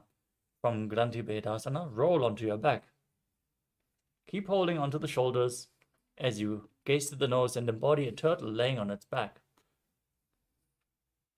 Kukkutasana बन्धस्थं कराभ्यां धृतकन्धरम्. Now rise back up, sit in Padmasana. As you place both hands in between the legs, one palm on the ground, holding its wrist with the opposite hand, and lifting your entire body up, balancing on one arm, as you visualize yourself as a rusa in Pangu Kukkutasana. Kukkutasana स्थित्वा एकेन हस्तेन अन्यस्य मणिबन्धं धृत्वा. Now place the other hand on the mat, hold its wrist, lift your body up, visualize yourself as a rooster. Repeat Pangu Kukkutasana on the other side. Kukkutasana स्थित्वा एकेन हस्तेन अन्यस्य मणिबन्धं धृत्वा. Next up is Gridrasana. As you sit in Padmasana, place your elbows on the toes. Interlock your fingers in Parashamudra and rest your chin on the fingers as you press your thumbs towards the throat. Visualize you have gone beyond all greed and covetous. Keep breathing in Kakachandra Kumbhaka. जानोर्वोरन्तरे पादौ उत्तानौ व्यक्तसंस्थितौ. Next up is Padmasana 3. As you sit in Padmasana, place one hand over the other with the palms facing upwards. Now, gaze towards your nose and visualize Swamiji as you engage all three bandhas. उत्तानौ चरणौ विधाय विधिवत् शक्तिस्थितौ योगिरात्. We move on to Padmasana 4. Place your hands on the respective knees. Perform the Mula Bandha, contract the perineal floor. Gaze to your nose and visualize Paramashiva in your inner space. Internally chant Om Nithyananda Paramashivoham. एतत् पद्मासनं कुर्यात् प्राणवायुप्रसिद्धये. Next up is Karmukasana 2.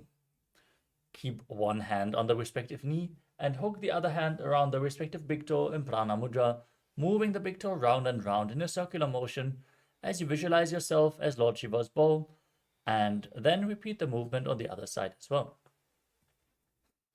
अथान्यासनमावक्ष्ये योगपूरकरक्षणात्. Now, sit in Padmasana, cross your arms behind your back, and hold on to the respective big toes in Prana Mudra with index and middle fingers touching the ring and little finger with your thumb. Gaze to the tip of your nose and visualize yourself as Pinaka, Lord Shiva's bow, as you engage all three bandhas. कार्मुकासनमाक्षित्य उदरे पूरयेत् सुखम्. Next up is Dridhasana. Maintain the same posture but raise your chest. Gaze upwards. and visualize yourself as the action of Paramashiva's third eye destroying anything you come across in Tridhasana. पूर्वभ्यामुपरि स्थाप्य पादयुग्मं प्रयत्नतः. Next up is Nagrasana. From this position, roll onto your back. Keep your arms crossed behind you, your legs in Padmasana. Hold onto the big toes if you can. Gaze to your nose as you visualize yourself as a snake and breathe calmly through your nose in Sahaja Kumbhaka. प्रथम पद्मासन कोठाने दो हाथ पाछाने आने. Now you can free your arms and legs. Pull your knees against your chest as you lay on your back and circle your legs with your arms. Interlock the fingers in Parasha Mudra and squeeze your body into a ball in Kandukasana. वेत्रासने स्थित्वा हस्तपादान् निष्कुष्य. Next up is Urdhva Pavanasana. Lay on your back with the feet flat. Interlock the fingers behind your neck. Keep the elbows resting on the mat. As you breathe through your nose, gaze to the tip of the nose and visualize Swamiji in your inner space. प्रथमे सूधो San करावे घोड़ा उभा राशि मिलावे. Now, from the same position, place your upturned palms underneath the heels. Step your heels onto your hands. As you push your hips up high, lock your throat, breathe in Murcha Kumbhaka as you visualize yourself as a powerful alpha ape in Marakata Pitasana. उत्तान शयनं पादतले उत्तान हस्तयोः स्थापयेत्. The next asana is Uttana Shikhipitaka. As you place your hands on the lower back for support, raise your hips and straighten your legs, balancing on your elbows as you gaze to the nose and visualize Swamiji in your inner space, still breathing in Murcha Kumbhaka. जङ्घोरुबलहीनश्चेत् उत्तानशिखिपीठकम् अप्रमत्तः प्रकुर्वीत भुक्तेः प्राग्विजितेन्द्रियः. Now raise your legs and your hips up straight. As you then place your arms flat on the mat for support in Narakasana, visualizing yourself blissfully traversing through Naraka Loka unscathed.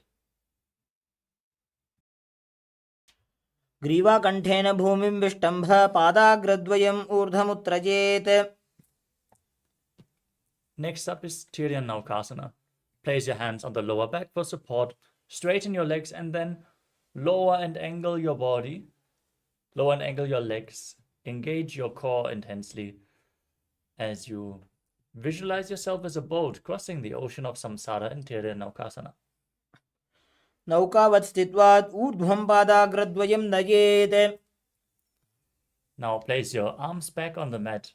Straighten your legs like a flagpole as you visualize yourself as the KAILASA flag respected across all nations in Dvajasana. तिर्यन्नौकावते ग्रीवापृष्ठकोर्परैः भूमिं वष्टभ्य. Now lower your entire body down to the mat. Keep your hands by the side of the hips, palms facing up. Perform Shakti Chala Mudra. Pull the Kundalini Shakti awakened by this yoga practice from the root center all the way to the crown, from Muladhara to Sahasrara. Relax, unclutch from any micro movements of the body and mind. Don't move externally or internally. As you visualize that your body is dead, and Swamiji, the Supreme Pontiff of Hinduism, is liberating you. Internally chant Om Nithyananda Paramashivoham Imritasana. उत्तानं शववद्भूमौ शयनं तु शवासनं शवासनं श्रमहरं चित्तविश्रान्तिकारणम्.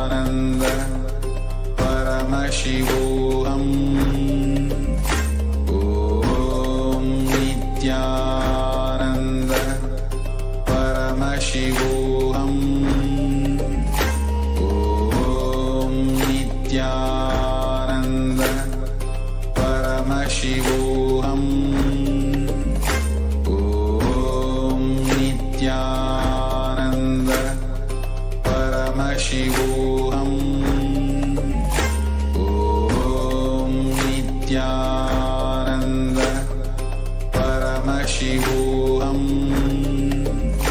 Om Nithyananda.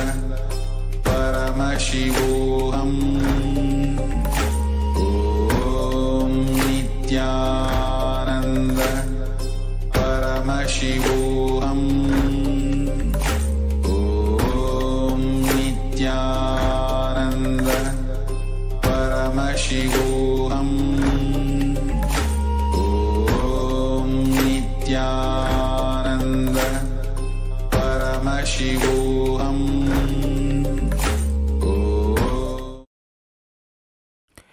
Nithyananda, I request all the participants who are here for being seated here to get ready.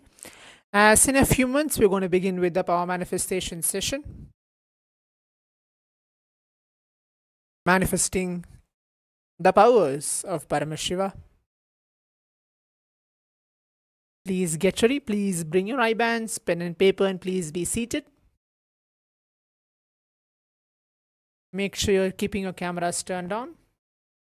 As we're entering to today's day 9th of the Paramashivoham season 4, blessed by Swamiji himself, we're going to be manifesting the power of third eye awakening, the first power.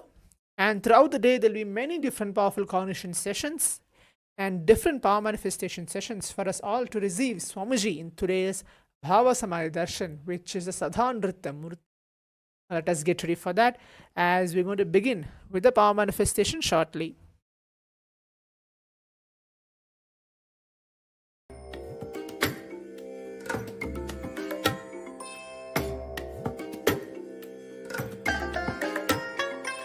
I bless you all.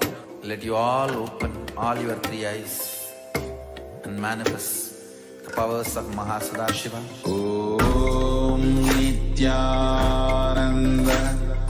Paramashivoham. Om Nithyananda. Paramashivoham. Om Nithyananda. Paramashivoham. Om Nithyananda. Paramashivoham. Om Nithyananda. Paramashivoham. Om Nithyananda. Paramashivoham. Om Nithyananda.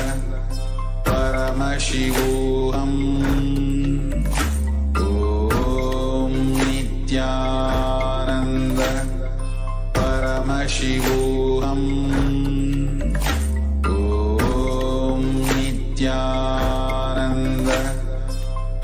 Paramashivoham. Om Nithyananda. Paramashivoham. Om Nithyananda. Paramashivoham. Om Nithyananda. Paramashivoham. Om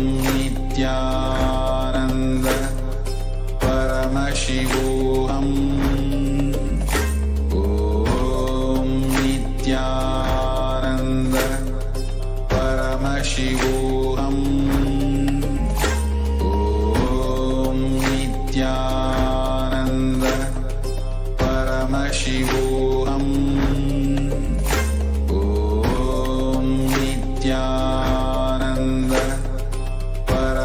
Paramashivoham. Om Nithyananda. Paramashivoham. Om Nithyananda. Paramashivoham. Om Nithyananda. Paramashivoham. Om Nithyananda. Nithyanandam.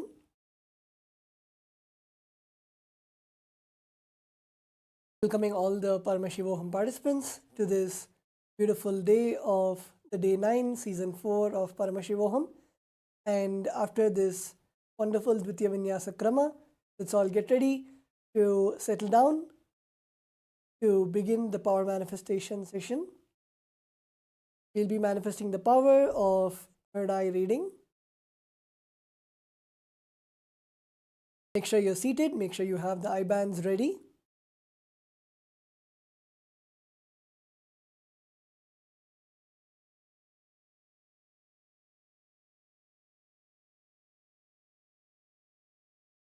You can also have a piece of paper and a pen ready for you to write down whatever was manifested in your third eye. Let's get ready to begin the power manifestation. I request all the participants to please tie your eyes. Please sit down comfortably, either in Vajrasana, Sukhasana or Padmasana. Sit with your head, neck and spine in a straight line. We will now be beginning the first round of the power of third eye reading. A picture will now be projected to all of you. Intensely visualize Swamiji in your third eye. Chant the Mahavakya, Om Nithyananda Paramashivoham, and request Swamiji for revealing whatever is shown to you. Let's now begin the manifestation.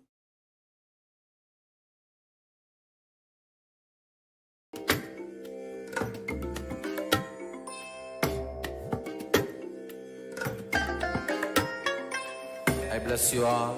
Let you all open all your three eyes and manifest the powers of Mahasudashiva. Om Nithyananda Paramashivoham. Om Nithyananda Paramashivoham. Om Nithyananda Paramashivoham.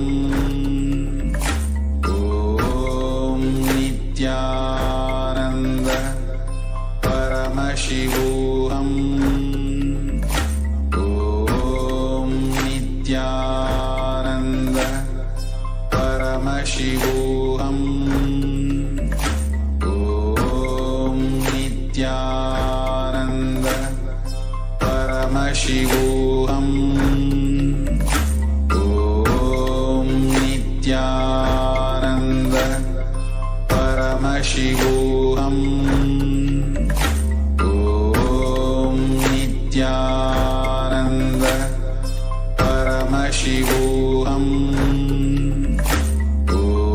Om Nithyananda Paramashivoham. Om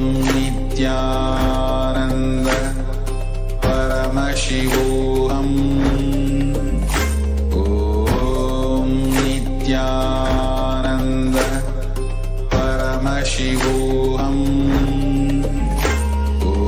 Om Nithyananda Paramashivoham. Om Nithyananda Paramashivoham.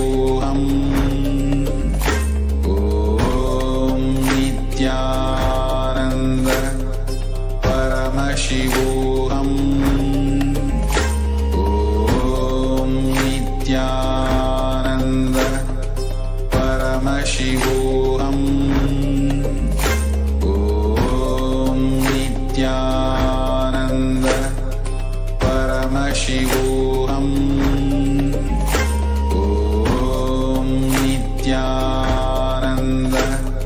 Paramashivoham. Om Nithyananda Paramashivoham. Om Nithyananda Paramashivoham. Om Nithyananda Paramashivoham. Om Nithyananda, please relax. You can now slowly open your eyes. Just relax. And you can start typing down in the Zoom chat whatever you are able to see in your third eye, whether you're able to see the shapes, the colors, the pictures, any letters, whatever you're able to see, start typing it down without any self-doubt, self-hatred, self-denial. Exactly whatever Bhagavān, whatever Swamiji has shown to you through your third eye, start typing it down. Yes, Zach is saying blue light.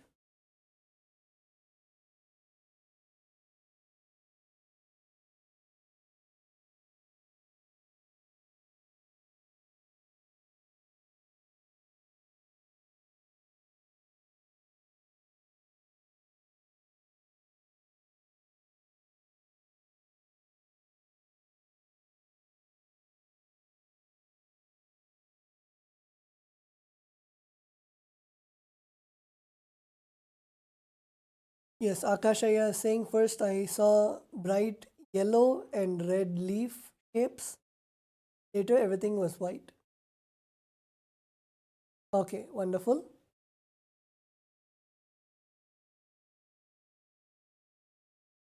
Okay, wonderful. So we will now be projecting what was shown to all of you. You can see, so it's a picture of a tiger.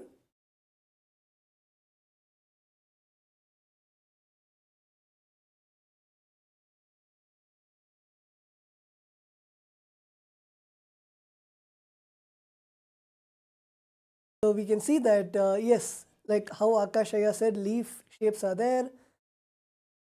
So you can see the tiger. You are able to see the tiger or the colors of green, black, white, orange. It's wonderful. So we'll now be beginning the round 2 of the manifestation. We have another beautiful round. So whether you manifested or did not manifest, have each round as one new experience that you are having with Paramashiva. So don't have either the greed or the fear, and just allow Swamiji to flow through you.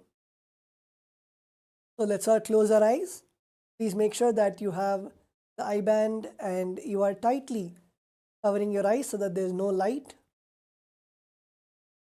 Please sit straight with your head, neck and spine in a straight line.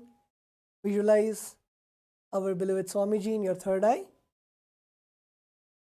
And intensely chant the Mahavakya, Om Nithyananda Paramashivoham. And let's begin the round 2 of the manifestation.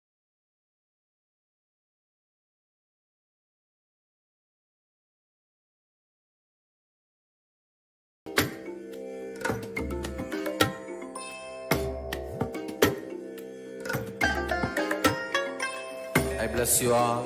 Let you all open all your 3 eyes and manifest the powers of Mahasadashiva. Om Nithyananda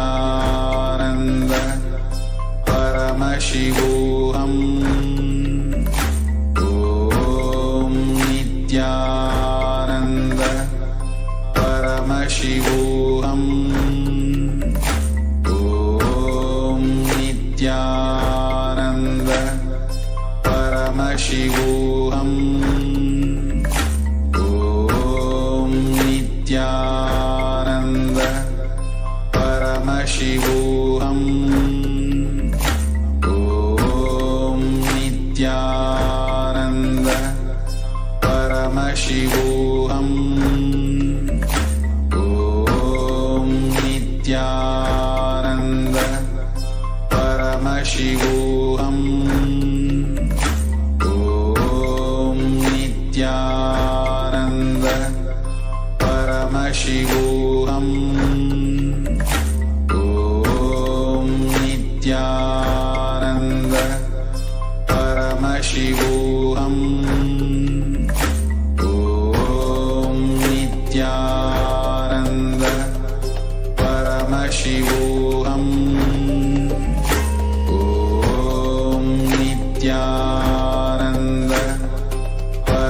Paramashivoham.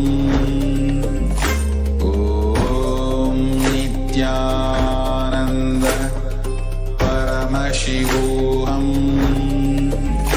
Om Nithyananda Paramashivoham.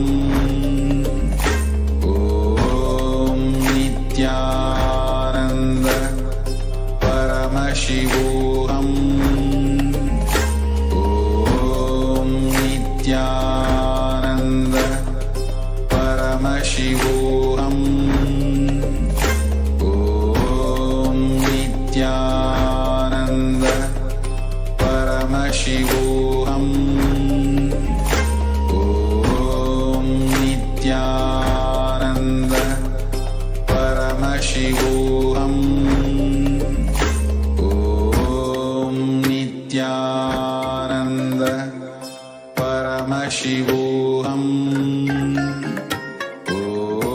Om Nithyananda Paramashivoham. Om Nithyananda Paramashivoham. Om Nithyananda Paramashivoham. Om Nithyananda Paramashivoham.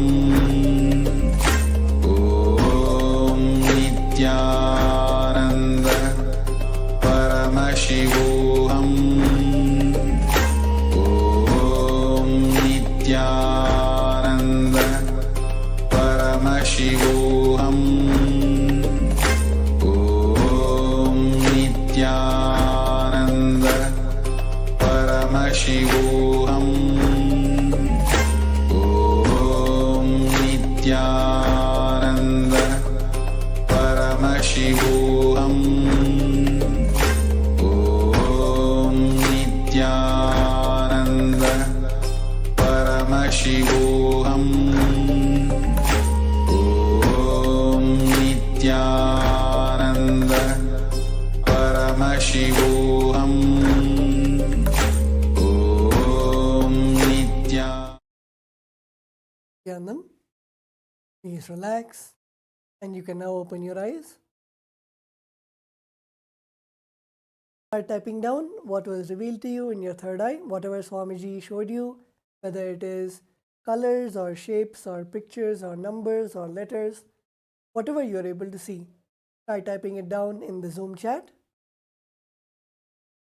And just in a few moments, we will then be revealing to you what was shown to you in your third eye. So let's type what we were able to see to our third eye. Anything which you are able to see, start typing it down.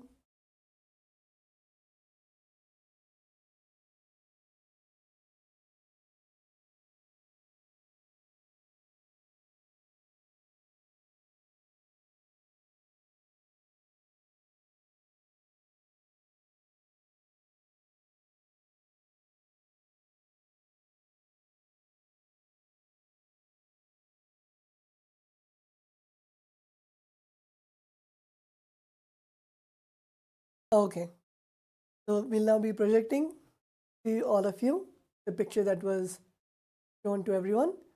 So as you can see, it's a picture of a peacock. You can see the peacock, its feathers, the different colors like blue, green.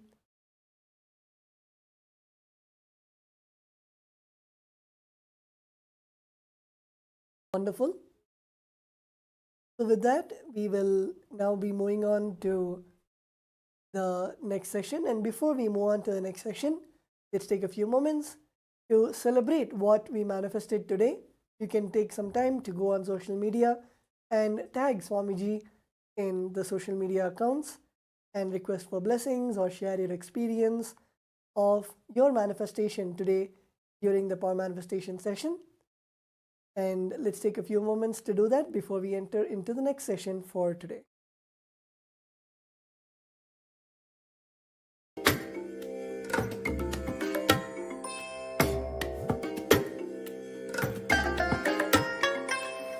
bless you all. Let you all open all your three eyes and manifest the powers of Mahasadashiva. Om Nithyananda Paramashivoham. Om Nithyananda Paramashivoham. Om Nithyananda Paramashivoham. Om Nithyananda Paramashivoham. Om Nithyananda Paramashivoham. Om Nithyananda Paramashivoham. Om Nithyananda Paramashivoham. Om Nithyananda Paramashivoham. Om Nithyananda Paramashivoham. Om Nithyananda Paramashivoham. Om Nithyananda Paramashivoham.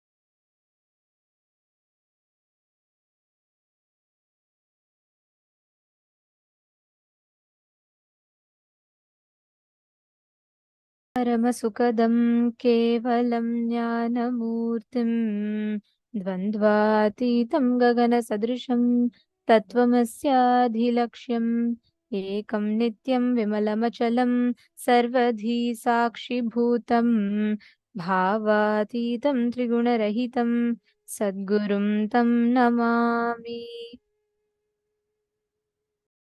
Nithyanandam everyone. We welcome all the participants. We welcome every one of you for today. Today is a very, very special day because in today's program, we're all going to be learning about DNA. Decoding our DNA. Nithyanandam, Ma Kavita Tyagarajan, very nice to see all of you. Nithyanandam, Ma Itsk, Ma Hedishlak. It's very nice to see one whole group of you actually are very sincerely attending yoga, joining on time and participating throughout the program. Ma Jnana Yogini, Ma Kaman, and Ma Leafy Zau, Ma Mahabhairava Jnana. Nithyanandam, everyone. Ma Anandeshwari, Nithyanandam. Ma Maha Jadashaktika, Ma Prematavasi, Ma Nitya Naresha. Nithyanandam. Actually, Ma Yogamalar, Ma there are a whole group of you who have been very, very sincerely attending, like Ma Prematavasi, Ma Priyatma Surupini. Just wanted to let you all know, we have the PSM continued education program that is happening as well, which means not just attending the Paramashivoham and learning, but actually living and applying these truths. And that extended program is happening. And all those who qualify as a graduates, like who's attended multiple Paramashivohams, will receive an invitation for that program. And you all can join that to live, to experientially live the Paramashivoham, whatever Swamiji is revealing in Paramashivoham. And you all can join that. And Nithyanandam, in the boys said, I say Ashok Amin, Aya, Nithyanandam, Jia Wong, Nikhil Thakurji, Nithyanandam Aya, Keegson Wong, Nithyanandam, Robert Smith, Nithyanandam, Srinitya Krishna Priyan, Nithyanandam. Okay, today in the program, we're going to be learning one of the most unique and most important aspects. In today's program, we're going to be understanding about how you can actually manifest the experience of Paramashivoham. What does that mean? How can you awaken your DNA, program your DNA to manifest through you the experience of Paramashivoham? Every moment of your life, how do you actually apply this truth? Our DNA has a major role to play in our life. Be it in the everyday decisions you make, be it in the qualities you radiate, be it in the way that your body is, your very physical structure of the body, all of them are determined by the DNA. And it is important for us to understand how you can actually awaken this DNA completely, how you can start using that DNA, awaken that DNA to start utilizing it in everyday aspects of your life. How do you do that? Today's day, through the day, you're going to be learning the different aspects of it. You're going to be understanding, experiencing the different aspects of it. Are we all ready?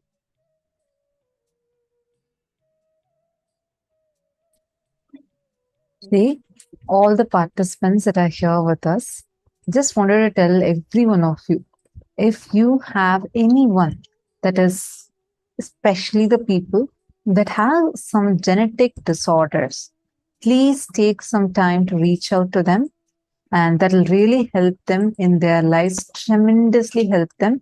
Same way, anyone struggling with any mental health issues, especially if they're facing some very low period or like depression, feeling stuck in their lives, today's day would help these two sets of people a lot, because the sessions are completely focused on these. And the very first session that we are going to be having is the session on Swarga Loka. This is the Loka that we are going to be experiencing today.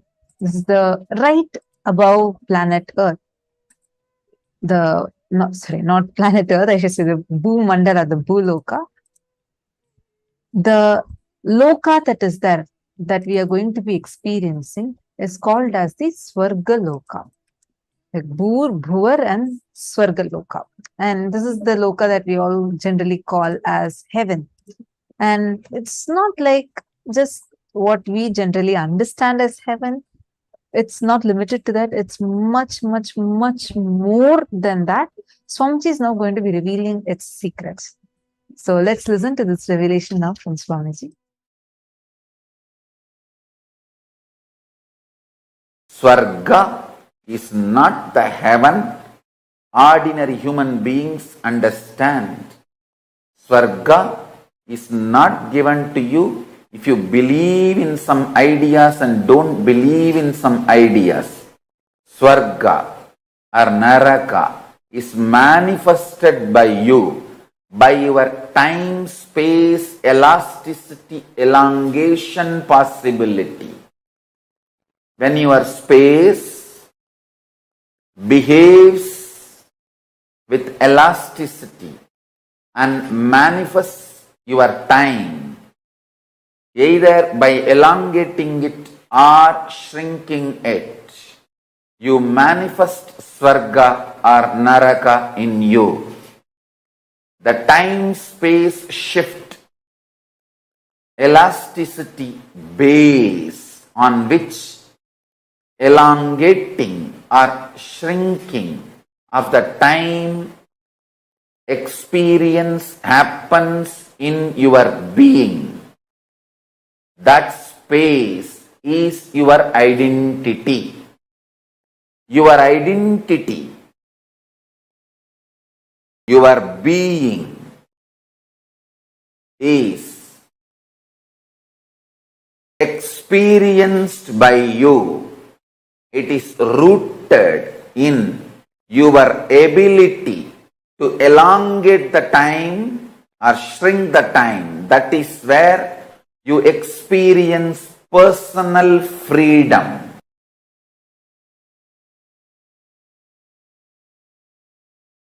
So in this higher 7 lokas project, Swarga Loka, Suvar is the Amara Loka, Deva Loka, where gods live, who has gone through superconscious nectar DNA process. So now you are getting the visa, I can say permanent residency, for Amara Loka, Swarga Loka. I am breathing the nectar DNA into you. The nectar DNA breathed into you makes your complications legitimized. The legitimized complications become complements or multi-dimensions of you.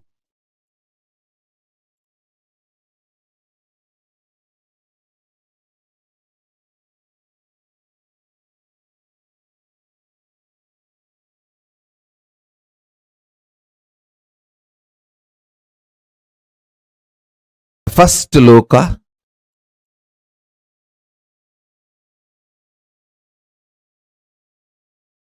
Jambudvipa is the known world where we all exist now. Everything science knows as the universe, and even what science can imagine as the universe is Jambudvipa. And above this is Swarga Loka. A new kind of intelligence will be awakened in you, where your pleasure, making money, making relationships, health, all will be absolutely aligned. They will not be conflicting each other, complicating each other. They will just be complementing each other. You will go to gym and do yoga and gym and have your health and find your girlfriend, boyfriend there and make few millions there. You don't need to do something separately for millions, something separately to find boyfriend, girlfriend, something separately to keep you healthy and active. It will all suddenly get more and more complementing each other. Conflicts and complications drop when your consciousness is raised. Legitimizing your complications into multi dimensions of you and making them as part of or complements of your very being. You will just seamlessly exist with all the core aspects of you. Absolute unclutching and extreme romance. Absolute health and extreme sensual enjoyments. Absolute completion and powerful way of dealing with all conflicts. When the superconscious DNA is infused into you, not just diseases disappear, the health in the different level happens. Amrita, nectar, is the superconscious principle with which the mutation, superconscious mutation will be done today. Listen.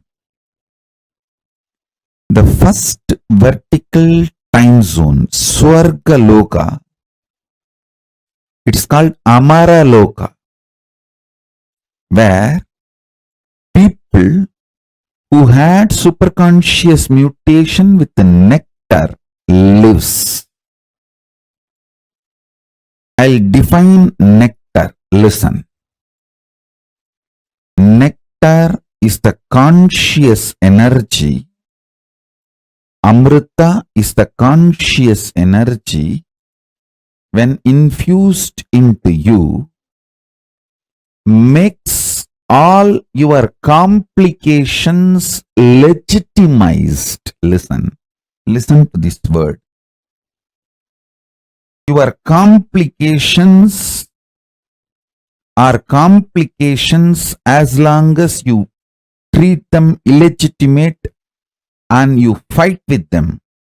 Your complications will become your dimensions when you decide to infuse consciousness into you.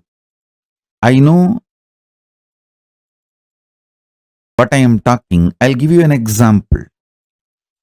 You may be deeply interested in your health. You may also deeply interested in enjoying food. These two are complications, conflicts. If you don't find conscious solution for both. But if nectar principle, consciousness is infused into you, you will find the knack of eating left, right, center well and keeping you so healthy, alive, active. Your complications will become complements to each other when nectar is infused in you. Listen, nectar is a superconscious DNA principle. I am repeating it so that you will all internalize it. Nectar is a superconscious principle which eliminates all the complications in you. All the complications in you becomes complement to each other. Listen. You may be very deeply interested in enlightenment. You may be beautifully, intensely enjoying sexual, sensual experiences of life. If you are unconscious about these both aspects of you, it can become complication. If Amaratva, nectar principle, consciousness, the nectar DNA, Amrita DNA if it is infused in you, suddenly you know both are not your intense seeking of enlightenment and your intense ability to enjoy the sex and sensual pleasures are not complicating each other. They just different dimensions of you actually complementing each other. Listen. I mean what I am saying, and I know what all the inferences you will get when you hear these words. I am talking with that clarity and responsibility. None of your core aspects complicate each other. Your fears don't complicate your desires. Your desires don't complicate your inspiration. Your inspiration don't complicate your fears. Your fears don't stop your enlightenment. Listen. All your core aspects are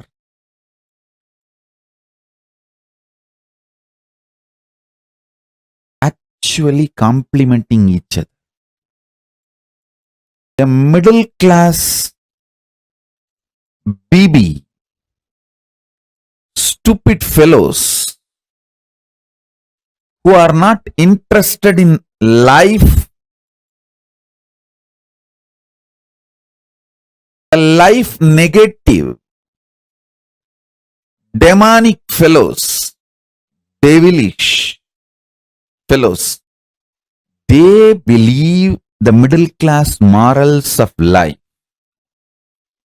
They believe complicating their lives.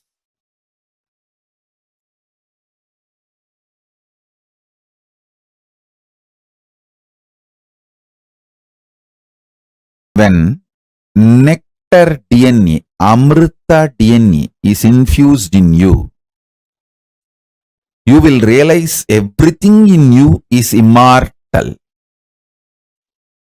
Your ability to manifest power is immortal. Your ability to seek enlightenment is immortal. Your ability to seek Paramashivatva is immortal. Your ability to enjoy sexual pleasure is immortal. Your ability to live forever is immortal. Your deep desire for your Bonda Vadai is immortal.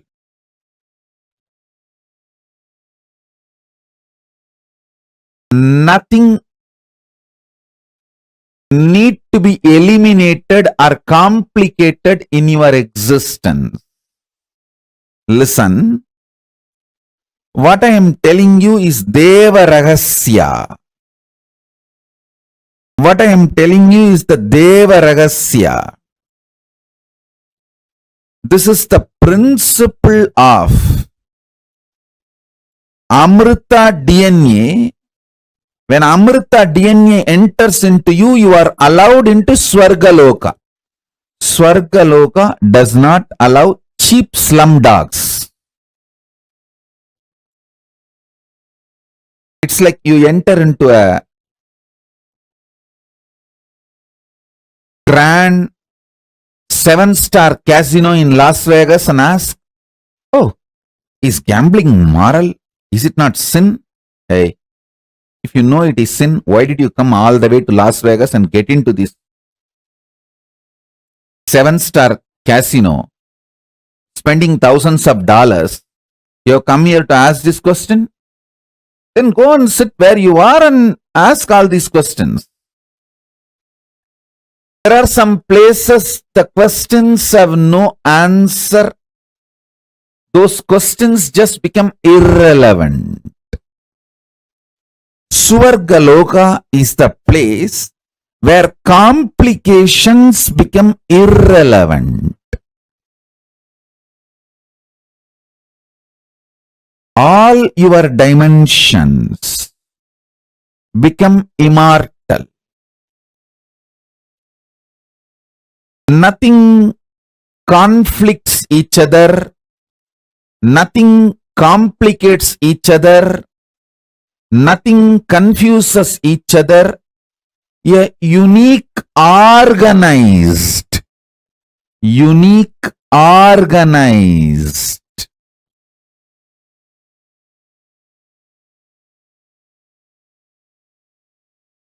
multidimensional being starts opening up in you when the conscious DNA, Amrita DNA, is breathed into you. Listen, this Amrita DNA superconscious mutation suddenly will take away a lot of your complications. Don't be afraid of life.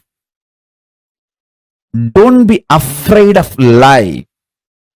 Don't try to hang on to your slum mind. You always feel, if I work for money, I may not be able to work for relationships, pleasures, romance. I may not have time and energy. If I focus on romance and relationships, the time to maintain my health, either I will have time and energy to go for gym and maintain the health, or to go for dance and build friends, romance, love. This is the slum mentality. Amrita DNA suddenly opens up, makes all your aspects complementary to you. All the complications in you will start dropping. You will make money with the energy which you enjoy. You will make money doing what you enjoy. You will make love, romance, friends, developing your health. You will live longer by eating large quantity of the food which you like. This whole complication or the conflicts and confusion gets burnt when the nectar DNA, Amrita DNA, is added to you. I'll bow down to Ganapati, then Paramashiva, then Garuda. Garuda is Lord of Amrita. He is the protector of Amrita. Now Garuda will enter into each one of you and add nectar DNA, Amrita DNA in you all. Understand?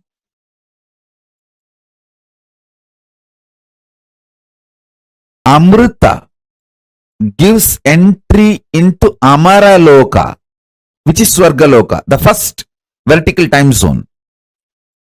All the devatas are called Amaras in Sanskrit because the Amrita superconscious DNA process is done inside you. Listen. The process now going to be done is eternal.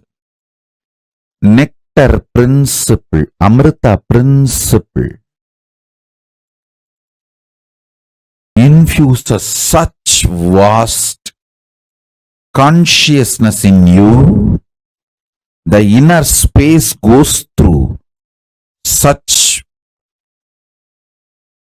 explosive understanding. The right, wrong, good, bad, sin, merit, all this idea gets organized with a larger picture. of the cosmos and enormous energy to handle all the complications and manifest it as compliments starts happening.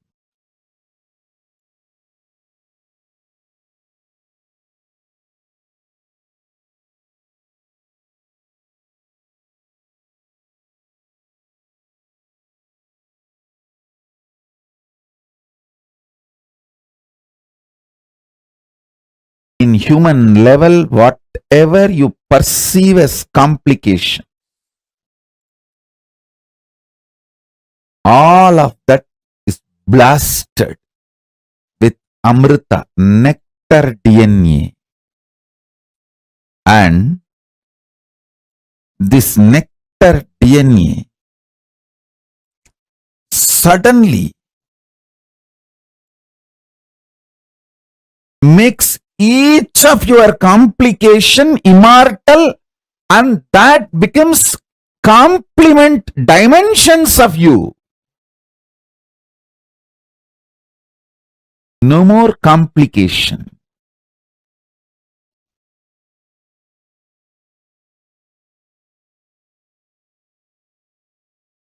What I say, even if you logically understand, that is enough. And even if you don't understand, it's okay, because I'll pour this Amrita DNA in you, nectar DNA in you. Amrita Tattva, Amritattva in you. Most fortunate are those who are going to experience today's superconscious mutation process, because today you will see your ability to enjoy the sensual pleasures and your ability to manifest power both expands. Both are not conflicting each other. Both don't complicate each other. Both actually complement each other. Your inner conflicts and complications will get legitimized by your own experience as Amara, nectar DNA. Amaratva, your middle class morals will leave you. Your middle class mentality will leave you. First, you need to taste Devaloka, Amaraloka, only then you will move to KAILASA.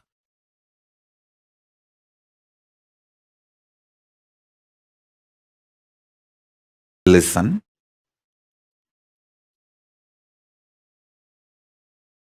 I am making simple statements. Listen intensely.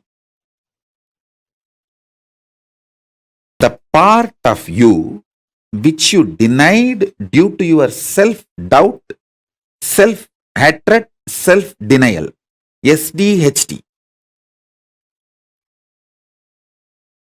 The part of you which you denied due to your self-doubt, self-hatred, self-denial. Sometimes you know you have the higher possibility, but even you have the fear, you may not be able to handle yourself in that higher possibility. Fear that you may fail, collapse, fall down again and again. Because of that fear of failure, the possibility which you deny is your identity, your self in Swarga Loka. The whole which you are denying is yourself in the Swarga Loka.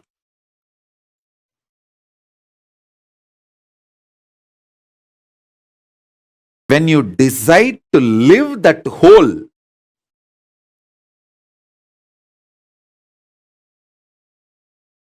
by being ferocious with your self-doubt, self-hatred, self-denial, saying, hey, if I fail, it's okay. Failing is not wrong, but being in the space without trying is the real crime. Let me jump, and fail, nothing wrong. Try. When you decide, you reach the Swarga Loka. You face yourself in the parallel universe of Swarga Loka.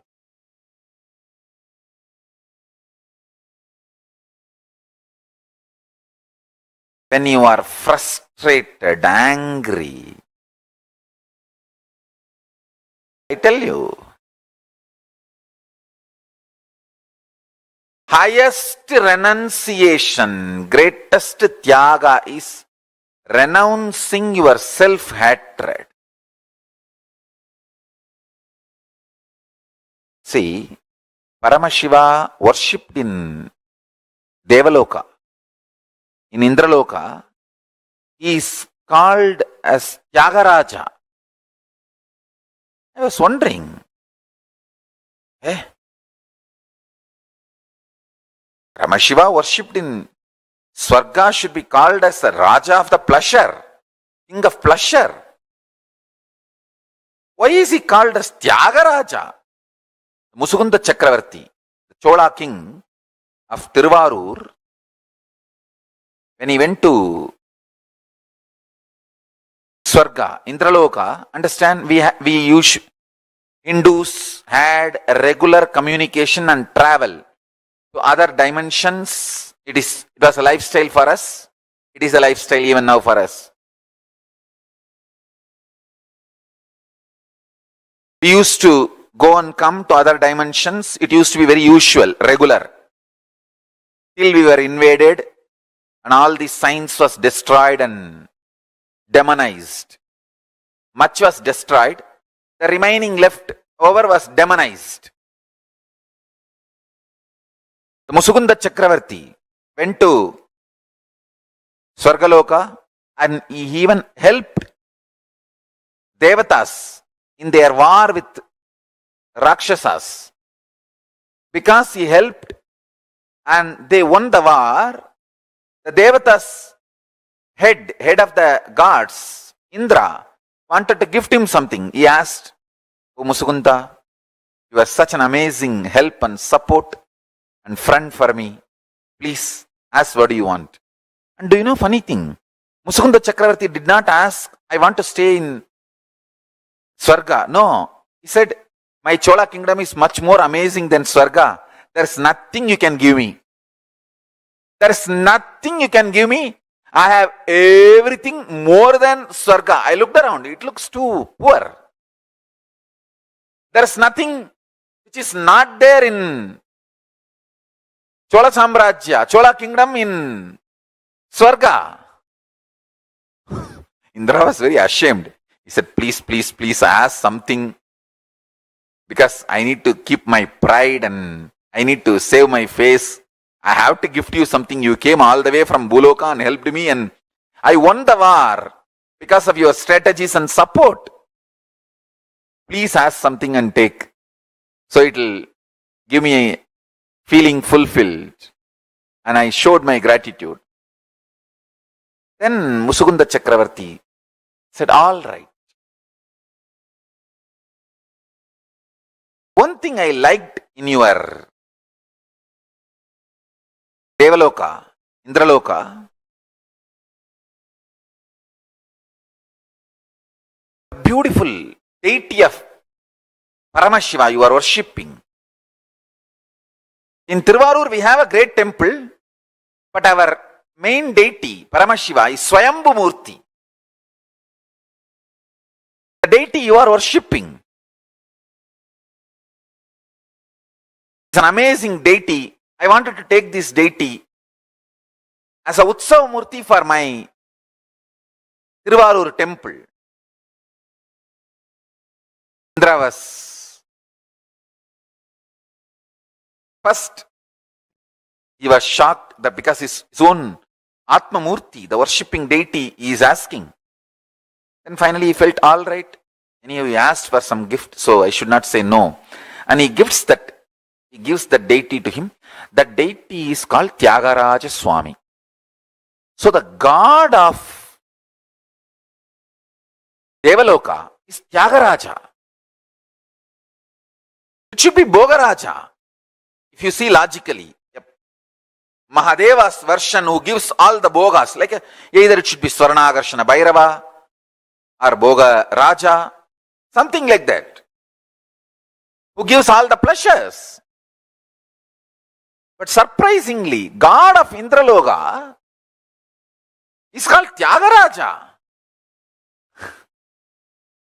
I tell you.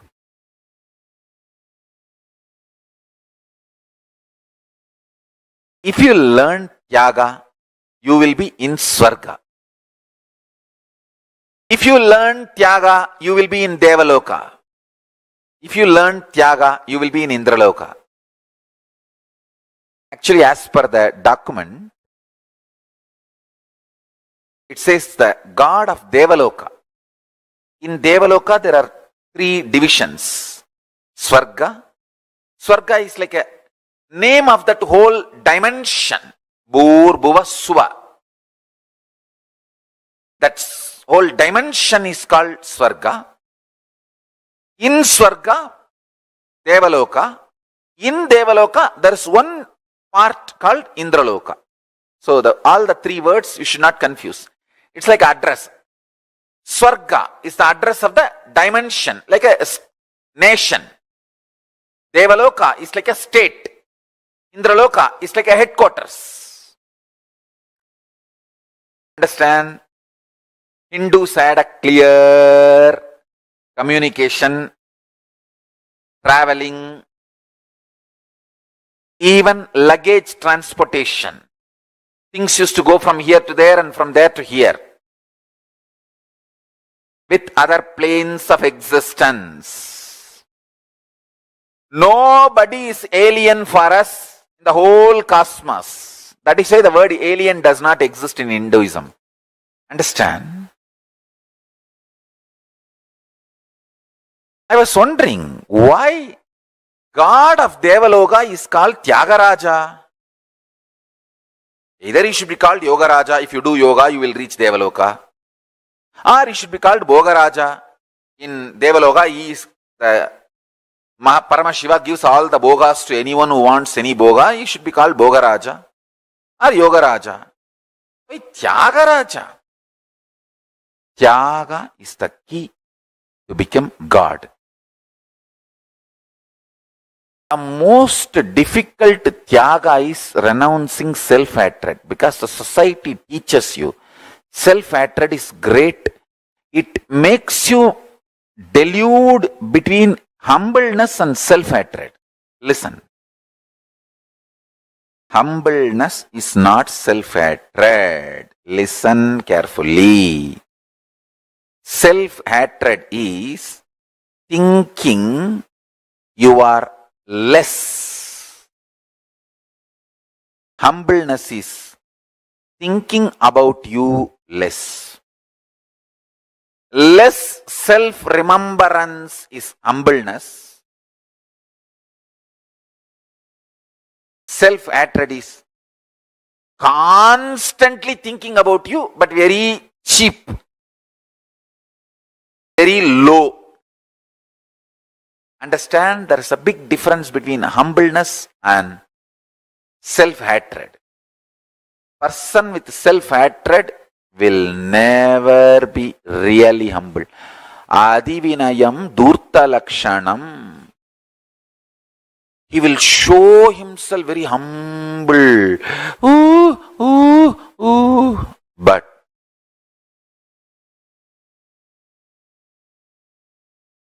he is not humble. Understand? A real humbleness will be out of powerfulness. Society deludes you, makes you mistake humbleness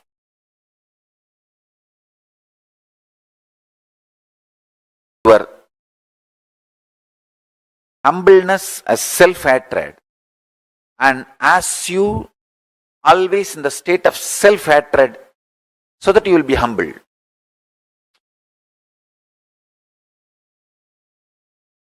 Self-hatred is not humbleness. Most difficult thing to renounce in the life is self-hatred. So much of self-hatred, self-doubt, self-denial. That is why even if you think of future plans, so much of impossibility and you shrink. No, one more suffering, pain of failure. Why should I face? Fool. Because of pain of failure, you don't plan, and naturally, no plan means failure. It is like because you are afraid some guest will come to your home, you call that person and tell him, please come.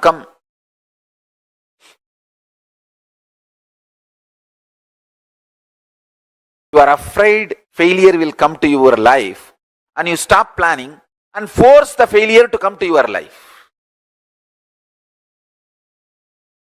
Self-hatred, self-denial, self-doubt.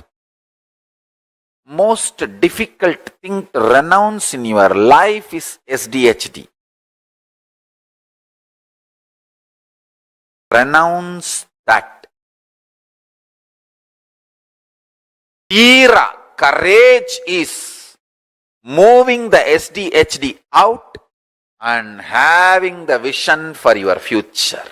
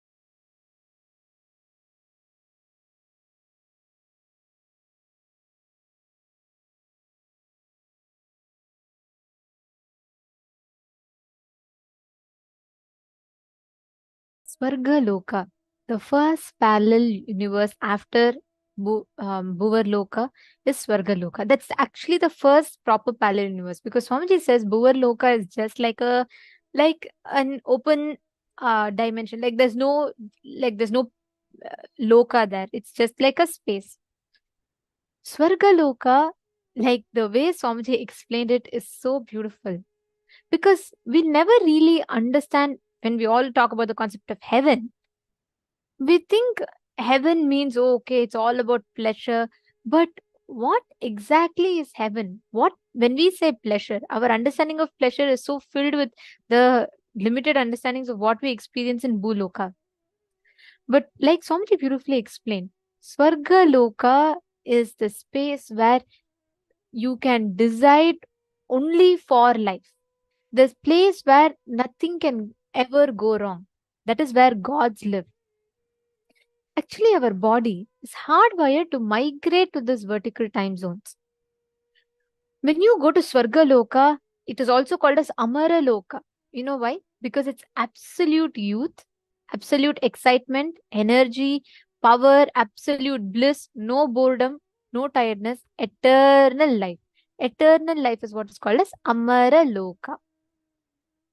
Actually, in Swarga Loka, right, the movement of time does not tire you. Every moment that time passes, time does not tire you. So, you never age. What is aging? As time passes, every time the moment, every second that the time, the skin of the cosmos rubs against your skin, you get tired. You get, as you keep tiring, you keep aging. But in Swarga Loka, time does not tire. That is why Swarga Loka exists, where no one ever gets tired of time passing. See, most of the times you always feel constantly, oh, if I work for money, I may not be able to work for relationships. I will not be able to work for, all the other, the pleasures that I get. I may not have time, energy. If I focus on romance and relationships, the time to maintain my health will not be there. And how you will be able to go, if you focus on health, you will not be able to go for have the pleasures of enjoying the bar, the drinks, the dance. But we're always afraid of expansion in life. Some point, we all deny life due to our self-doubt or our projected fears. Many times we say, oh, just now I finished, let me live my life peacefully for some time. Then let me think about all of this. I think it's too much to cognize right now. I don't think I'm ready for it right now. How many of you experience like this, where you are afraid to make certain decisions and actions because of your doubt and fear? How many of you have these kind of incidents in your life where the part of you which you denied due to your self-doubt, self-hatred and self-denial means you have the higher possibility, but even you have the fear you may not be able to handle yourself in that higher possibility. Fear that you may fail, you may collapse, fall down again and again. And because of that fear of failure, the possibility which you took, which you deny, that is your identity, yourself in Swarga Loka. When you decide to live that whole by being ferocious with your self-doubt, you say, hey, even if I fail, it's okay. Failing is not wrong. But being in the space without trying is the crime. Listen very carefully. You may fail 20 times. You may declare the project. You may keep failing. Failing is not wrong. But if you decide you will never stand up with that failure, that is wrong. See, imagine all of you, every one of you here, you were all, when you were young, you didn't know how to walk, right? All of you here, 100% of you here, as young children, would have stood up, fell down 100 times. But thank God, society didn't teach you the concept of failure at that point in time. Otherwise, imagine no child will be able to walk. Human beings will be crawling, only crawling. Why did we start walking? Because when we are young, our consciousness expresses itself. We do not put that blockage called failure. Because you don't give up, you keep doing. That's why you start manifesting. Otherwise, this concept of failure, this concept of, oh, this is not happening, it is a failure, comes in and just disrupts the whole inner space.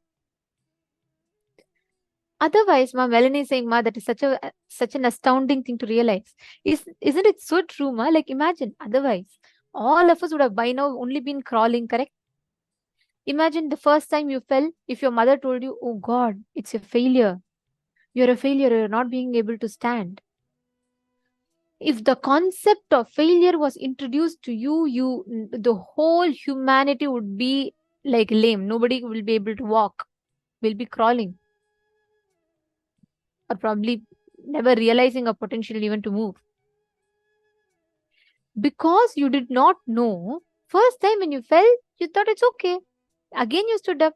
It was not second time you worked. 100 times you would have fallen. Luckily, fortunately, kids don't know failure. That is why Swamiji tells, failure is a crime. Means labeling things failure. You can fail. Things may not happen. But stopping at that without trying is the real crime.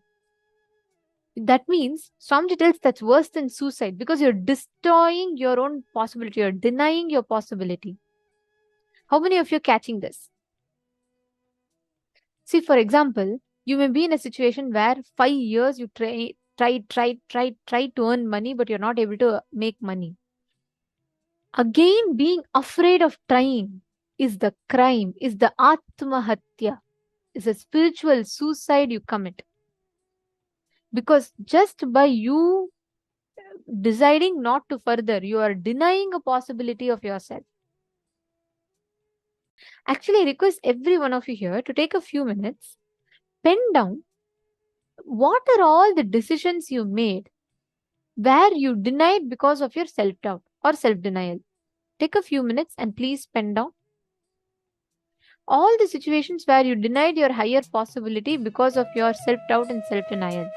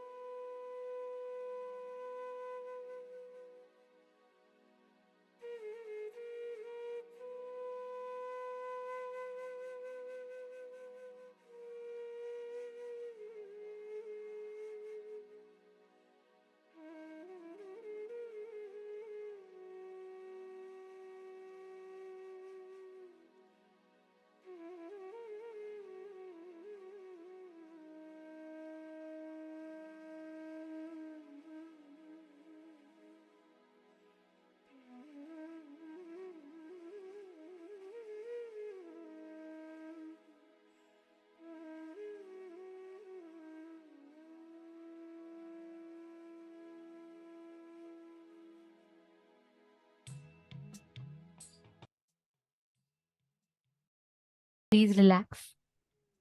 See, whenever you experience the space of completion, whenever you manifest inside of you the space of completion, you literally manifest the ability to connect with nature. Today, we're all going to be manifesting a beautiful power called the power of Bhuta Jaya, the power of oneness over the elements. Every one of you that are sitting here right now, whenever you tune yourself into the space of completion, right, you actually start manifesting the ability to connect with nature. You start manifesting the ability to experience that space of oneness. See, this is not power over nature. You can never have power over nature. If you try to have power over nature, then you will never, nature will simply just show you its reality. It'll just one tornado is enough for you to be finished. You can never try to conquer something. This concept of conquering is completely westernized way of thinking. This power is power of oneness with the elements. When you connect yourself from the space of oneness, this power manifests in you. Take a few minutes. I request all of you to connect with wind. Just sit, experience tremendous friendliness with wind. Just connect to it and play with it. Just play with the wind energy and try using that wind energy to move a curtain, to turn off a flame. Try using that for something, but intensely sit and do it. You will immediately actually see the way the manifestation will start happening. Just remember this one powerful cognition. This Mahavakya puts me in Samadhi. This is spiritual lullaby for Samadhi and Suprabhatam, wake up song for Paramashiva in me. For Paramashiva to manifest. With this one spiritual powerful cognition, chant this Mahavakya.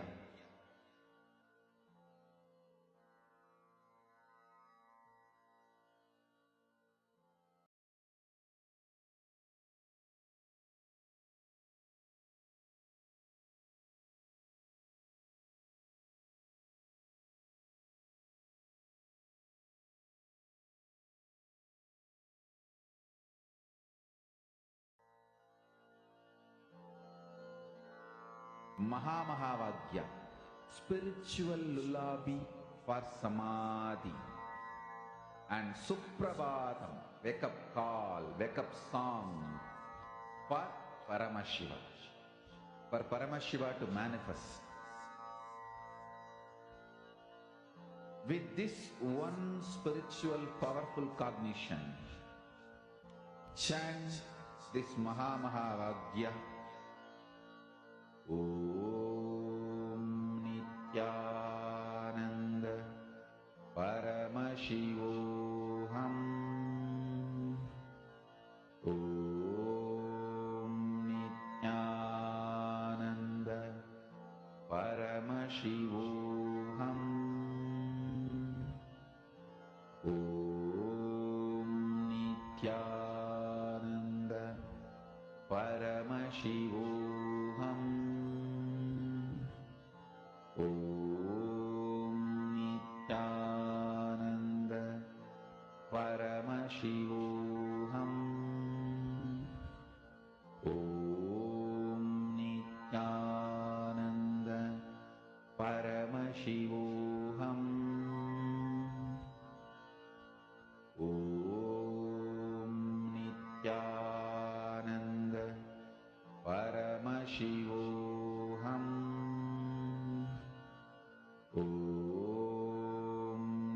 Nithyananda Paramashivoham. Om Nithyananda Paramashivoham. Om Nithyananda Paramashivoham. Om Nithyananda Paramashivoham.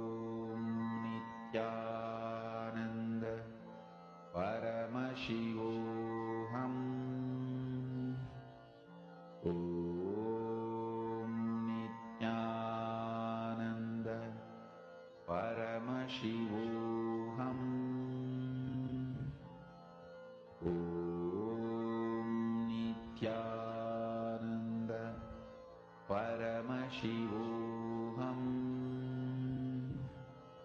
Om Nithyananda Paramashivoham. Om Nithyananda Paramashivoham. Om Nithyananda Paramashivoham. Om Nithyananda Paramashivoham. Om Nithyananda Paramashivoham. Om Nithyananda Paramashivoham. Om Nithyananda Paramashivoham. Om Nithyananda Paramashivoham. Om Nithyananda Paramashivoham. Om Nithyananda Paramashivoham. Om Nithyananda Paramashivoham. Om Nithyananda Paramashivoham. Nithyanandam. I hope all of you are doing the power manifestation. How many of you saw that the fire element is responding to you? The flame is responding, like as a significance of you having the ability to move the wind. How many of you saw it is responding to you?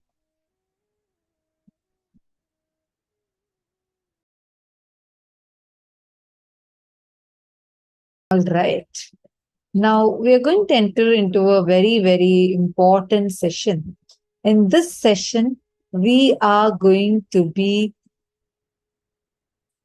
learning about who is Bhagavān Nataraja, the cosmic dance of Paramashiva, and the secrets behind this cosmic dance. Why is this cosmic dance?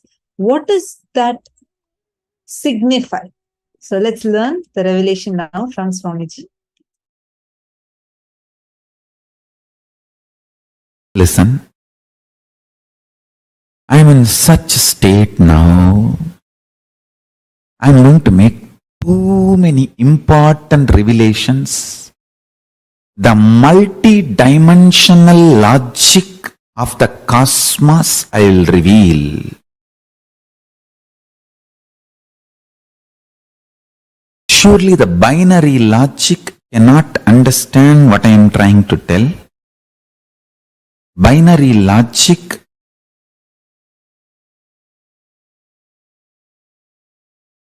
will not be able to, because it has not matured enough, it has not grown up enough to catch the cosmic reality. Understand?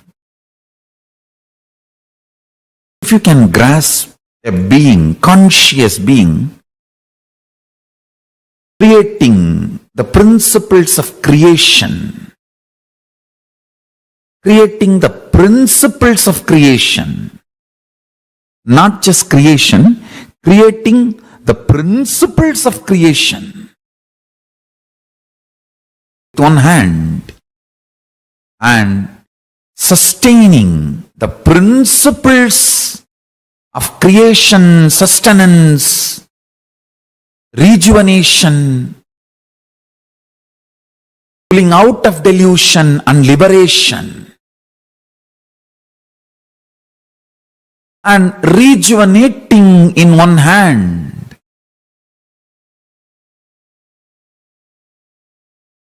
the principles of creation, principles of sustenance, and principles of rejuvenation, and principles of pulling out of delusion, and principles of liberation.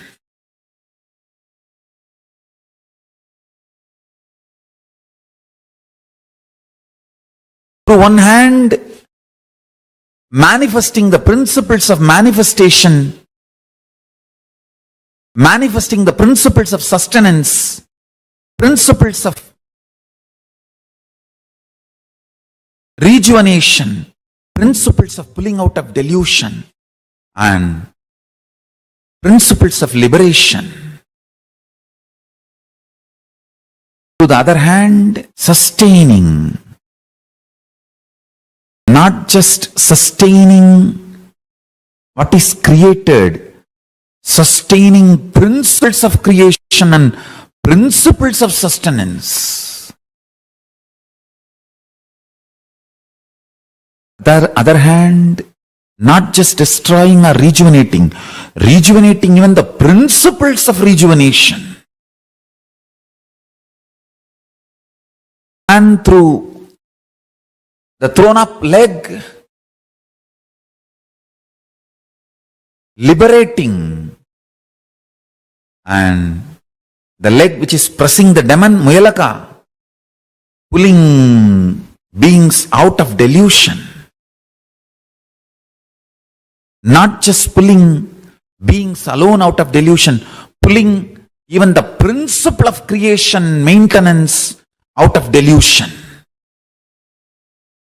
And with the leg which is thrown up in the air, giving liberation not just to the beings, even to the principle of creation, maintenance, rejuvenation.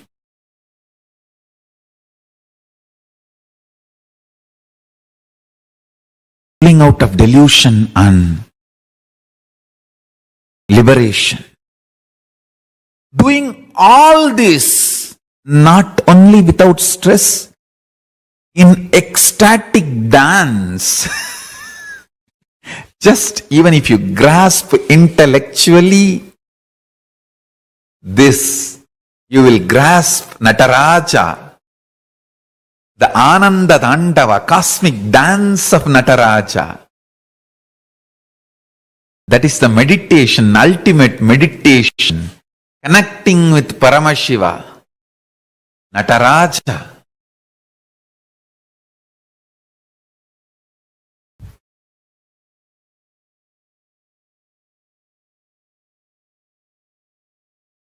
Ananda Tandava, bliss dance, Nataraja, who manifested from Ishana space of Ishana face, PHASE, space, space. Listen carefully. All the other four, Satyojata, Vamadeva, Satyojata, Agora, Vamadeva, Tatpurusha, all these other are FACES, faces, and PHASES, spaces of Paramashiva. Ishana is face, space, space. FACE, PHASE, SPACE, all three. Chidambara. From the Ishana space, Nataraja manifests. Nataraja is the liberating principle. Mukti Tattva. Understand?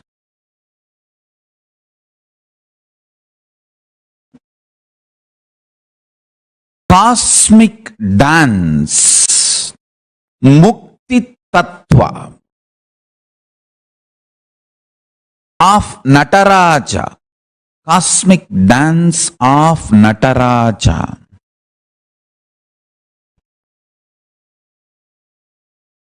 Is the ultimate liberating principle. I will map it to your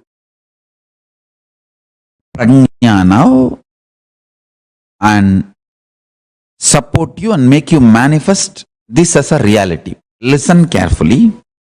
I'll bring it down to my prajna and manifest it in all your prajna and make it into vijnana. Listen. Paramashiva, when he was dancing, suddenly one anklet falls, but he is not stopping the dance. He doesn't feel stuck. He doesn't bother about the so-called perfection. Understand? He is an absolute perfectionist. But when he is dancing, perfectionism does not stop his action. Perfectionism does not put him in inaction. If you lived around me, you will know exactly the meaning of this word. I am an absolute perfectionist, but my perfectionism will never stop me starting my projects, starting my work. I will not even miss putting the jewelry on the throne, but when I started this whole Sri KAILASA project, I did not even have my own land.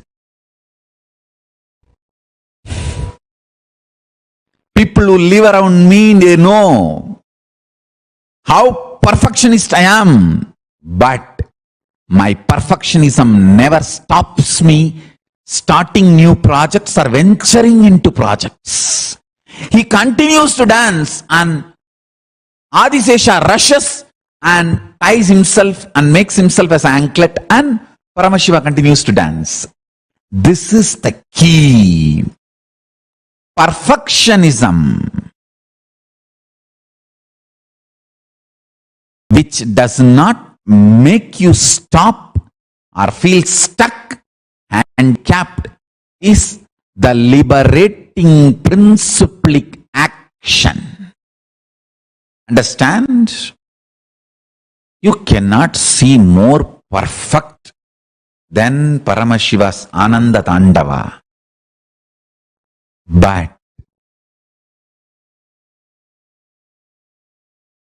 when his anklet falls, he doesn't wait.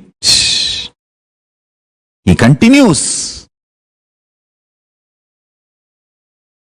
In your life, either you give up perfectionism or you give up beginning, initiating, continuously moving.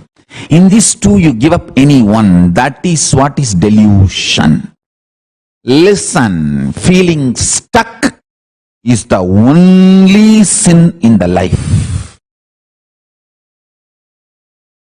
Cosmos does not feel stuck just because of its nature of not feeling stuck. It manifests the space of perfectionism. Understand? Listen to what I am talking intensely. Intense action.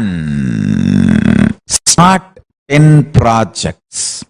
If you are stuck, feeling stuck in one project, go on be doing other 9. By the time you're pushing the other 9, this feeling stuck will dissolve. Understand, there is no such thing as stuck in reality. It is always only feeling stuck. Eschatology does not exist in Paramashivam Jnana. Everything is ontology. There is no end. Understand that. There is no end. Paramashiva Tandava of cosmos.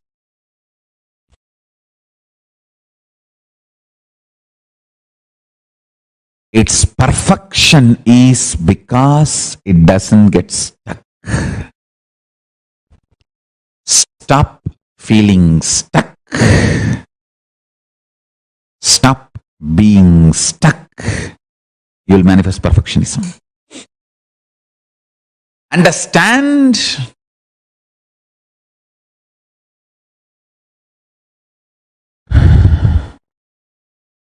Don't give up on perfectionism, but don't stop actions. Binary logic teaches you, if you want to be perfect, start late after preparing everything. Multidimensional logic teaches you, only by your action you will reach the perfection. You will manifest the perfection. Do not give up on perfection, but do not stop acting. Understand? Enlightenment is ultimate, not final. It is constant happening.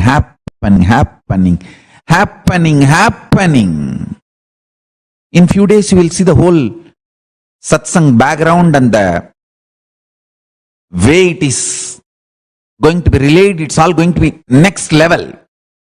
The whole background, LED screen, or the high definition, or the volume quality, or the different mics, all that thing set.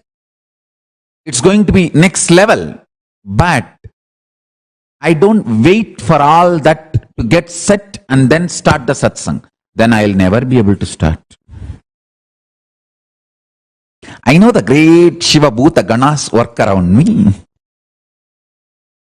I just start the dance by its intensity. Perfection to perfection to perfection to perfection manifests. Not imperfection to perfection, no. Perfection to perfection to perfection to perfection to perfection to perfection manifests. Listen carefully. Always be like Nataraja doing Ananda Tandava, not bothered about one anklet falling.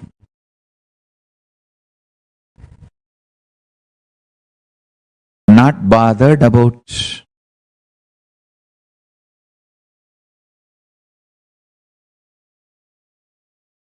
some musical instruments less. Let Ananda be your fuel.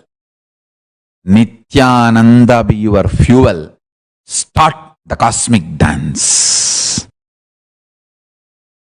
Start the cosmic dance. Start the cosmic dance. I tell you,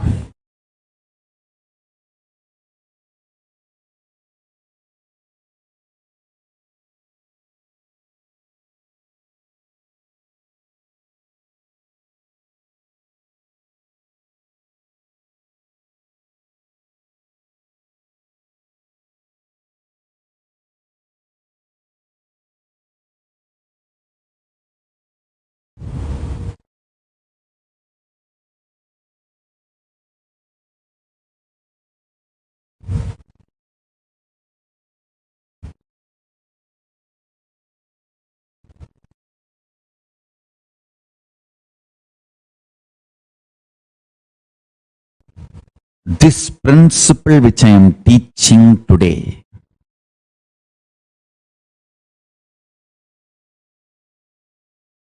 always manifest ultimate. Don't feel stuck, but know it very clearly, it is not final.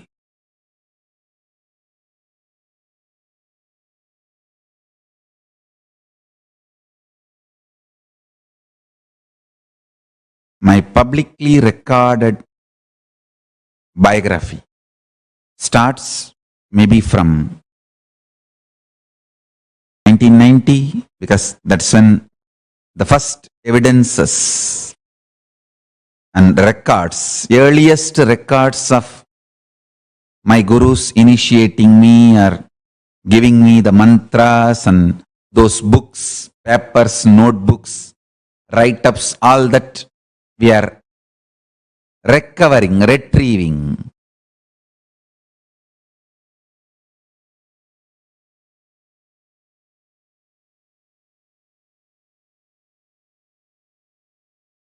Earliest recorded public life.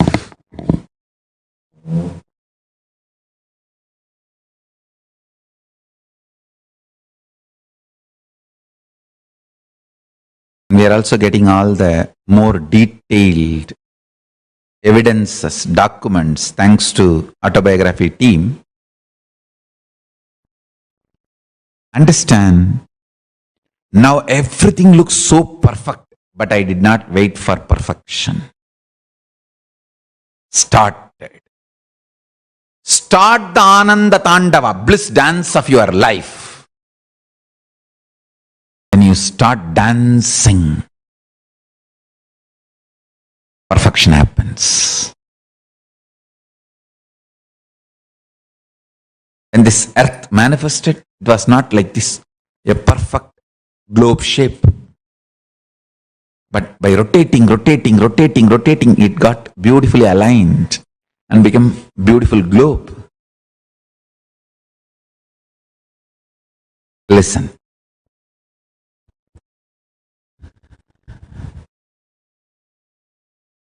When I look back into my life, how Arunagiri Yogeshwara has installed this powerful cognition into my system.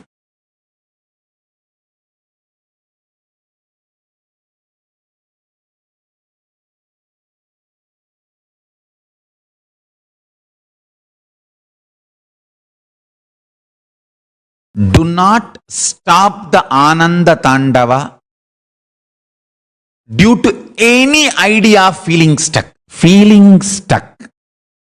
If it does not stop your Ananda Tandava, it is only feeling stuck. If it stops your Ananda Tandava, you are stuck. This is the essence of today's satsang. Listen. Feeling stuck. If does not stop your Ananda Tandava, it is only feeling stuck. If it stops your Ananda Tandava, you are stuck. Don't stop Ananda Tandava, the cosmic life. Whether your actions to manifest the state of Paramashiva, space of Paramashiva, powers of Paramashiva, being of Paramashiva, superconsciousness of Paramashiva, KAILASA of Paramashiva, whether your actions to manifest health, wealth, beautiful relationships, career, success, enlightenment, mental health, happiness, whatever you think as your cosmic dance. Go on, go on, go on. Continue the dance. If you are feeling stuck, intensify the dance. That feeling stuck will disappear. If you stop the dance, slow down the dance, and feeling stuck will become stuck. Dangerous. Feeling stuck is delusion. Stuck is death.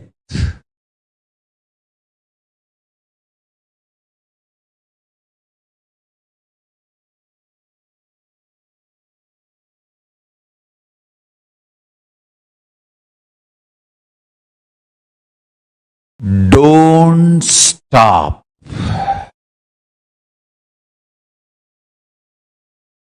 Let Nithyananda be the source of your life and be highly active. You will become life positive, and all the perfectionism of Paramashiva will manifest through you. Understand the epistemology of Paramashiva Jnana. Epistemology is a branch of philosophy that investigates the origin, nature, methods, and limits of human knowledge. Feeling stuck is the worst thing binary logic does to you.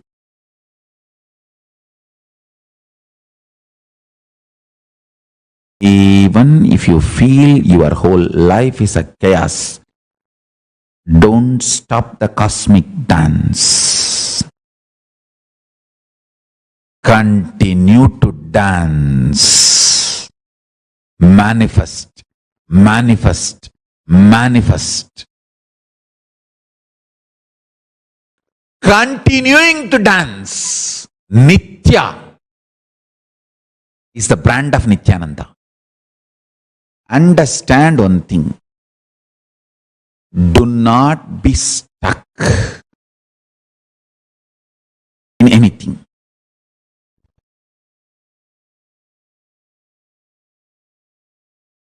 Nothing is a bad decision in your life other than being stuck. Being stuck is only delusion, only trobhava, only negativity.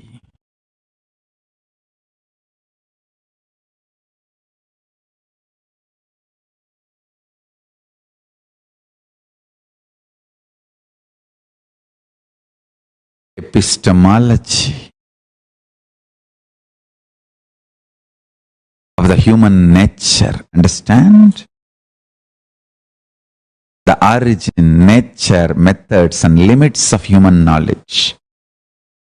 I am teaching you the epistemology of Paramashivam Jnana. Essence of epistemology of Paramashivam Jnana. Be like Nataraja. Continue dancing.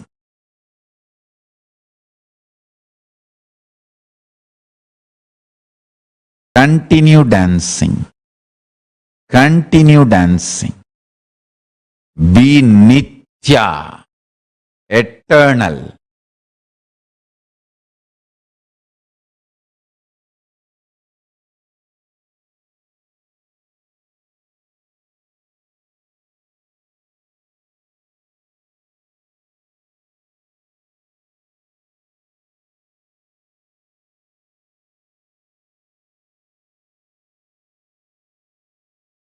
Nothing is wrong decision if your whole life is seen together other than feeling stuck or being stuck.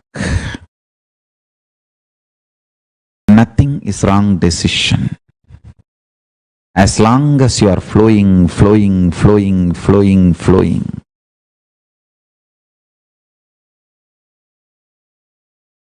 Nothing is a wrong decision. As long as you are flowing, flowing, flowing.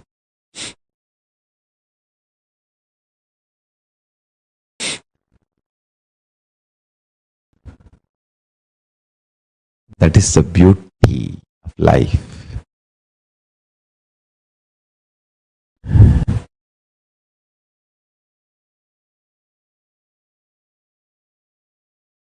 Paramashiva assumes form at many times, comes to earth for various reasons, and even goes and stays inside the civilization, inside the earth.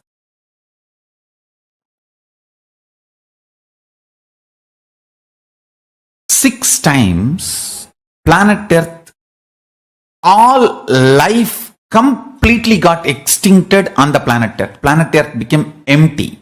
No life. 6 times this has happened from the time Earth is formed.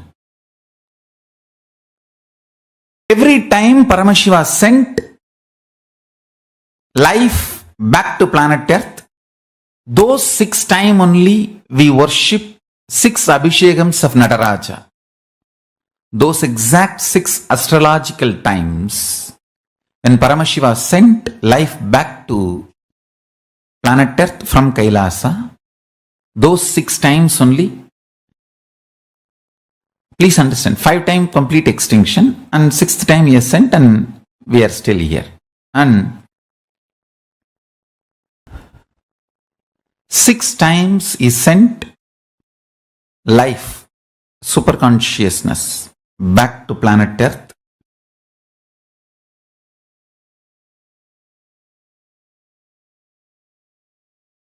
Whatever level it is, prayer is the most powerful, ultimate way of connecting with Paramashiva.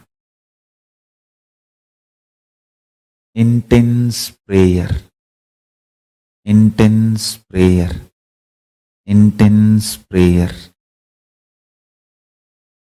intense prayer. Connect with Paramashiva. Day, great day. Nataraja's first Abhishekam. So in all the Kailasas, Puja, Abhishekam, Arati to Nataraja is getting done. Nivedyams are offered.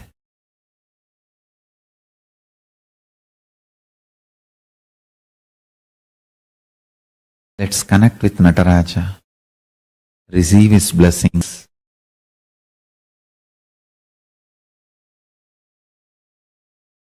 So nice to have wonderful Nataraja Abhishekam, Nataraja's Puja.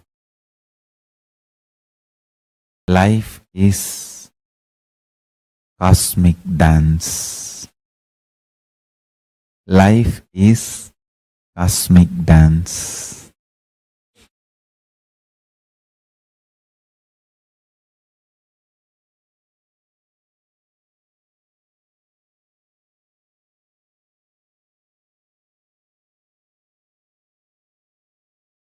Nothing compared to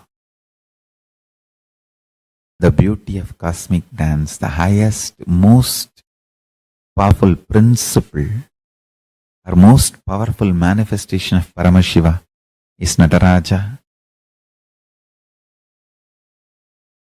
Literally doing Panchakritya with bliss. Let's meditate on that arm. Nataraja. Connect with Nataraja. Paramashiva himself in the form of Nataraja. Let's connect. This is the boon for all my disciples. You will experience Nataraja now. First, let us connect with him. Nataraja is real. He is the cosmic dance. And he is the cosmos.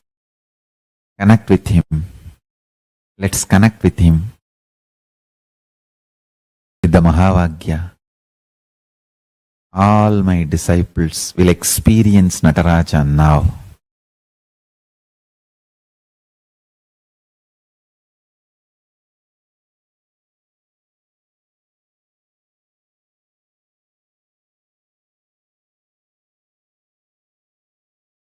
So beautifully, Swamiji explained to us and gave us such an amazing boon, no matter what. Even if you're feeling stuck, do not stop your cosmic dance. The Ananda Tandava of Nataraja, Paramashiva. What did each of you understand from this? See, let's understand a little more on how Bhagavān Nataraja looks, what he signifies, what he stands for. May I request all the participants to intensely listen.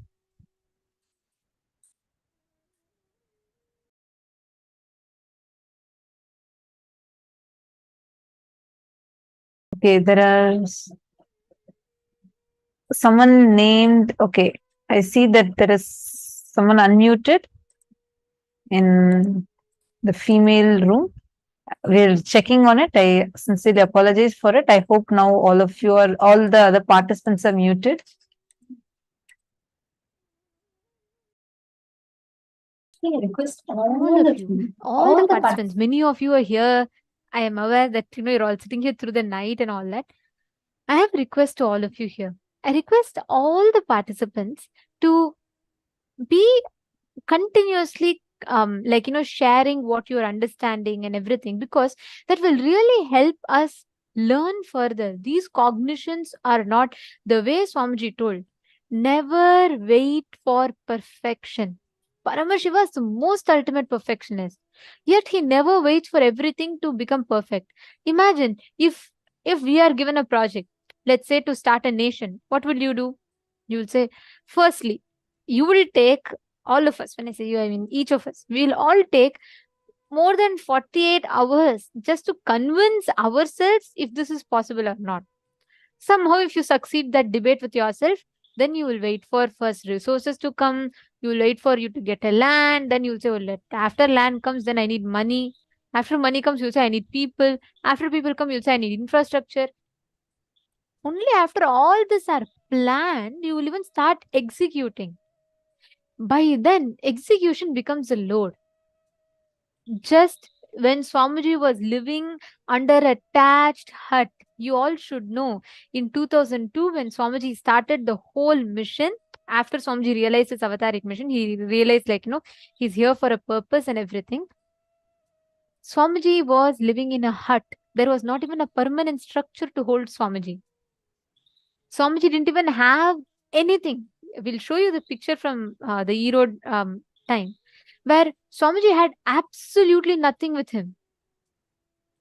But at that time, when Swamiji didn't even have a permanent roof over his head, when devotees asked what Swamiji wants to do, Swamiji said, I want to create a nation. From that moment till now, never once Swamiji gave up. That time Swamiji did not say, hey, come on, I don't even have enough people around me. There was no money. Swamiji didn't even have a permanent house. When I say house, I mean an adinam. He didn't even have a proper roof. It was just 3 thatched hut and at the banks of the river Kaveri. And it was so simple. There was no permanent structure. At that time, Swamiji was so clear with his vision. He said, I want to build a nation. Imagine never waiting for perfection, just a boy in his 20s with such a staunch vision. And Swamiji just made it happen. Every time you get stuck in life, getting stuck in life is a sin. Getting stuck in life is a karma. That is why Swamiji tells, karma is nothing but the thought current that makes you feel stuck. Just if you break free from this one thought pattern that makes you feel stuck again and again, you'll have such a liberation. Feeling stuck is the only sin in life. Actually, you all should know this. The moment you hear, the moment you cognize this one truth, you will suddenly see that the whole life will be so smooth, the way life manifests for you. You go on doing. That's why Krishna tells in Bhagavad Gita, right? He tells, Karmanye vadikaraste mapaleshu kadachanaha. He tells, just go on doing your action. Leave the results to the divine. If we constantly wait for perfection, you will be waiting. There's a very funny story that I remember Swamiji always tell. There was one old man, okay, he's almost in his 90s. He is sitting by the beach and he's just looking at, every woman that is crossing by. So the friend is very curious and he asks, what are you doing? He says, I'm waiting for a perfect woman. Then he's saying, I'm sitting on the beach, I'm waiting. He asks, waiting for whom? He says, a perfect woman. He says, what? Perfect woman? And the last so many years you didn't get it? He said, no, I got one. Then what happened? The friend asked. He said, she was searching for a perfect man. We all will forever be looking for perfection outside, which will never happen. Row your boat as you build your ship. Whatever that you are doing, never be stuck for perfection. Life doesn't happen that way. By the law of life, it does not happen by what is your idea of perfection and not. The law of life is it flows with how life functions, how life exists.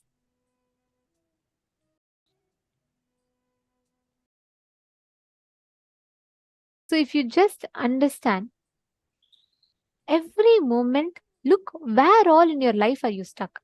What are the cognitions that you are stuck? See, Nataraja, actually you all can see this form.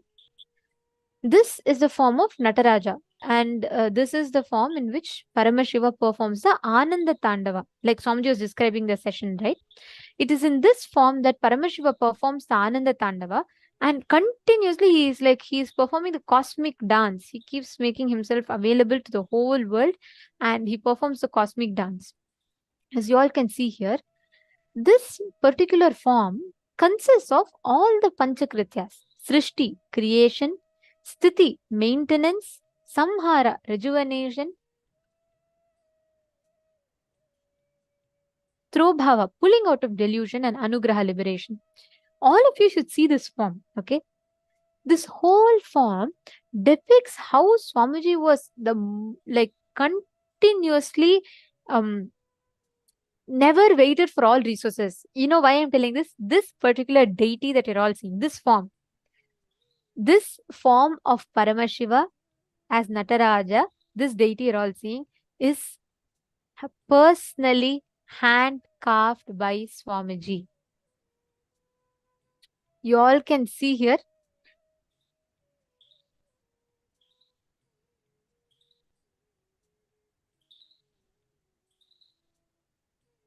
Actually, this is called the Chidambaram of the West, Nithyanandeshwara Hindu Temple, Seattle, USA. And it was inaugurated on 24th February 2008 by the Supreme Pontiff of Hinduism.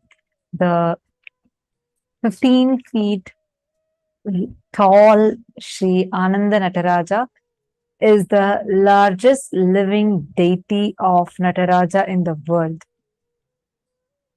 Swamiji blessed this temple, saying, since the skies are always celebrating, let this temple radiate Akasha, the ether energy, and bless this Nataraja. This is in Seattle. The Bhagavān Nataraja deity is personally carved by Swamiji himself. Yeah, Swamiji was chanting the mantras and carving the deity. The deity actually, when Swamiji used to carve the deities, like literally whole time, full night Swamiji will sit. Like how Swamiji shares, I'll sit the whole night and carve in Biddi. And the workers, they have to support me, like they help me by turning the deity, and it's too big. Sometimes you have to turn to do the side shaping of the face, side shaping of the body. So the workers have to be there supporting me and helping me. Understand, Swamiji himself personally used to sit and he used to carve the deity. This Nataraja fully is hand carved by Swamiji. And this is after starting the mission. This is after starting the public life. This is like in 2004. Swamiji himself used to go to the place where the workers are sitting and carving. Swamiji will go sit amongst them. And he would take, it will become very late in the night. And Swamiji will have 2 idlis. That's all.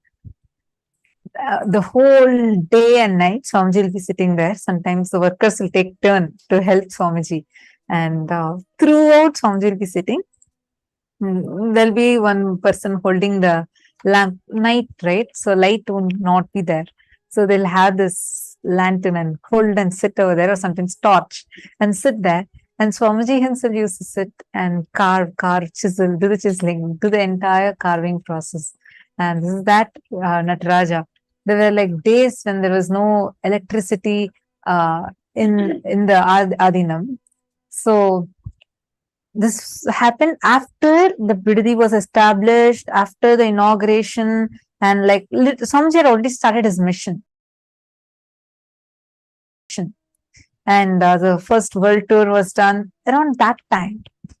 So there was no there was no electricity, but that time it was still a starting struggle period, right? Like there was no electricity at that time. So they used to have this lanterns and lamp torch and launder lamp. So in the launder lamp, Swamiji will keep a paper, the original Dhyana Shloka, the exact agamic description, how Bhagavān Nataraja is described.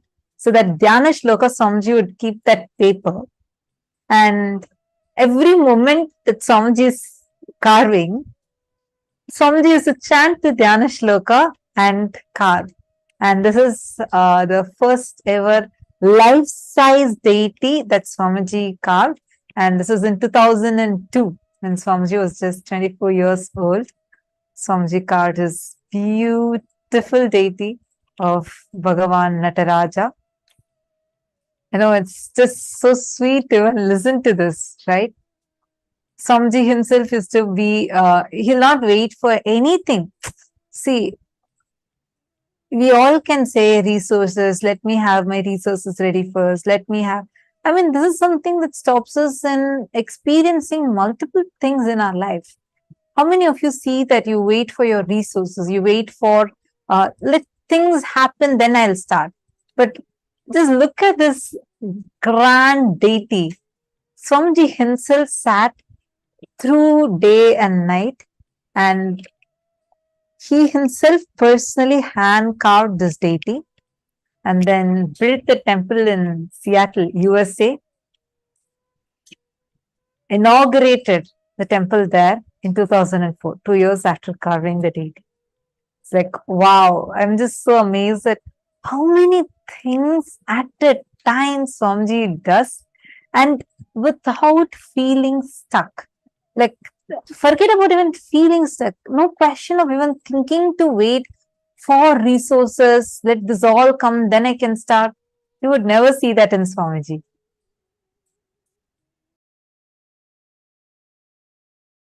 Understand?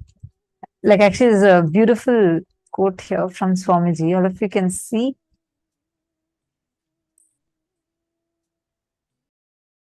Swamiji says, understand, now everything looks so perfect, but I did not wait for perfection. I started.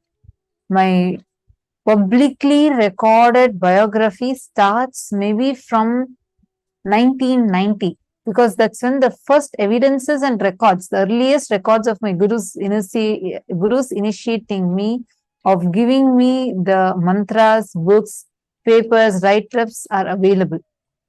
Start the Ananda Tandava, bliss dance of your life. When you start dancing, perfection happens.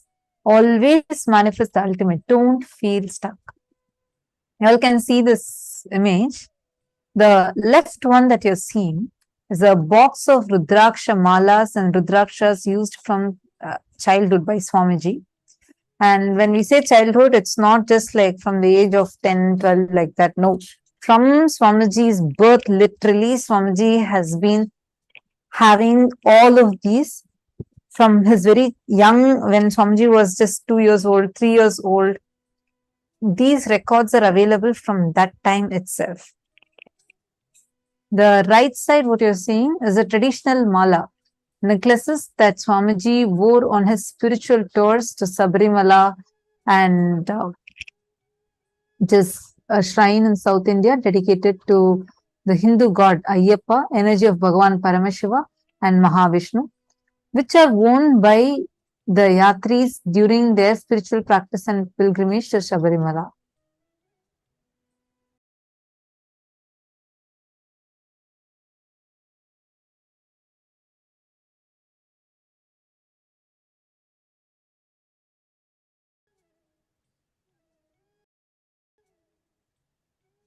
And here we all can see how Swamiji, these are the different deities that Swamiji himself used to worship. Actually, you all should know, every bit of KAILASA, what you see as KAILASA, was started by Swamiji at his young age. This deity collection you all see, right? The deity collection that you all see here, right? This is exactly what stands today as the largest collection of deities in the world. Imagine for one person to achieve one task in their life. Like, for example, let's say a person who's dedicated his whole life for building the largest library, or a person could dedicate his whole life for building a temple, a grand scale temple. But Swamiji single-handedly built a whole. Look at Swamiji. If you just have to describe Swamiji, right? You will say he's a great, amazing, speaker. The way Swamiji speaks, like millions of people have walked out of their depression and things just by listening to satsangs. And the way Swamiji has achieved Guinness World Records in conducting the largest Shivastamba yoga and Kundalini Rajju yoga, which means reviving these two sections and reviving the whole yoga in a very unique manner. Next, Swamiji has established the world's largest Hindu library. Swamiji has established the world's largest Hindu university. Swamiji has the record of the most number of songs composed on a single person. Swamiji has the record for the most number of festivals celebrated in a year in a temple. Swamiji has the record for the most number of the books written by a single author. Imagine, just each of this one aspect can be one person's whole life's achievement. And here Swamiji's even not even half of the life is done. Like Swamiji's just 40s. And already Swamiji's established so much. How is it possible? And tell me, have any of you ever seen Swamiji with stress? Have any of you? Many of you here have known Swamiji for a long time, correct? And many of you here have had the blessing of meeting Swamiji physically also. I see a wide smile on many people's faces. Have any of you ever seen Swamiji getting stressed? Have any of you ever noticed Swamiji say, "Oh God, there's so much to do"? Taking it as a burden. Ma Premakaran is saying most number of enlightened beings he has contributed also, right? Yes. I think the most number of consciously awakened beings Swamiji is only gifted to planet Earth. And not just that, like in every aspect, every project that Swamiji has started, always Swamiji has some or the other record. Like he keeps breaking records. If you see, whether a single, just this KAILASA, whether it's an Annadan, whether it is in Jnanadan, means whether it is giving the knowledge, Swamiji is the only person who has written commentary on all the major scriptures of Hinduism. 108 Upanishads, Bhagavad Gita, Shiva Sutras, Patanjali Yoga Sutras, Jain Sutras, and Ashtavakra Gita, Guru Gita, like this, all the major scriptures of Hinduism, including the Shat Darshanas, Advaita, everything. It is only Swamiji who has given commentary on all of these. There are great incarnations, enlightened masters, who have given commentary on few. They might have given commentary on Brahma Sutras, but not Patanjali Yoga Sutras and Upanishads. Or some might have spoken about Upanishads, but not on Bhagavad Gita and not on Shiva Sutras. Like this, there are various enlightened masters who have done commentary, whose commentaries are like, they are great. They have given so many commentaries on all of these. But no one has ever given commentary on all the scriptures, all the major scriptures of Hinduism. It is only Swamiji. And Swamiji has the largest Rudraksha collection. Swamiji has the largest palm leaf scriptures collection. Largest number of Brahmotsavam celebrated in 1 year. Oh my God, like anything Swamiji starts, he started all of these when he was just 2 years, 3 years old, like a baby. He started at that time. And now everything is breaking world records. See, so many, every one of you, just see Swamiji's life. This is not just to see, one is Swamiji is doing so much That is one. Second, Swamiji showing by example what you, me, all of us can do. Like, imagine, I'll just give you all an example. Most of the time, by the time we reach a certain age, we say retirement. That's all, over. We can't do more than this. But look, Swamiji makes so many of us, even I have seen so many people who, even after a certain age, where typically people retire, they still actively participate in the Sangha, take up so much of responsibility, and they're all actively doing. And I've never seen them, not have energy. Like, for example, Ma Virupaksha, all the programs that I have conducted so far, every single program I've seen her sit and do the French translation. And not a single day I've seen her get tired. And even before, from the time I met Swamiji the first ever time in 2013 till now, I've seen Ma Virupaksha sitting and doing the translation of every single satsang. And I wonder, it is only around Swamiji that people gain so much of energy. Their age never becomes a barrier. There is no limitation whatsoever. And people just go on expressing their peak potential. Swamiji tells, when you realize, when you are a being who's living life to your fullest, everyone around you will also be living life to their fullest. The moment you awaken yourself to that ultimate responsibility, life has to awaken others around you to their ultimate responsibility. This is the biggest thing we all need to learn from Swamiji. The way Swamiji carries out the whole thing. I saw one comment, one of the participants saying that they had met Swamiji when Swamiji traveled to France.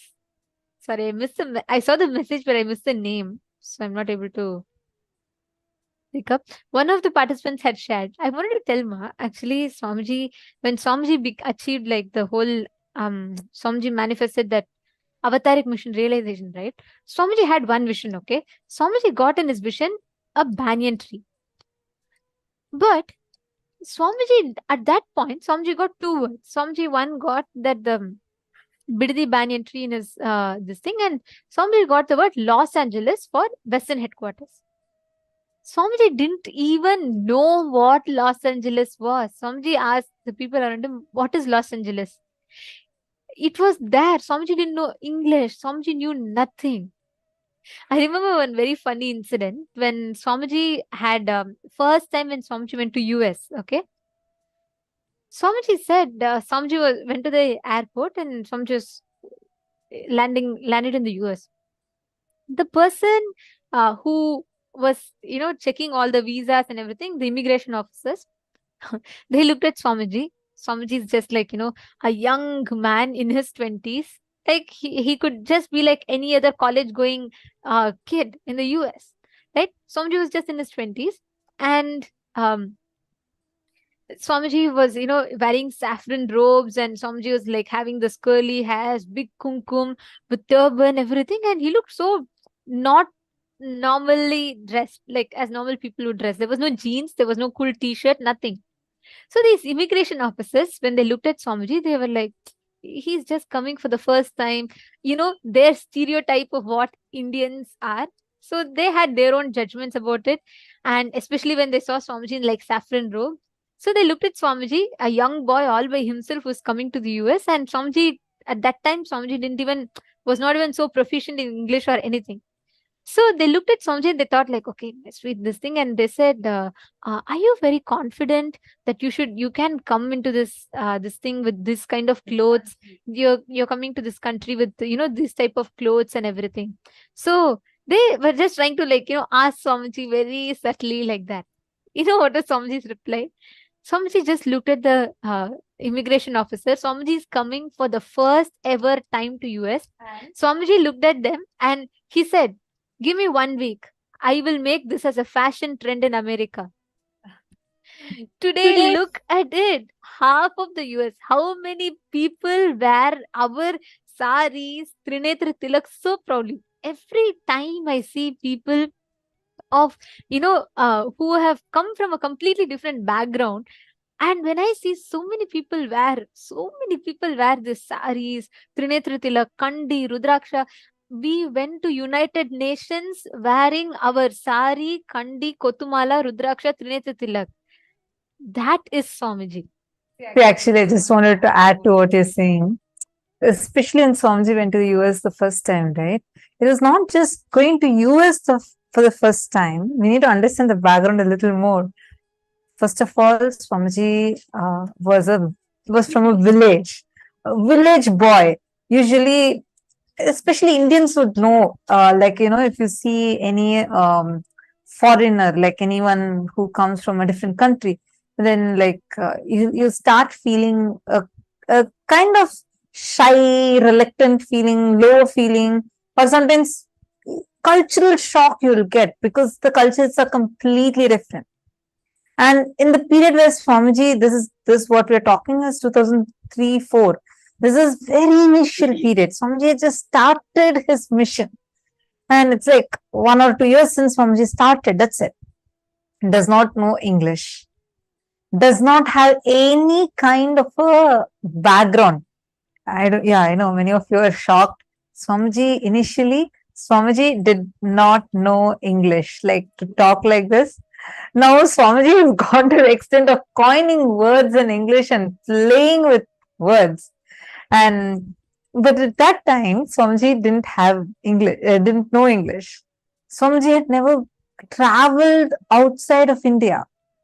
So this is like first time in all of these, have anybody in that position would be feeling so reluctant or like low or kind of like a cultural shock or shy feeling. Swamiji was out there. When an immigration officer asks this question, challenge is saying, give me a week, I'll make this as a trend in America. Now we can see so many of us so coolly wearing Rudrakshas, wearing Trinetra Tilak, and everyone wants to wear his traditional clothes. But like, this is how Swamiji started. Like in every aspect, you would see there will be nothing that can stop Swamiji. And I'll feel many times whenever I see this word unstoppable, I'll feel like that's Swamiji, like literally. Yes, the way how Swamiji is, it's just like, wow. All right. So now this is what all of us need to start living in our lives. Live this Ananda Tandava of Nataraja, Paramashiva in your life. Do not feel stuck in life. Do not deny your possibility by you feeling stuck in life. That's the key. What matters, right, is that you not feeling stuck. Look back in your life. See, where all were you stuck? Levaya, you asked about what Swamiji said about karma. Karma is nothing but you getting stuck. That is the karma in life. Stop being stuck. See, sometimes what we do, we say, all right, I can't do it perfectly, I'll just do what I know, that's all done. That is also wrong. You see, being in status quo, waiting for suddenly somewhere everything to become perfect someday and you waiting for it is also wrong. Both are not the right ways. Doing simultaneously as you do become perfect is the way that Swamiji has told.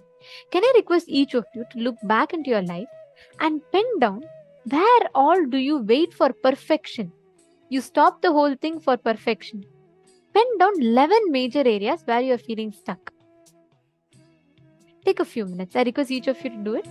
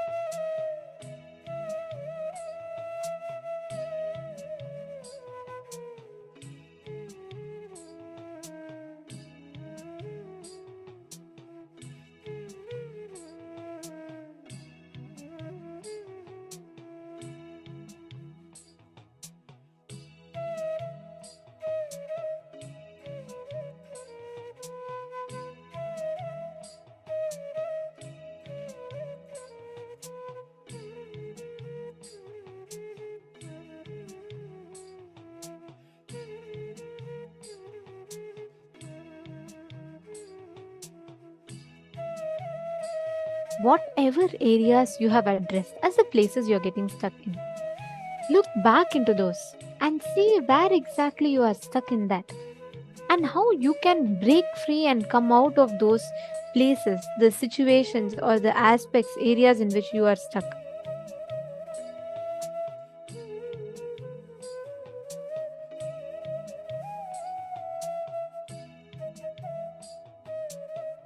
Now, I request each of you, in all the areas that you have penned down, decide consciously to come out of that feeling stuck pattern.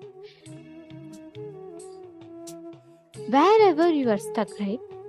Pen down how you're going to take up more, expand more, to break through from that area where you're stuck. See, understand.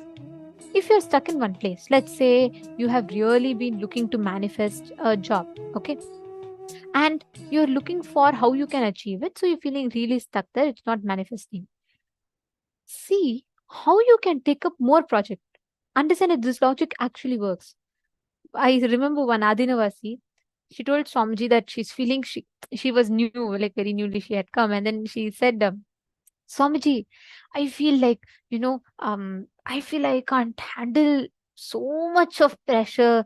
And she was saying that in one of the meetings, I remember she was saying that I always get stressed even outside when I used to work. I can't handle anything in work. I can't handle being asked something. And I'm so overwhelmed, Swamiji. So whenever I have to do even smallest things, I get so overwhelmed. I don't know how to break it. Like that for like a long time, she was like telling Swamiji her issues. Swamiji patiently listened to it. Swamiji told, okay, the solution for you is take 10 more projects, finish it in this short time. And Swamiji gave a very short timeline for it. Everyone was shocked. People are like laughing. And she was like, she didn't even expect such an answer. Then Swamiji asked, okay, logically, all will think I would have told her, okay, let's reduce, don't feel stressed, don't feel loaded. Swamiji said, only the society, which is the Swamiji, like in a very strong way, Swamiji said only people who are mentally not matured, like Swamiji said only those people give these kind of solutions. The simple solution is expand. Swamiji said, you told you're not able to, then demand the expansion from yourself. Swamiji said that every one of us have the ability to expand their individual capabilities. When Swamiji gave that statement to that person, just in a very short span of time, she started like heading a huge department. She started heading the whole Annamandir. She started heading the whole, serving of Annadan and doing so many things. That time Swamiji explained how every time you expect the binary society based limited logic thinking, okay, take break, it's okay if you can't handle. No. If you're stuck in one place, take 10 more projects and expand. That is how life functions. That's a law of life. And that's the exact same thing that we all need to do. Wherever you're stuck, decide that. Now, let's enter into the next session where we understand Akasha Tattva, the words.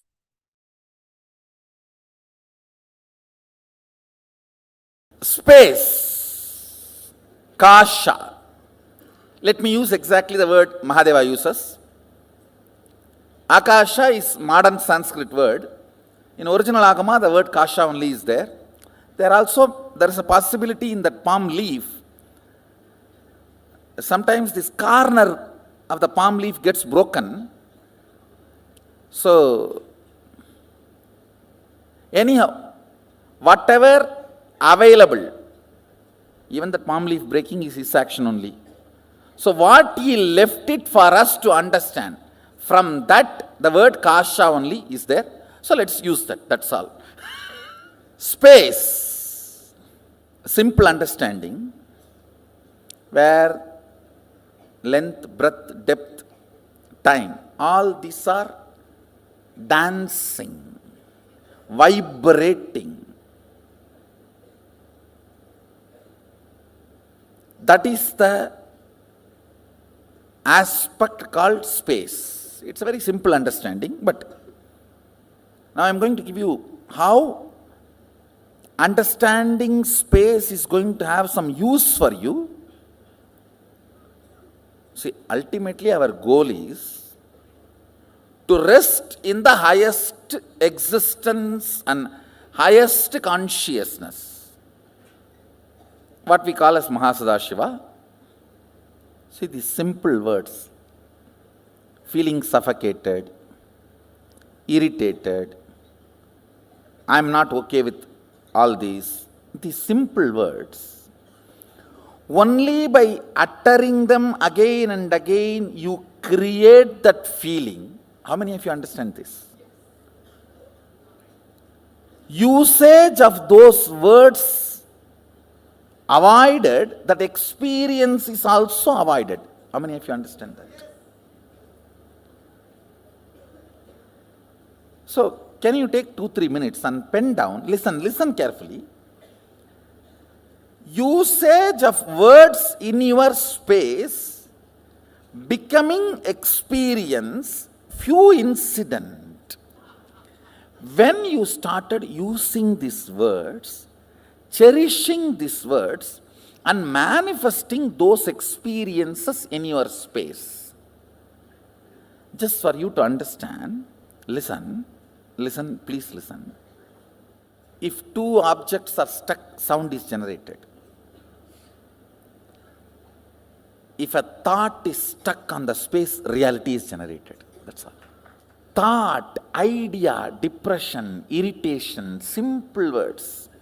How you teach to these teenager kids, how they pick up between when you guys are fighting, I cannot tolerate this, I can't digest this, hell with it, better to die than living like this. All these words, they pick up while both of you fight. And when they use that word on their space, they generate that as an experience. You yourself have done this crime against you. First time when you did this crime, try to remember and pen down. See, where you could have avoided the word and avoided the experience, that is called freedom. You chose the word and chose the experience. After that, even if you don't choose the word, experience does not leave you, that's called marriage. Bondage. Understand? See, first few times when you use the word, I am irritated, I am agitated, I can't tolerate this, I can't put up with this, better to die than living like this life, hell with you, all these phrases, there is a tons. All these Jerry Springer shows phrases. All these words, listen, when you are using first time and manifesting them as reality, you had a choice not to use them and manifest those experiences and reality. How many of you understand that? So, but after continuous usage, and those experiences produced, when that become your normalcy, that is what, I can't understand this word normalcy. What is common? What is normal? Most abnormal thing is normal. Most stupid things are common. Sometimes people question me, why our kids are taught so much of importance for the language is given. Our balasans are not supposed to even utter the word no, not, all that. Avoid knowing. So much importance is given for their language, because when the language is stuck in the inner space, the reality is generated. Understand the Damaru of Mahadeva, dancing in the space of Chidambara, generates the cosmos. So the language we use inside is the Damaru of Mahadeva.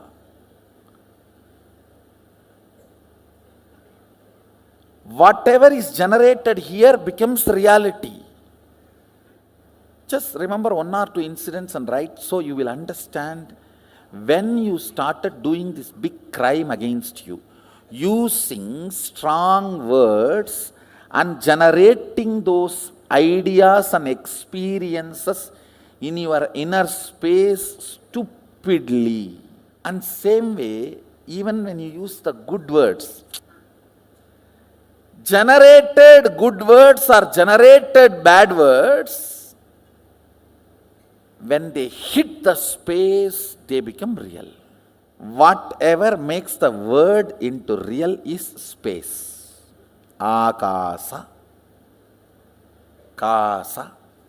You are an adult. You can choose your words. Try to write both experiences so you understand how initially the word you generate in your space manifests reality. These three words. Taharakasha, Chidakasha, or Katakasha, or Mahakasha. This has two words, Chidakasha and Katakasha, both. Why I am using both words, If you don't manifest what you want as a reality in your space, it is called Katakasha. If you manifest your life as you want, it is called Chidakasha. The state, space where you live. The state. Space where you operate. As of now, all of you are operating in this Nithyananda Sabha. Am I right? So this is called Katakasha. If you don't manifest what you want as reality.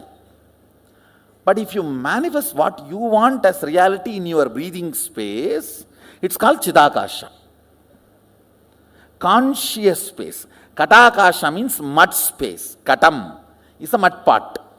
The space inside the mud pot has no use. The mud pot has any use of the space inside?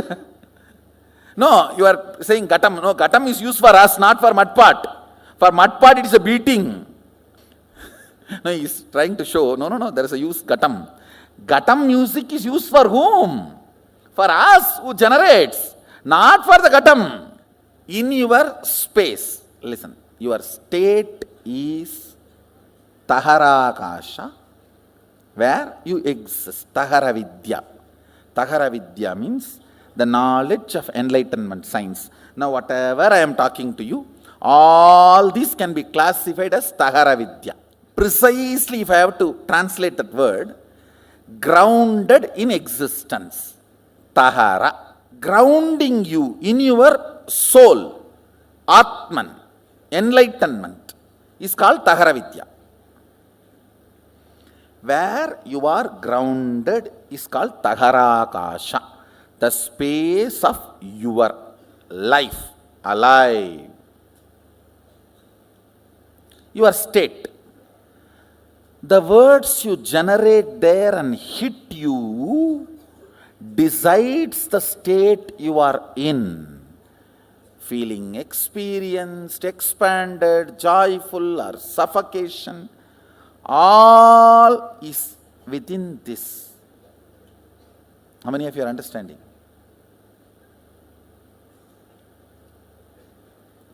Having the whole world open for you and feeling imprisoned can be there.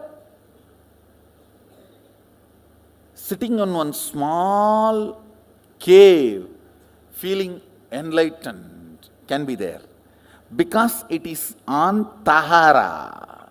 There are many great sadhus lived in a small cave of remote Himalayas, lived such an ecstatic, glorious space.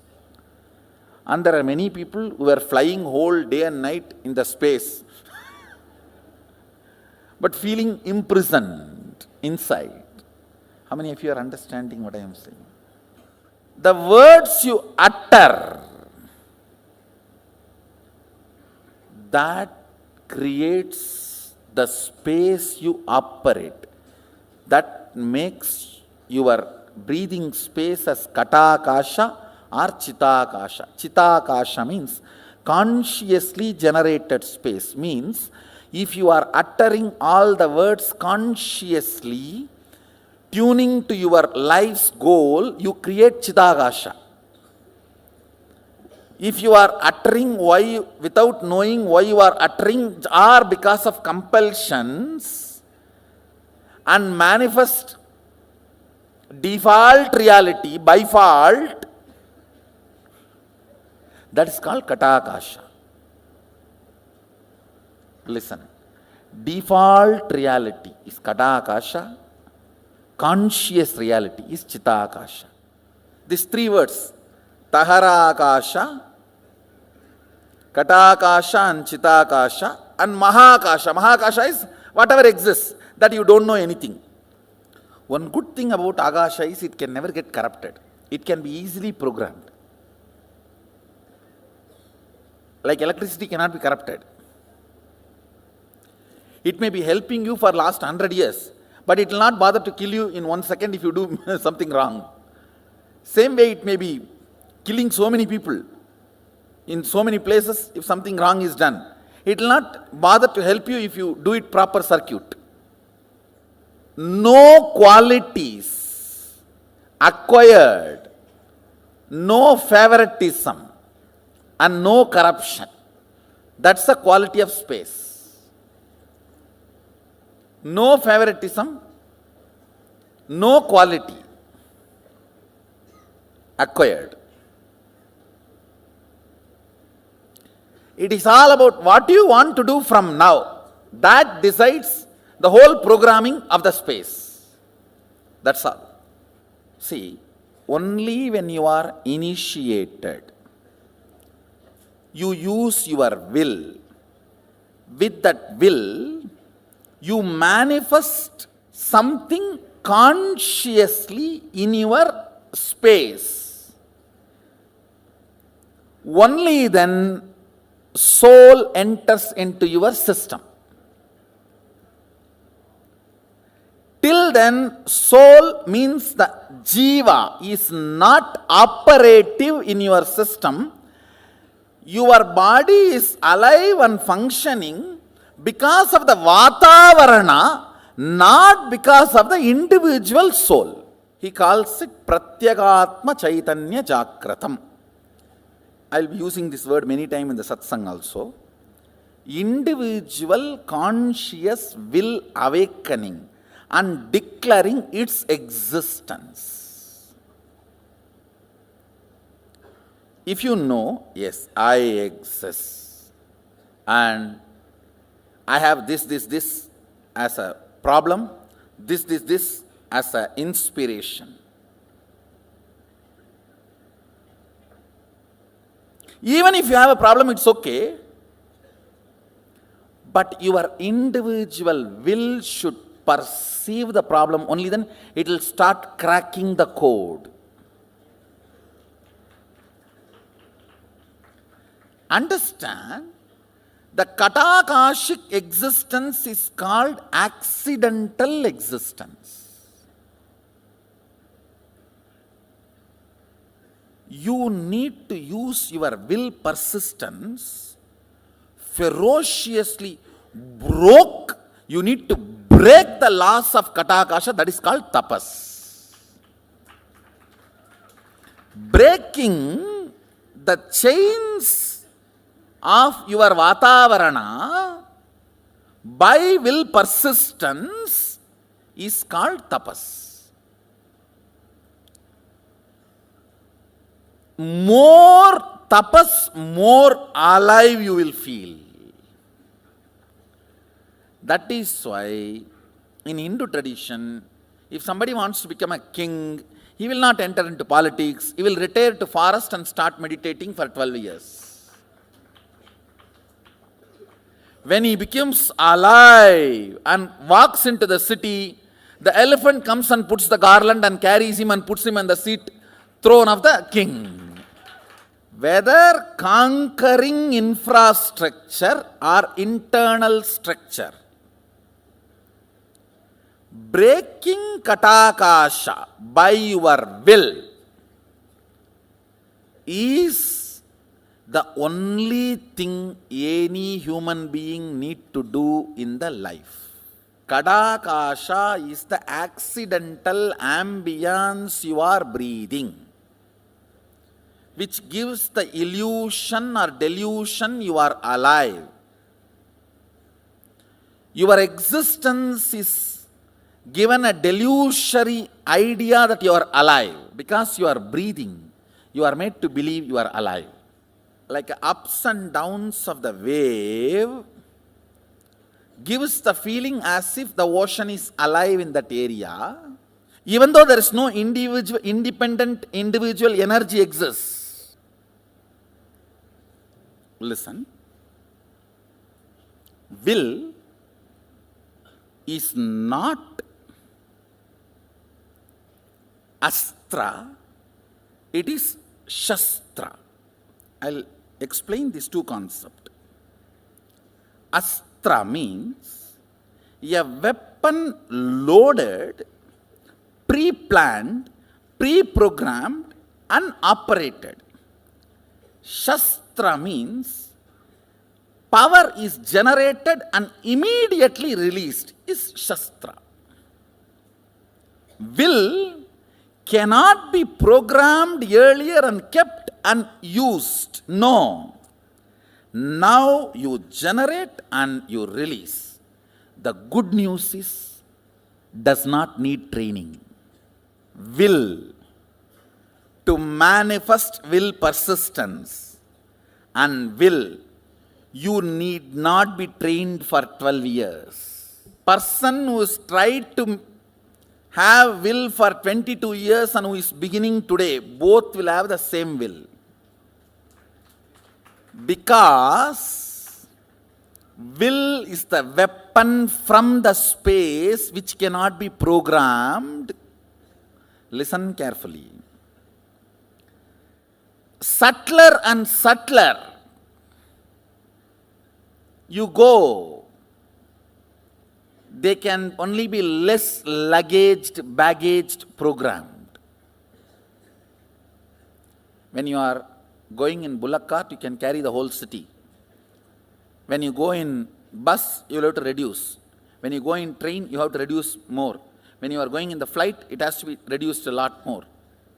If it is jet, you can only carry pills. The subtler and subtler you go, baggage, the past patterns, compilations, judgments, concepts are not allowed.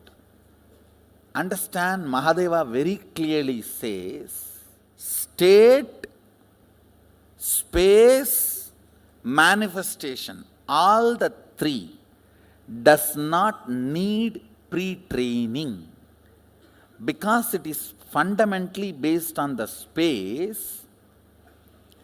Will power, will persistence is enough. Means you deciding now, from now what I want to do only matters. Till now what I have done does not matter. Understand, past, the good news I have for you. Past is irrelevant when you are working with the space, Akasha. Present is too relevant when you are working with Akasha. Clear?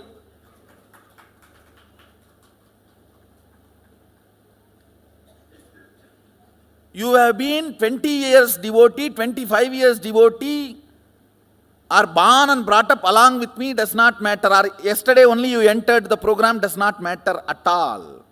From this moment, what do you want to do matters.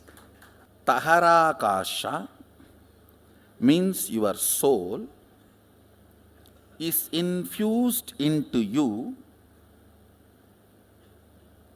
in the form of Shaktipada as a will. Will means experience, I exist larger than what I was feeling as me till before the initiation. How many of you are catching what I am saying? How many of you feel, listen carefully, after the initiation and power manifestation, even the way you feel you is much larger. That only manifests into Katakasha and makes it into Chidakasha.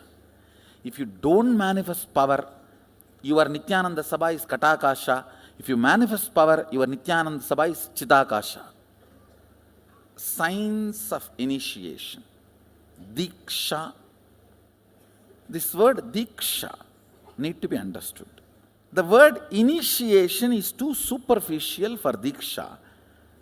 If I have to translate exactly the word Diksha into English, breathing life, infusing life, the frequency of your will existence raised to the level of frequency of will persistence to become the realization of will, reality, realization. Understand? Tahara Akasha, breathed, Guru breathes life into Tahara Akasha. With that you start that will persistence. With the will persistence you start manifesting. Not only powers, even the life as you want. Kata Akasha becomes Chita Akasha.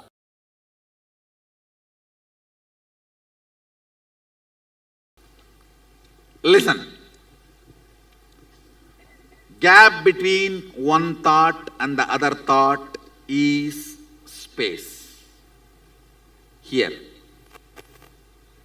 Gap between one Big Bang, another black hole is space here.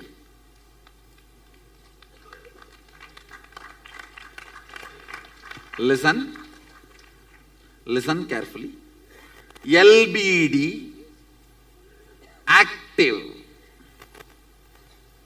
LBD, active, on the space generates time. Anything gets active on the space generates time. Space is the canvas on which all these four exist.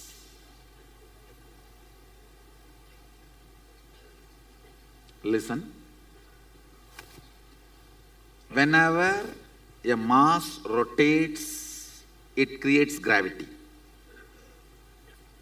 Whenever LBD gets active, it generates time. Where all four exist is space. Because you have space inside, you are able to perceive everything. Because there is a space in the cosmos, all the generation, maintenance, destruction, delusion, liberation happens. The space here, Chidakasa, perceives everything. Space here, Parakasha, allows everything to happen.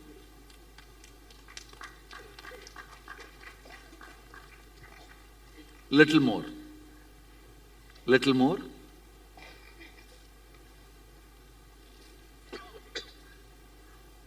Eyes receive information, digitize it, I should call bio-digitizing. Sense it, it hits at one space and the response comes back. For example, you see the snake, response of let's run away or beat. The spot where this information hits and the response comes back is called space, Akasha. The spot which responds to information is space. If the thought, the gap between one thought and the other thought is too little, you do not perceive the existence of space. If there's a more gap, you perceive the existence of space. It's like if you are taking 2000 files, quickly you have to come back. If you are taking only 2 fights, you can spend time with him. Ability to spend time with him is called luxury, Lakshmi.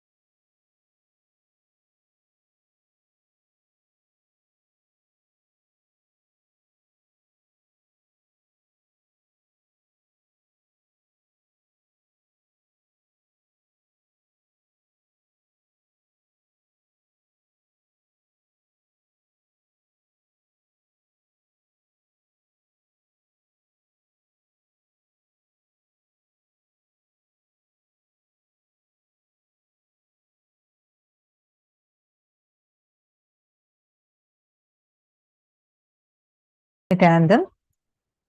Hope all of us understood about the science of Akasha Tattva, space. How does space actually work? I hope all of us understood that.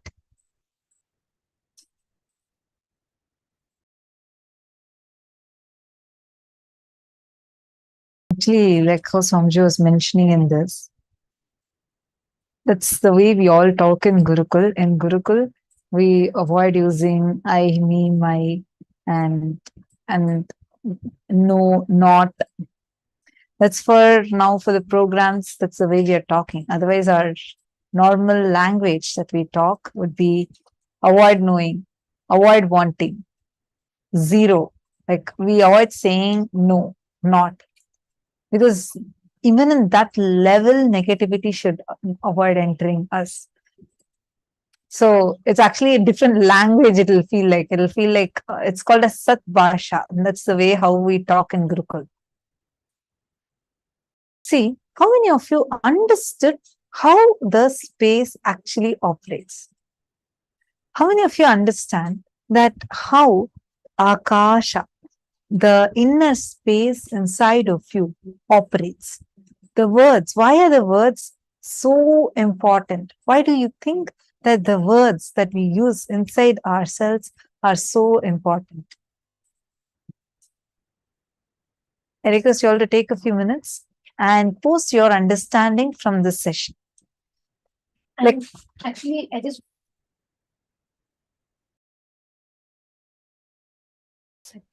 wanted to add one thing to it. Like Swamiji said, the way we constantly keep repeating, we make a certain experience a certain way to us. The more and more and more you keep repeating the same word, you create that experience to reflect that same in you.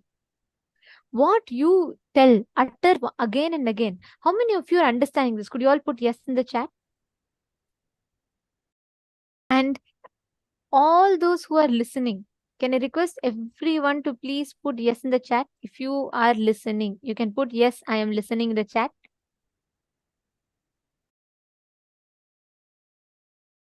Come on, can I please request each of you to post? How many of you are listening? Yes, okay, I see now. All right. See, if you notice, look back in your life, so many situations in life, just the word you utter, because of continuously uttering a certain word, you give that experience to yourself. There's a small story. Once in a small town, a sage visited the town. And as he passed by a small hut, a woman came to him running and begged him to pray for her critically ill child. And since the saint was very new to the town, a whole group gathered around him, and people are all curious to see what, will he be able to do anything? So the woman brought the sick child to him and he chanted the prayer over the child. Then suddenly from the crowd one noise came. Do you really think your prayer will help when the medicine itself has failed? After all, your prayer are just mere words, yelled a man from the crowd. The sage looked at the man and he said, You idiot, you have no idea what I'm doing. So just shut up and get out of here. The sage yells at the man. The man is shocked. He's like, how can a sage talk like this? And the man was furious. His face became hot and red. He looks at the sage and snaps back. How dare you speak to me like that? He fumed. The sage smiled calmly and responded, Well, if one word has the power to make you so furious, why can't another word have the power to heal this child? The saint asked with a smile. The man realizes and falls at the feet of that enlightened master. Understand, be careful what words you use, because what is the height of your anger and the depth of your guilt are one and the same. Understand, listen to this very carefully. The height of your anger and the depth of your guilt are one and the same. Swamiji tells anger is a double-edged. How much ever, like whatever is the height of the anger, the depth of the guilt will be the same. That's why after you hurt another person, that anger turns as guilt inwards. So many times we very casually utter words. We say, oh God, I can't bear with all this. Hell with it. All these words that you keep uttering. Many times we say, oh, just I want to go away from all of this. I just want to escape and get away from all of this and sit with myself. I can't bear all this. Then understand that is the experience you are giving. The more and more you utter that word, that becomes an experience. If you keep uttering a certain word, you will actually experience that as a reality. Every moment in word, life reflects that only as a reality to you. Many times I have noticed, whenever I carry a certain word, which will not even be my original experience, but I'll keep on repeating it so many times, and I'll end up having that as my incompletion. The words have power over you. What words you give, what words you utter towards a certain experience, how it will become. That's how the experience will be. Are you all catching it? How many of you have had this experience where you utter some word for a certain experience and then you end up having that as your experience in life?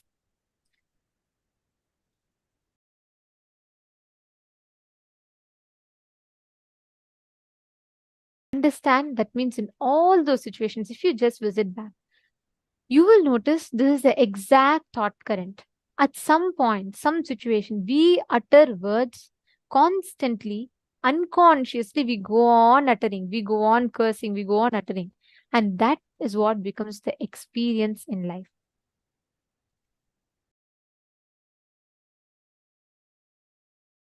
Every time we consciously create the experiences like this.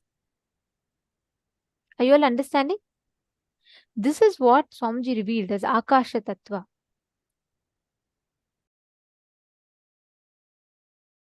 Our words, the moment we utter a word, two objects strike, sound is generated, right? Take your hands, clap. What's happening? Two objects strike each other, sound is generated. When thought hits the space, reality is generated. Understand, every thought you carry matters. Every thought you carry matters. You can impact, influence, change this space and change your reality by changing the space. You have that power. Okay, see a question. How does the cognition that words create our experience to the cognition that we create what we believe?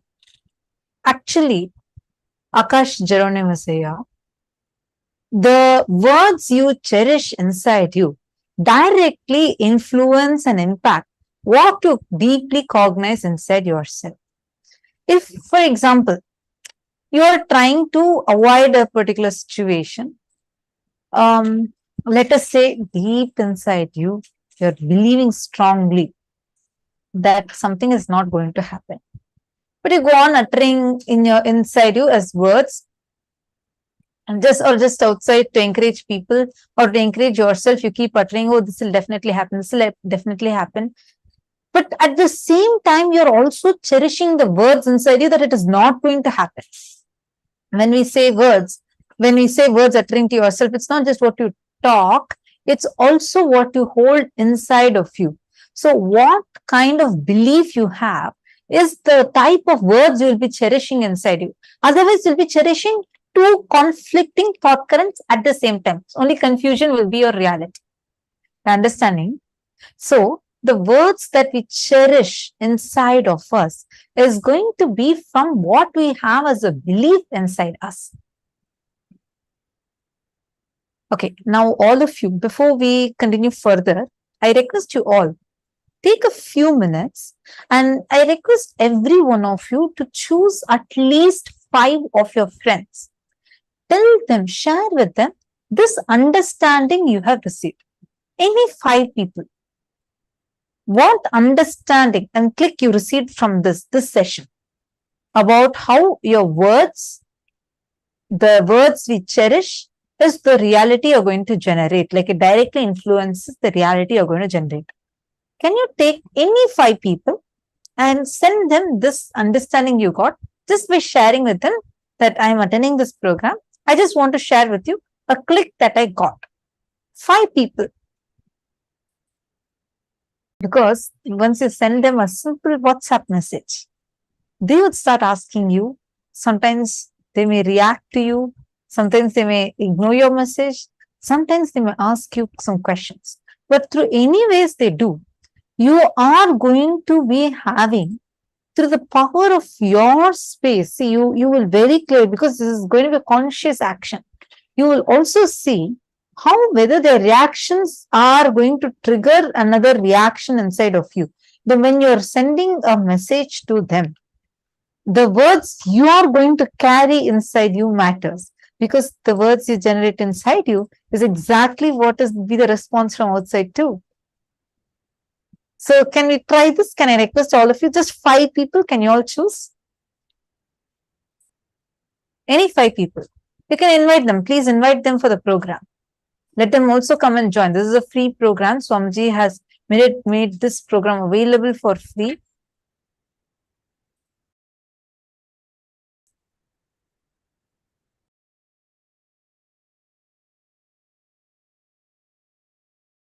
Akasha Tattva, Pavanaya, Akasha Tattva is not the same as the element of space as we know it. The Akasha, yes, that is also part of this. Vyoma is different.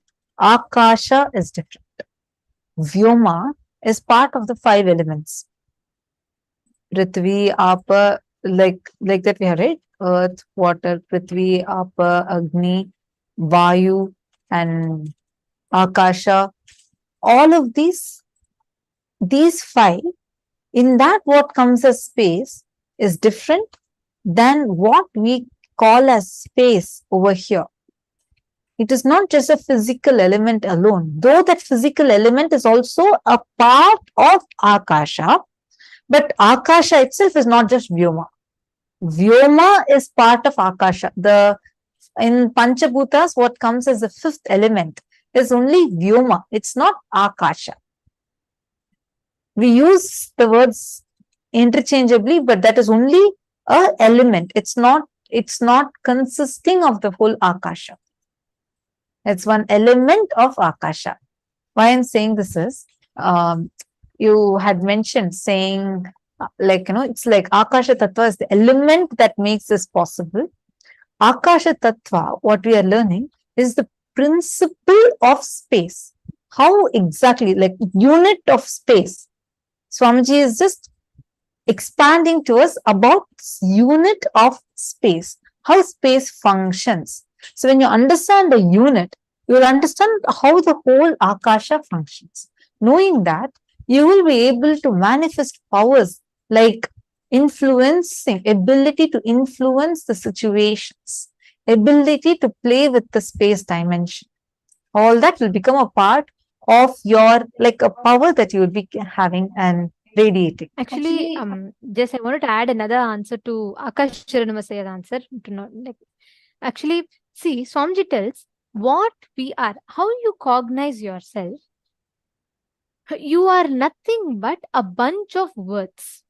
What words you cherish about yourself? All of us carry certain words about us. Good, bad, right, wrong is different, but we all carry certain words. We all think, we all have different words or way we cherish inside ourselves. Based on the words you cherish, you cognize you, and based on the words you cherish towards others cognize you the same way. There's a very beautiful story for this. Once King Akbar and his enlightened minister. Same story. Once King Akbar and his enlightened minister, they're walking, okay? And there's a sandalwood seller. So what happens? Suddenly, Akbar looks at this sandalwood seller and he tells Birbal, Birbal, you know what? The moment I look at him, I just feel like I have to hang him to death. I feel so furious towards him. I feel so much of hatred towards him. I don't know why. I don't know what is even happening. So Birbal patiently listens to it. They walk by. And about a week or two later, again Akbar comes. Akbar and Birbal is walking, and then again Akbar happens to see the same sandalwood seller. He looks at that man. He says, "Birbal, it's so strange, isn't it? This time I feel so happy. Like I feel like I just want to go give him a hug. I feel so much of love towards him. I don't know why." Then Birbal laughs and he tells that last time when Akbar had told this, Birbal actually went to inquire about that person. He went to find out. Then he found out that the sandalwood seller had his sales were very, very bad and low.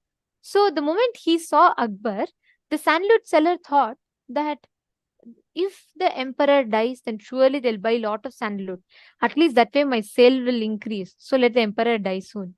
That thought had triggered the response of hatred from Akbar. After that, Birbal said, he went to him and for making some furnitures in the palace, he bought a lot of sandalwood from that sandalwood seller, which made him very wealthy and which made him very, his business very prosperous.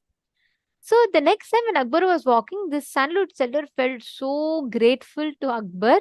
He felt so thankful to Akbar for buying things, and that is why Akbar felt so much of love back. Understand, your thoughts have the power. Your thoughts have the power. Your words becomes thoughts, thoughts becomes thought currents becomes actions, actions becomes life. Your words manifest as the reality around you. If you constantly keep saying, oh, life is inauspicious, things don't happen the way I want, then what will life tell? Life will say, Tathastu, so be it. If you keep saying, oh, I don't want this, life is so bad, hell with life, life will say, Tathastu. Constantly, life happens as per your declaration. This is a very important understanding to have. I request each of you to pen down 5 negative statements that you commonly use in your life. For example, you feel, I feel so suffocated. I can't handle so much in life. I feel, people are all they all dump things on me. Or I feel like this, I feel like that. Write down 5 negative statements that you commonly use, which started making you experience more and more negativity in that inner space, in your inner space. And pen down 5 positive statements that you use in your life, and experience of those statements have actually deepened since the first time you used the statement. For example, you would say, I feel very peaceful after doing puja. Whenever I do some seva for KAILASA, I feel so fulfilled. Write down negative and positive statements. Take a few minutes and pen down.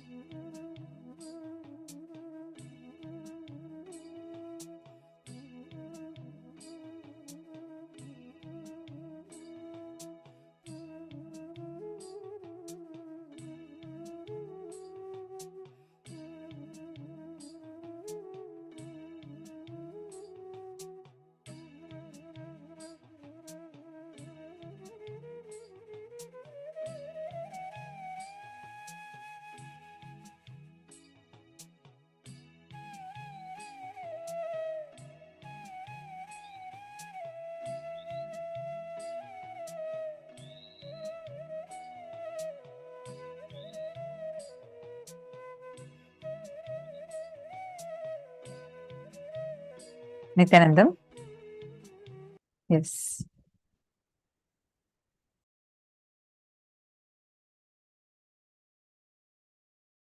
Okay, I read your question. Pavanaya, you have asked a pretty long question. Is going to be reading, like just giving a gist of what your question is. Pavanaya, can I request you to be on camera? Your participation is good, and would really appreciate if you are on camera continuously. Be on camera, and that will help you to like be much more involved and experience more in the program. Okay. It's a very long message. I'm trying to make it short. So I read your understand. So I read your message. So your basic question is whether, so I'm taking one by one and I'm going to answer your questions. The first question you're asking is how to draw a line on playing with Akasha. Like, is there something right or wrong, like in playing with Akasha Tattva? Because as you also mentioned that you feel like you have a pattern saying you do not want to do anything wrong. So even if that is going to stop you from manifesting powers. First thing, understand, this is a difference between siddhis and shaktis. What we are manifesting are shaktis. In siddhis, the power is manifesting in you because of some tapas you have done. The tapas, the sadhana that you have done is awakening certain powers in you, which is what is making you manifest the power that is called as a siddhi. Like, for example, you will see the reference of this in, do you know the story of Vyada Gita? This is one story how one rishi is actually, one guy is meditating, and at one point he gets enlightenment, and suddenly he sees, like, he's in such intense space, he looks up at a bird that disturbs his penance. He just looks at it, the bird reduces to ashes. So he gets so egoistic, and then he starts feeling like he has achieved something great. And he starts going, so he is now hungry. And he goes to beg for alms. He sees a lady, he goes to a house, and he asks saying, like, I bhiksham dehi, give me some bhiksha. So when he is asking for alms, the lady inside replies telling, wait. This guy is waiting, and he starts getting so agitated. He's like, how can she tell me to wait? He's getting really impatient. From the time I came, 2 minutes have passed. She's still not here to serve me. He's getting really angry. And then after some time, so he's thinking already inside himself. He's like, does this lady even know who I am? Does she have any respect for who I am? And for this one thing, she is making me wait for so long. The lady comes back after 10-15 minutes. She comes back, and she says, straight, she looks at him and says, don't think I'm going to burn like how you burned those 2 birds. This guy is shaken. He didn't tell about this incident to anybody. And at once, that ego that is there boiling in him just collapses. And he asks her, oh Devi, who are you? How did you know that I had just burnt the 2 birds with power of my penance? She says, the only integrity that I have is my God is my husband, and I was serving him. And because of that chastity, the power had automatically awakened in me, and that's how I know. And she says, she actually says that to know exactly how I know about this, you should meet someone. You should meet my master. He will give you this experience. This guy is delighted. He's like, okay, it's master. And he asks, who's your master? Where he is? She says, she shows the pathway and she says, go there and you will see a butcher shop. Go and ask there, and that guy who is there as a butcher, he will give you the enlightenment. He is shocked. How? What? A butcher? I have done penance for so long. I've done so much sadhana. A butcher is going to give me enlightenment? See, and then he goes, he meets there, and then that person tells how he's unclutched with the action he's doing, and how because his very dharma is to serve his parents, because of which enlightenment itself came to him. So it's a very beautiful story, and the Gita he gives is called as Vyada Gita. In this, if you see the power that this person, when he is meditating, the Rishi, as he is meditating, the power to burn the birds that manifested was a Siddhi. Siddhi does not come with intelligence because it is in the path of your enlightenment. You are doing your sadhana, whereas Shakti is different. Shakti comes with the fundamental cognition of oneness. I am Paramashiva. When that I am Paramashiva manifests, it's not out of your ego, arrogance, none of those. Power manifestation does not happen with that. It is when the power manifestation happens inside of you in a very powerful way. Because of the initiation from the Guru, he transmits his very enlightenment to you. And from that space of enlightenment, you are manifesting, that is called as Shakti. Here, you are not manifesting any power as a Siddhi. You are understanding, Ayya? So you don't need to worry about doing something wrong. Moment you start manifesting a power, even if you think that something is wrong is going to happen, you will automatically have the intelligence not to do it. So you just focus on doing the power manifestation, automatically you will have the right intelligence to do the right thing and manifest it the right way. Are you understanding? Second, now all that you're putting about your patterns, I just want to tell you one thing. Inside you, you have your consciousness. Use your conscious capacity to ferociously decide to not entertain, cherish any of these patterns. Patterns are dead snakes that are sitting inside of you. They do not have a life on their own. Your consciousness is what is giving life to them. The words you cherish in your inner space, you go on saying, I'm violent, I'm violent, I'm violent. That is exactly what you are going to be manifesting. But just try changing the word. When I say change the word, changing the word inside of you.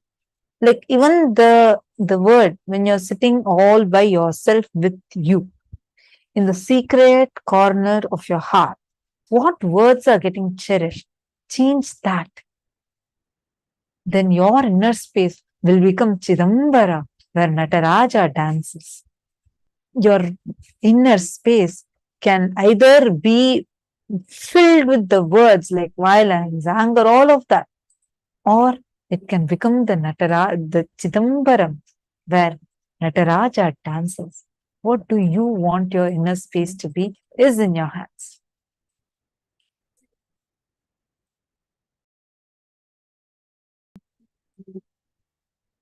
Anyone else has any other questions? Feel free to post it.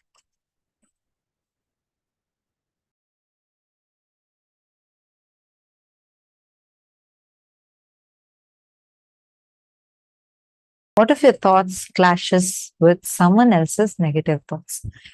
Swamiji had actually answered this in one satsang.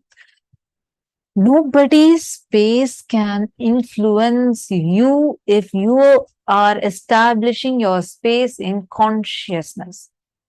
Meaning, the more and more powerful cognitions you cherish and you're conscious. Hey, many times we even understand that certain incompletions are there in us only because we are conscious. How? When the moon shines with its own light, it reveals its blind spots, its dark spots, correct? How many of you have seen moon has dark spots on it? How do we see the dark spots? By moon shining itself, am I right? Its very light is showing its dark spots. Same way, the more conscious you become, the blind spots in you will be clearly visible. If you start becoming conscious of it and do the completion process with those thoughts, any other lower energy negative thought currents will not be able to influence you. Someone else's negative thoughts cannot influence you. But if you are unconscious, definitely it will have an impact over you. Swamiji says, see, if someone is having flu near you, what do? Immediately we try to protect ourselves, right? You cover yourself, try to move away. Thoughts are more infectious even than common cold. It's very infectious. You can easily catch someone else's thought currents even without you realizing. So you need to be conscious of it. Completion process really, really helps you a lot with it. And also, see, in addition to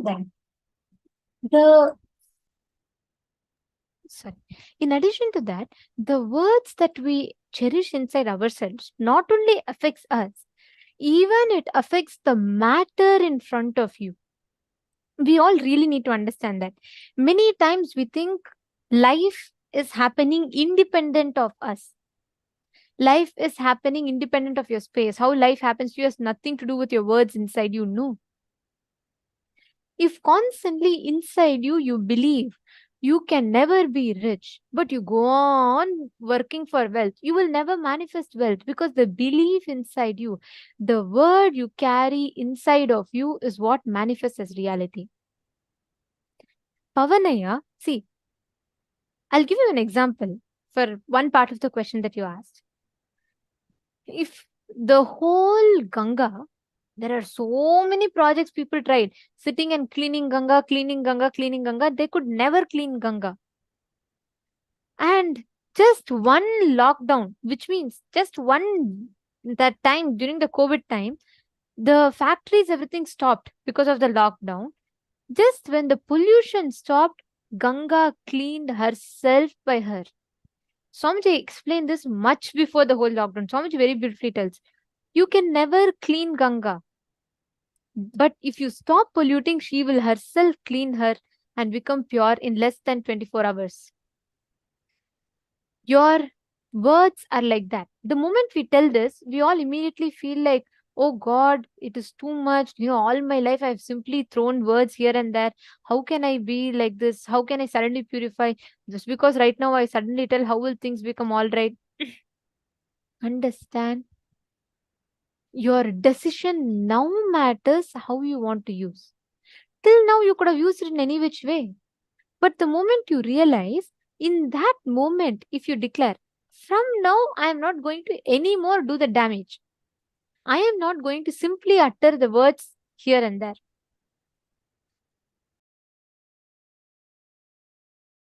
That one decision is powerful enough for you to create the reality as you want in life.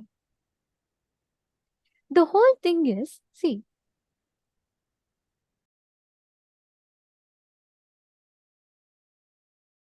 okay, Pavana, I'm just reading the different messages that you have put. Just if you cognize this with one awareness, one decision, if you decide, okay, I am not going to entertain any more non-integrity with my words. Right now, that one decision can change the way you relate to reality itself.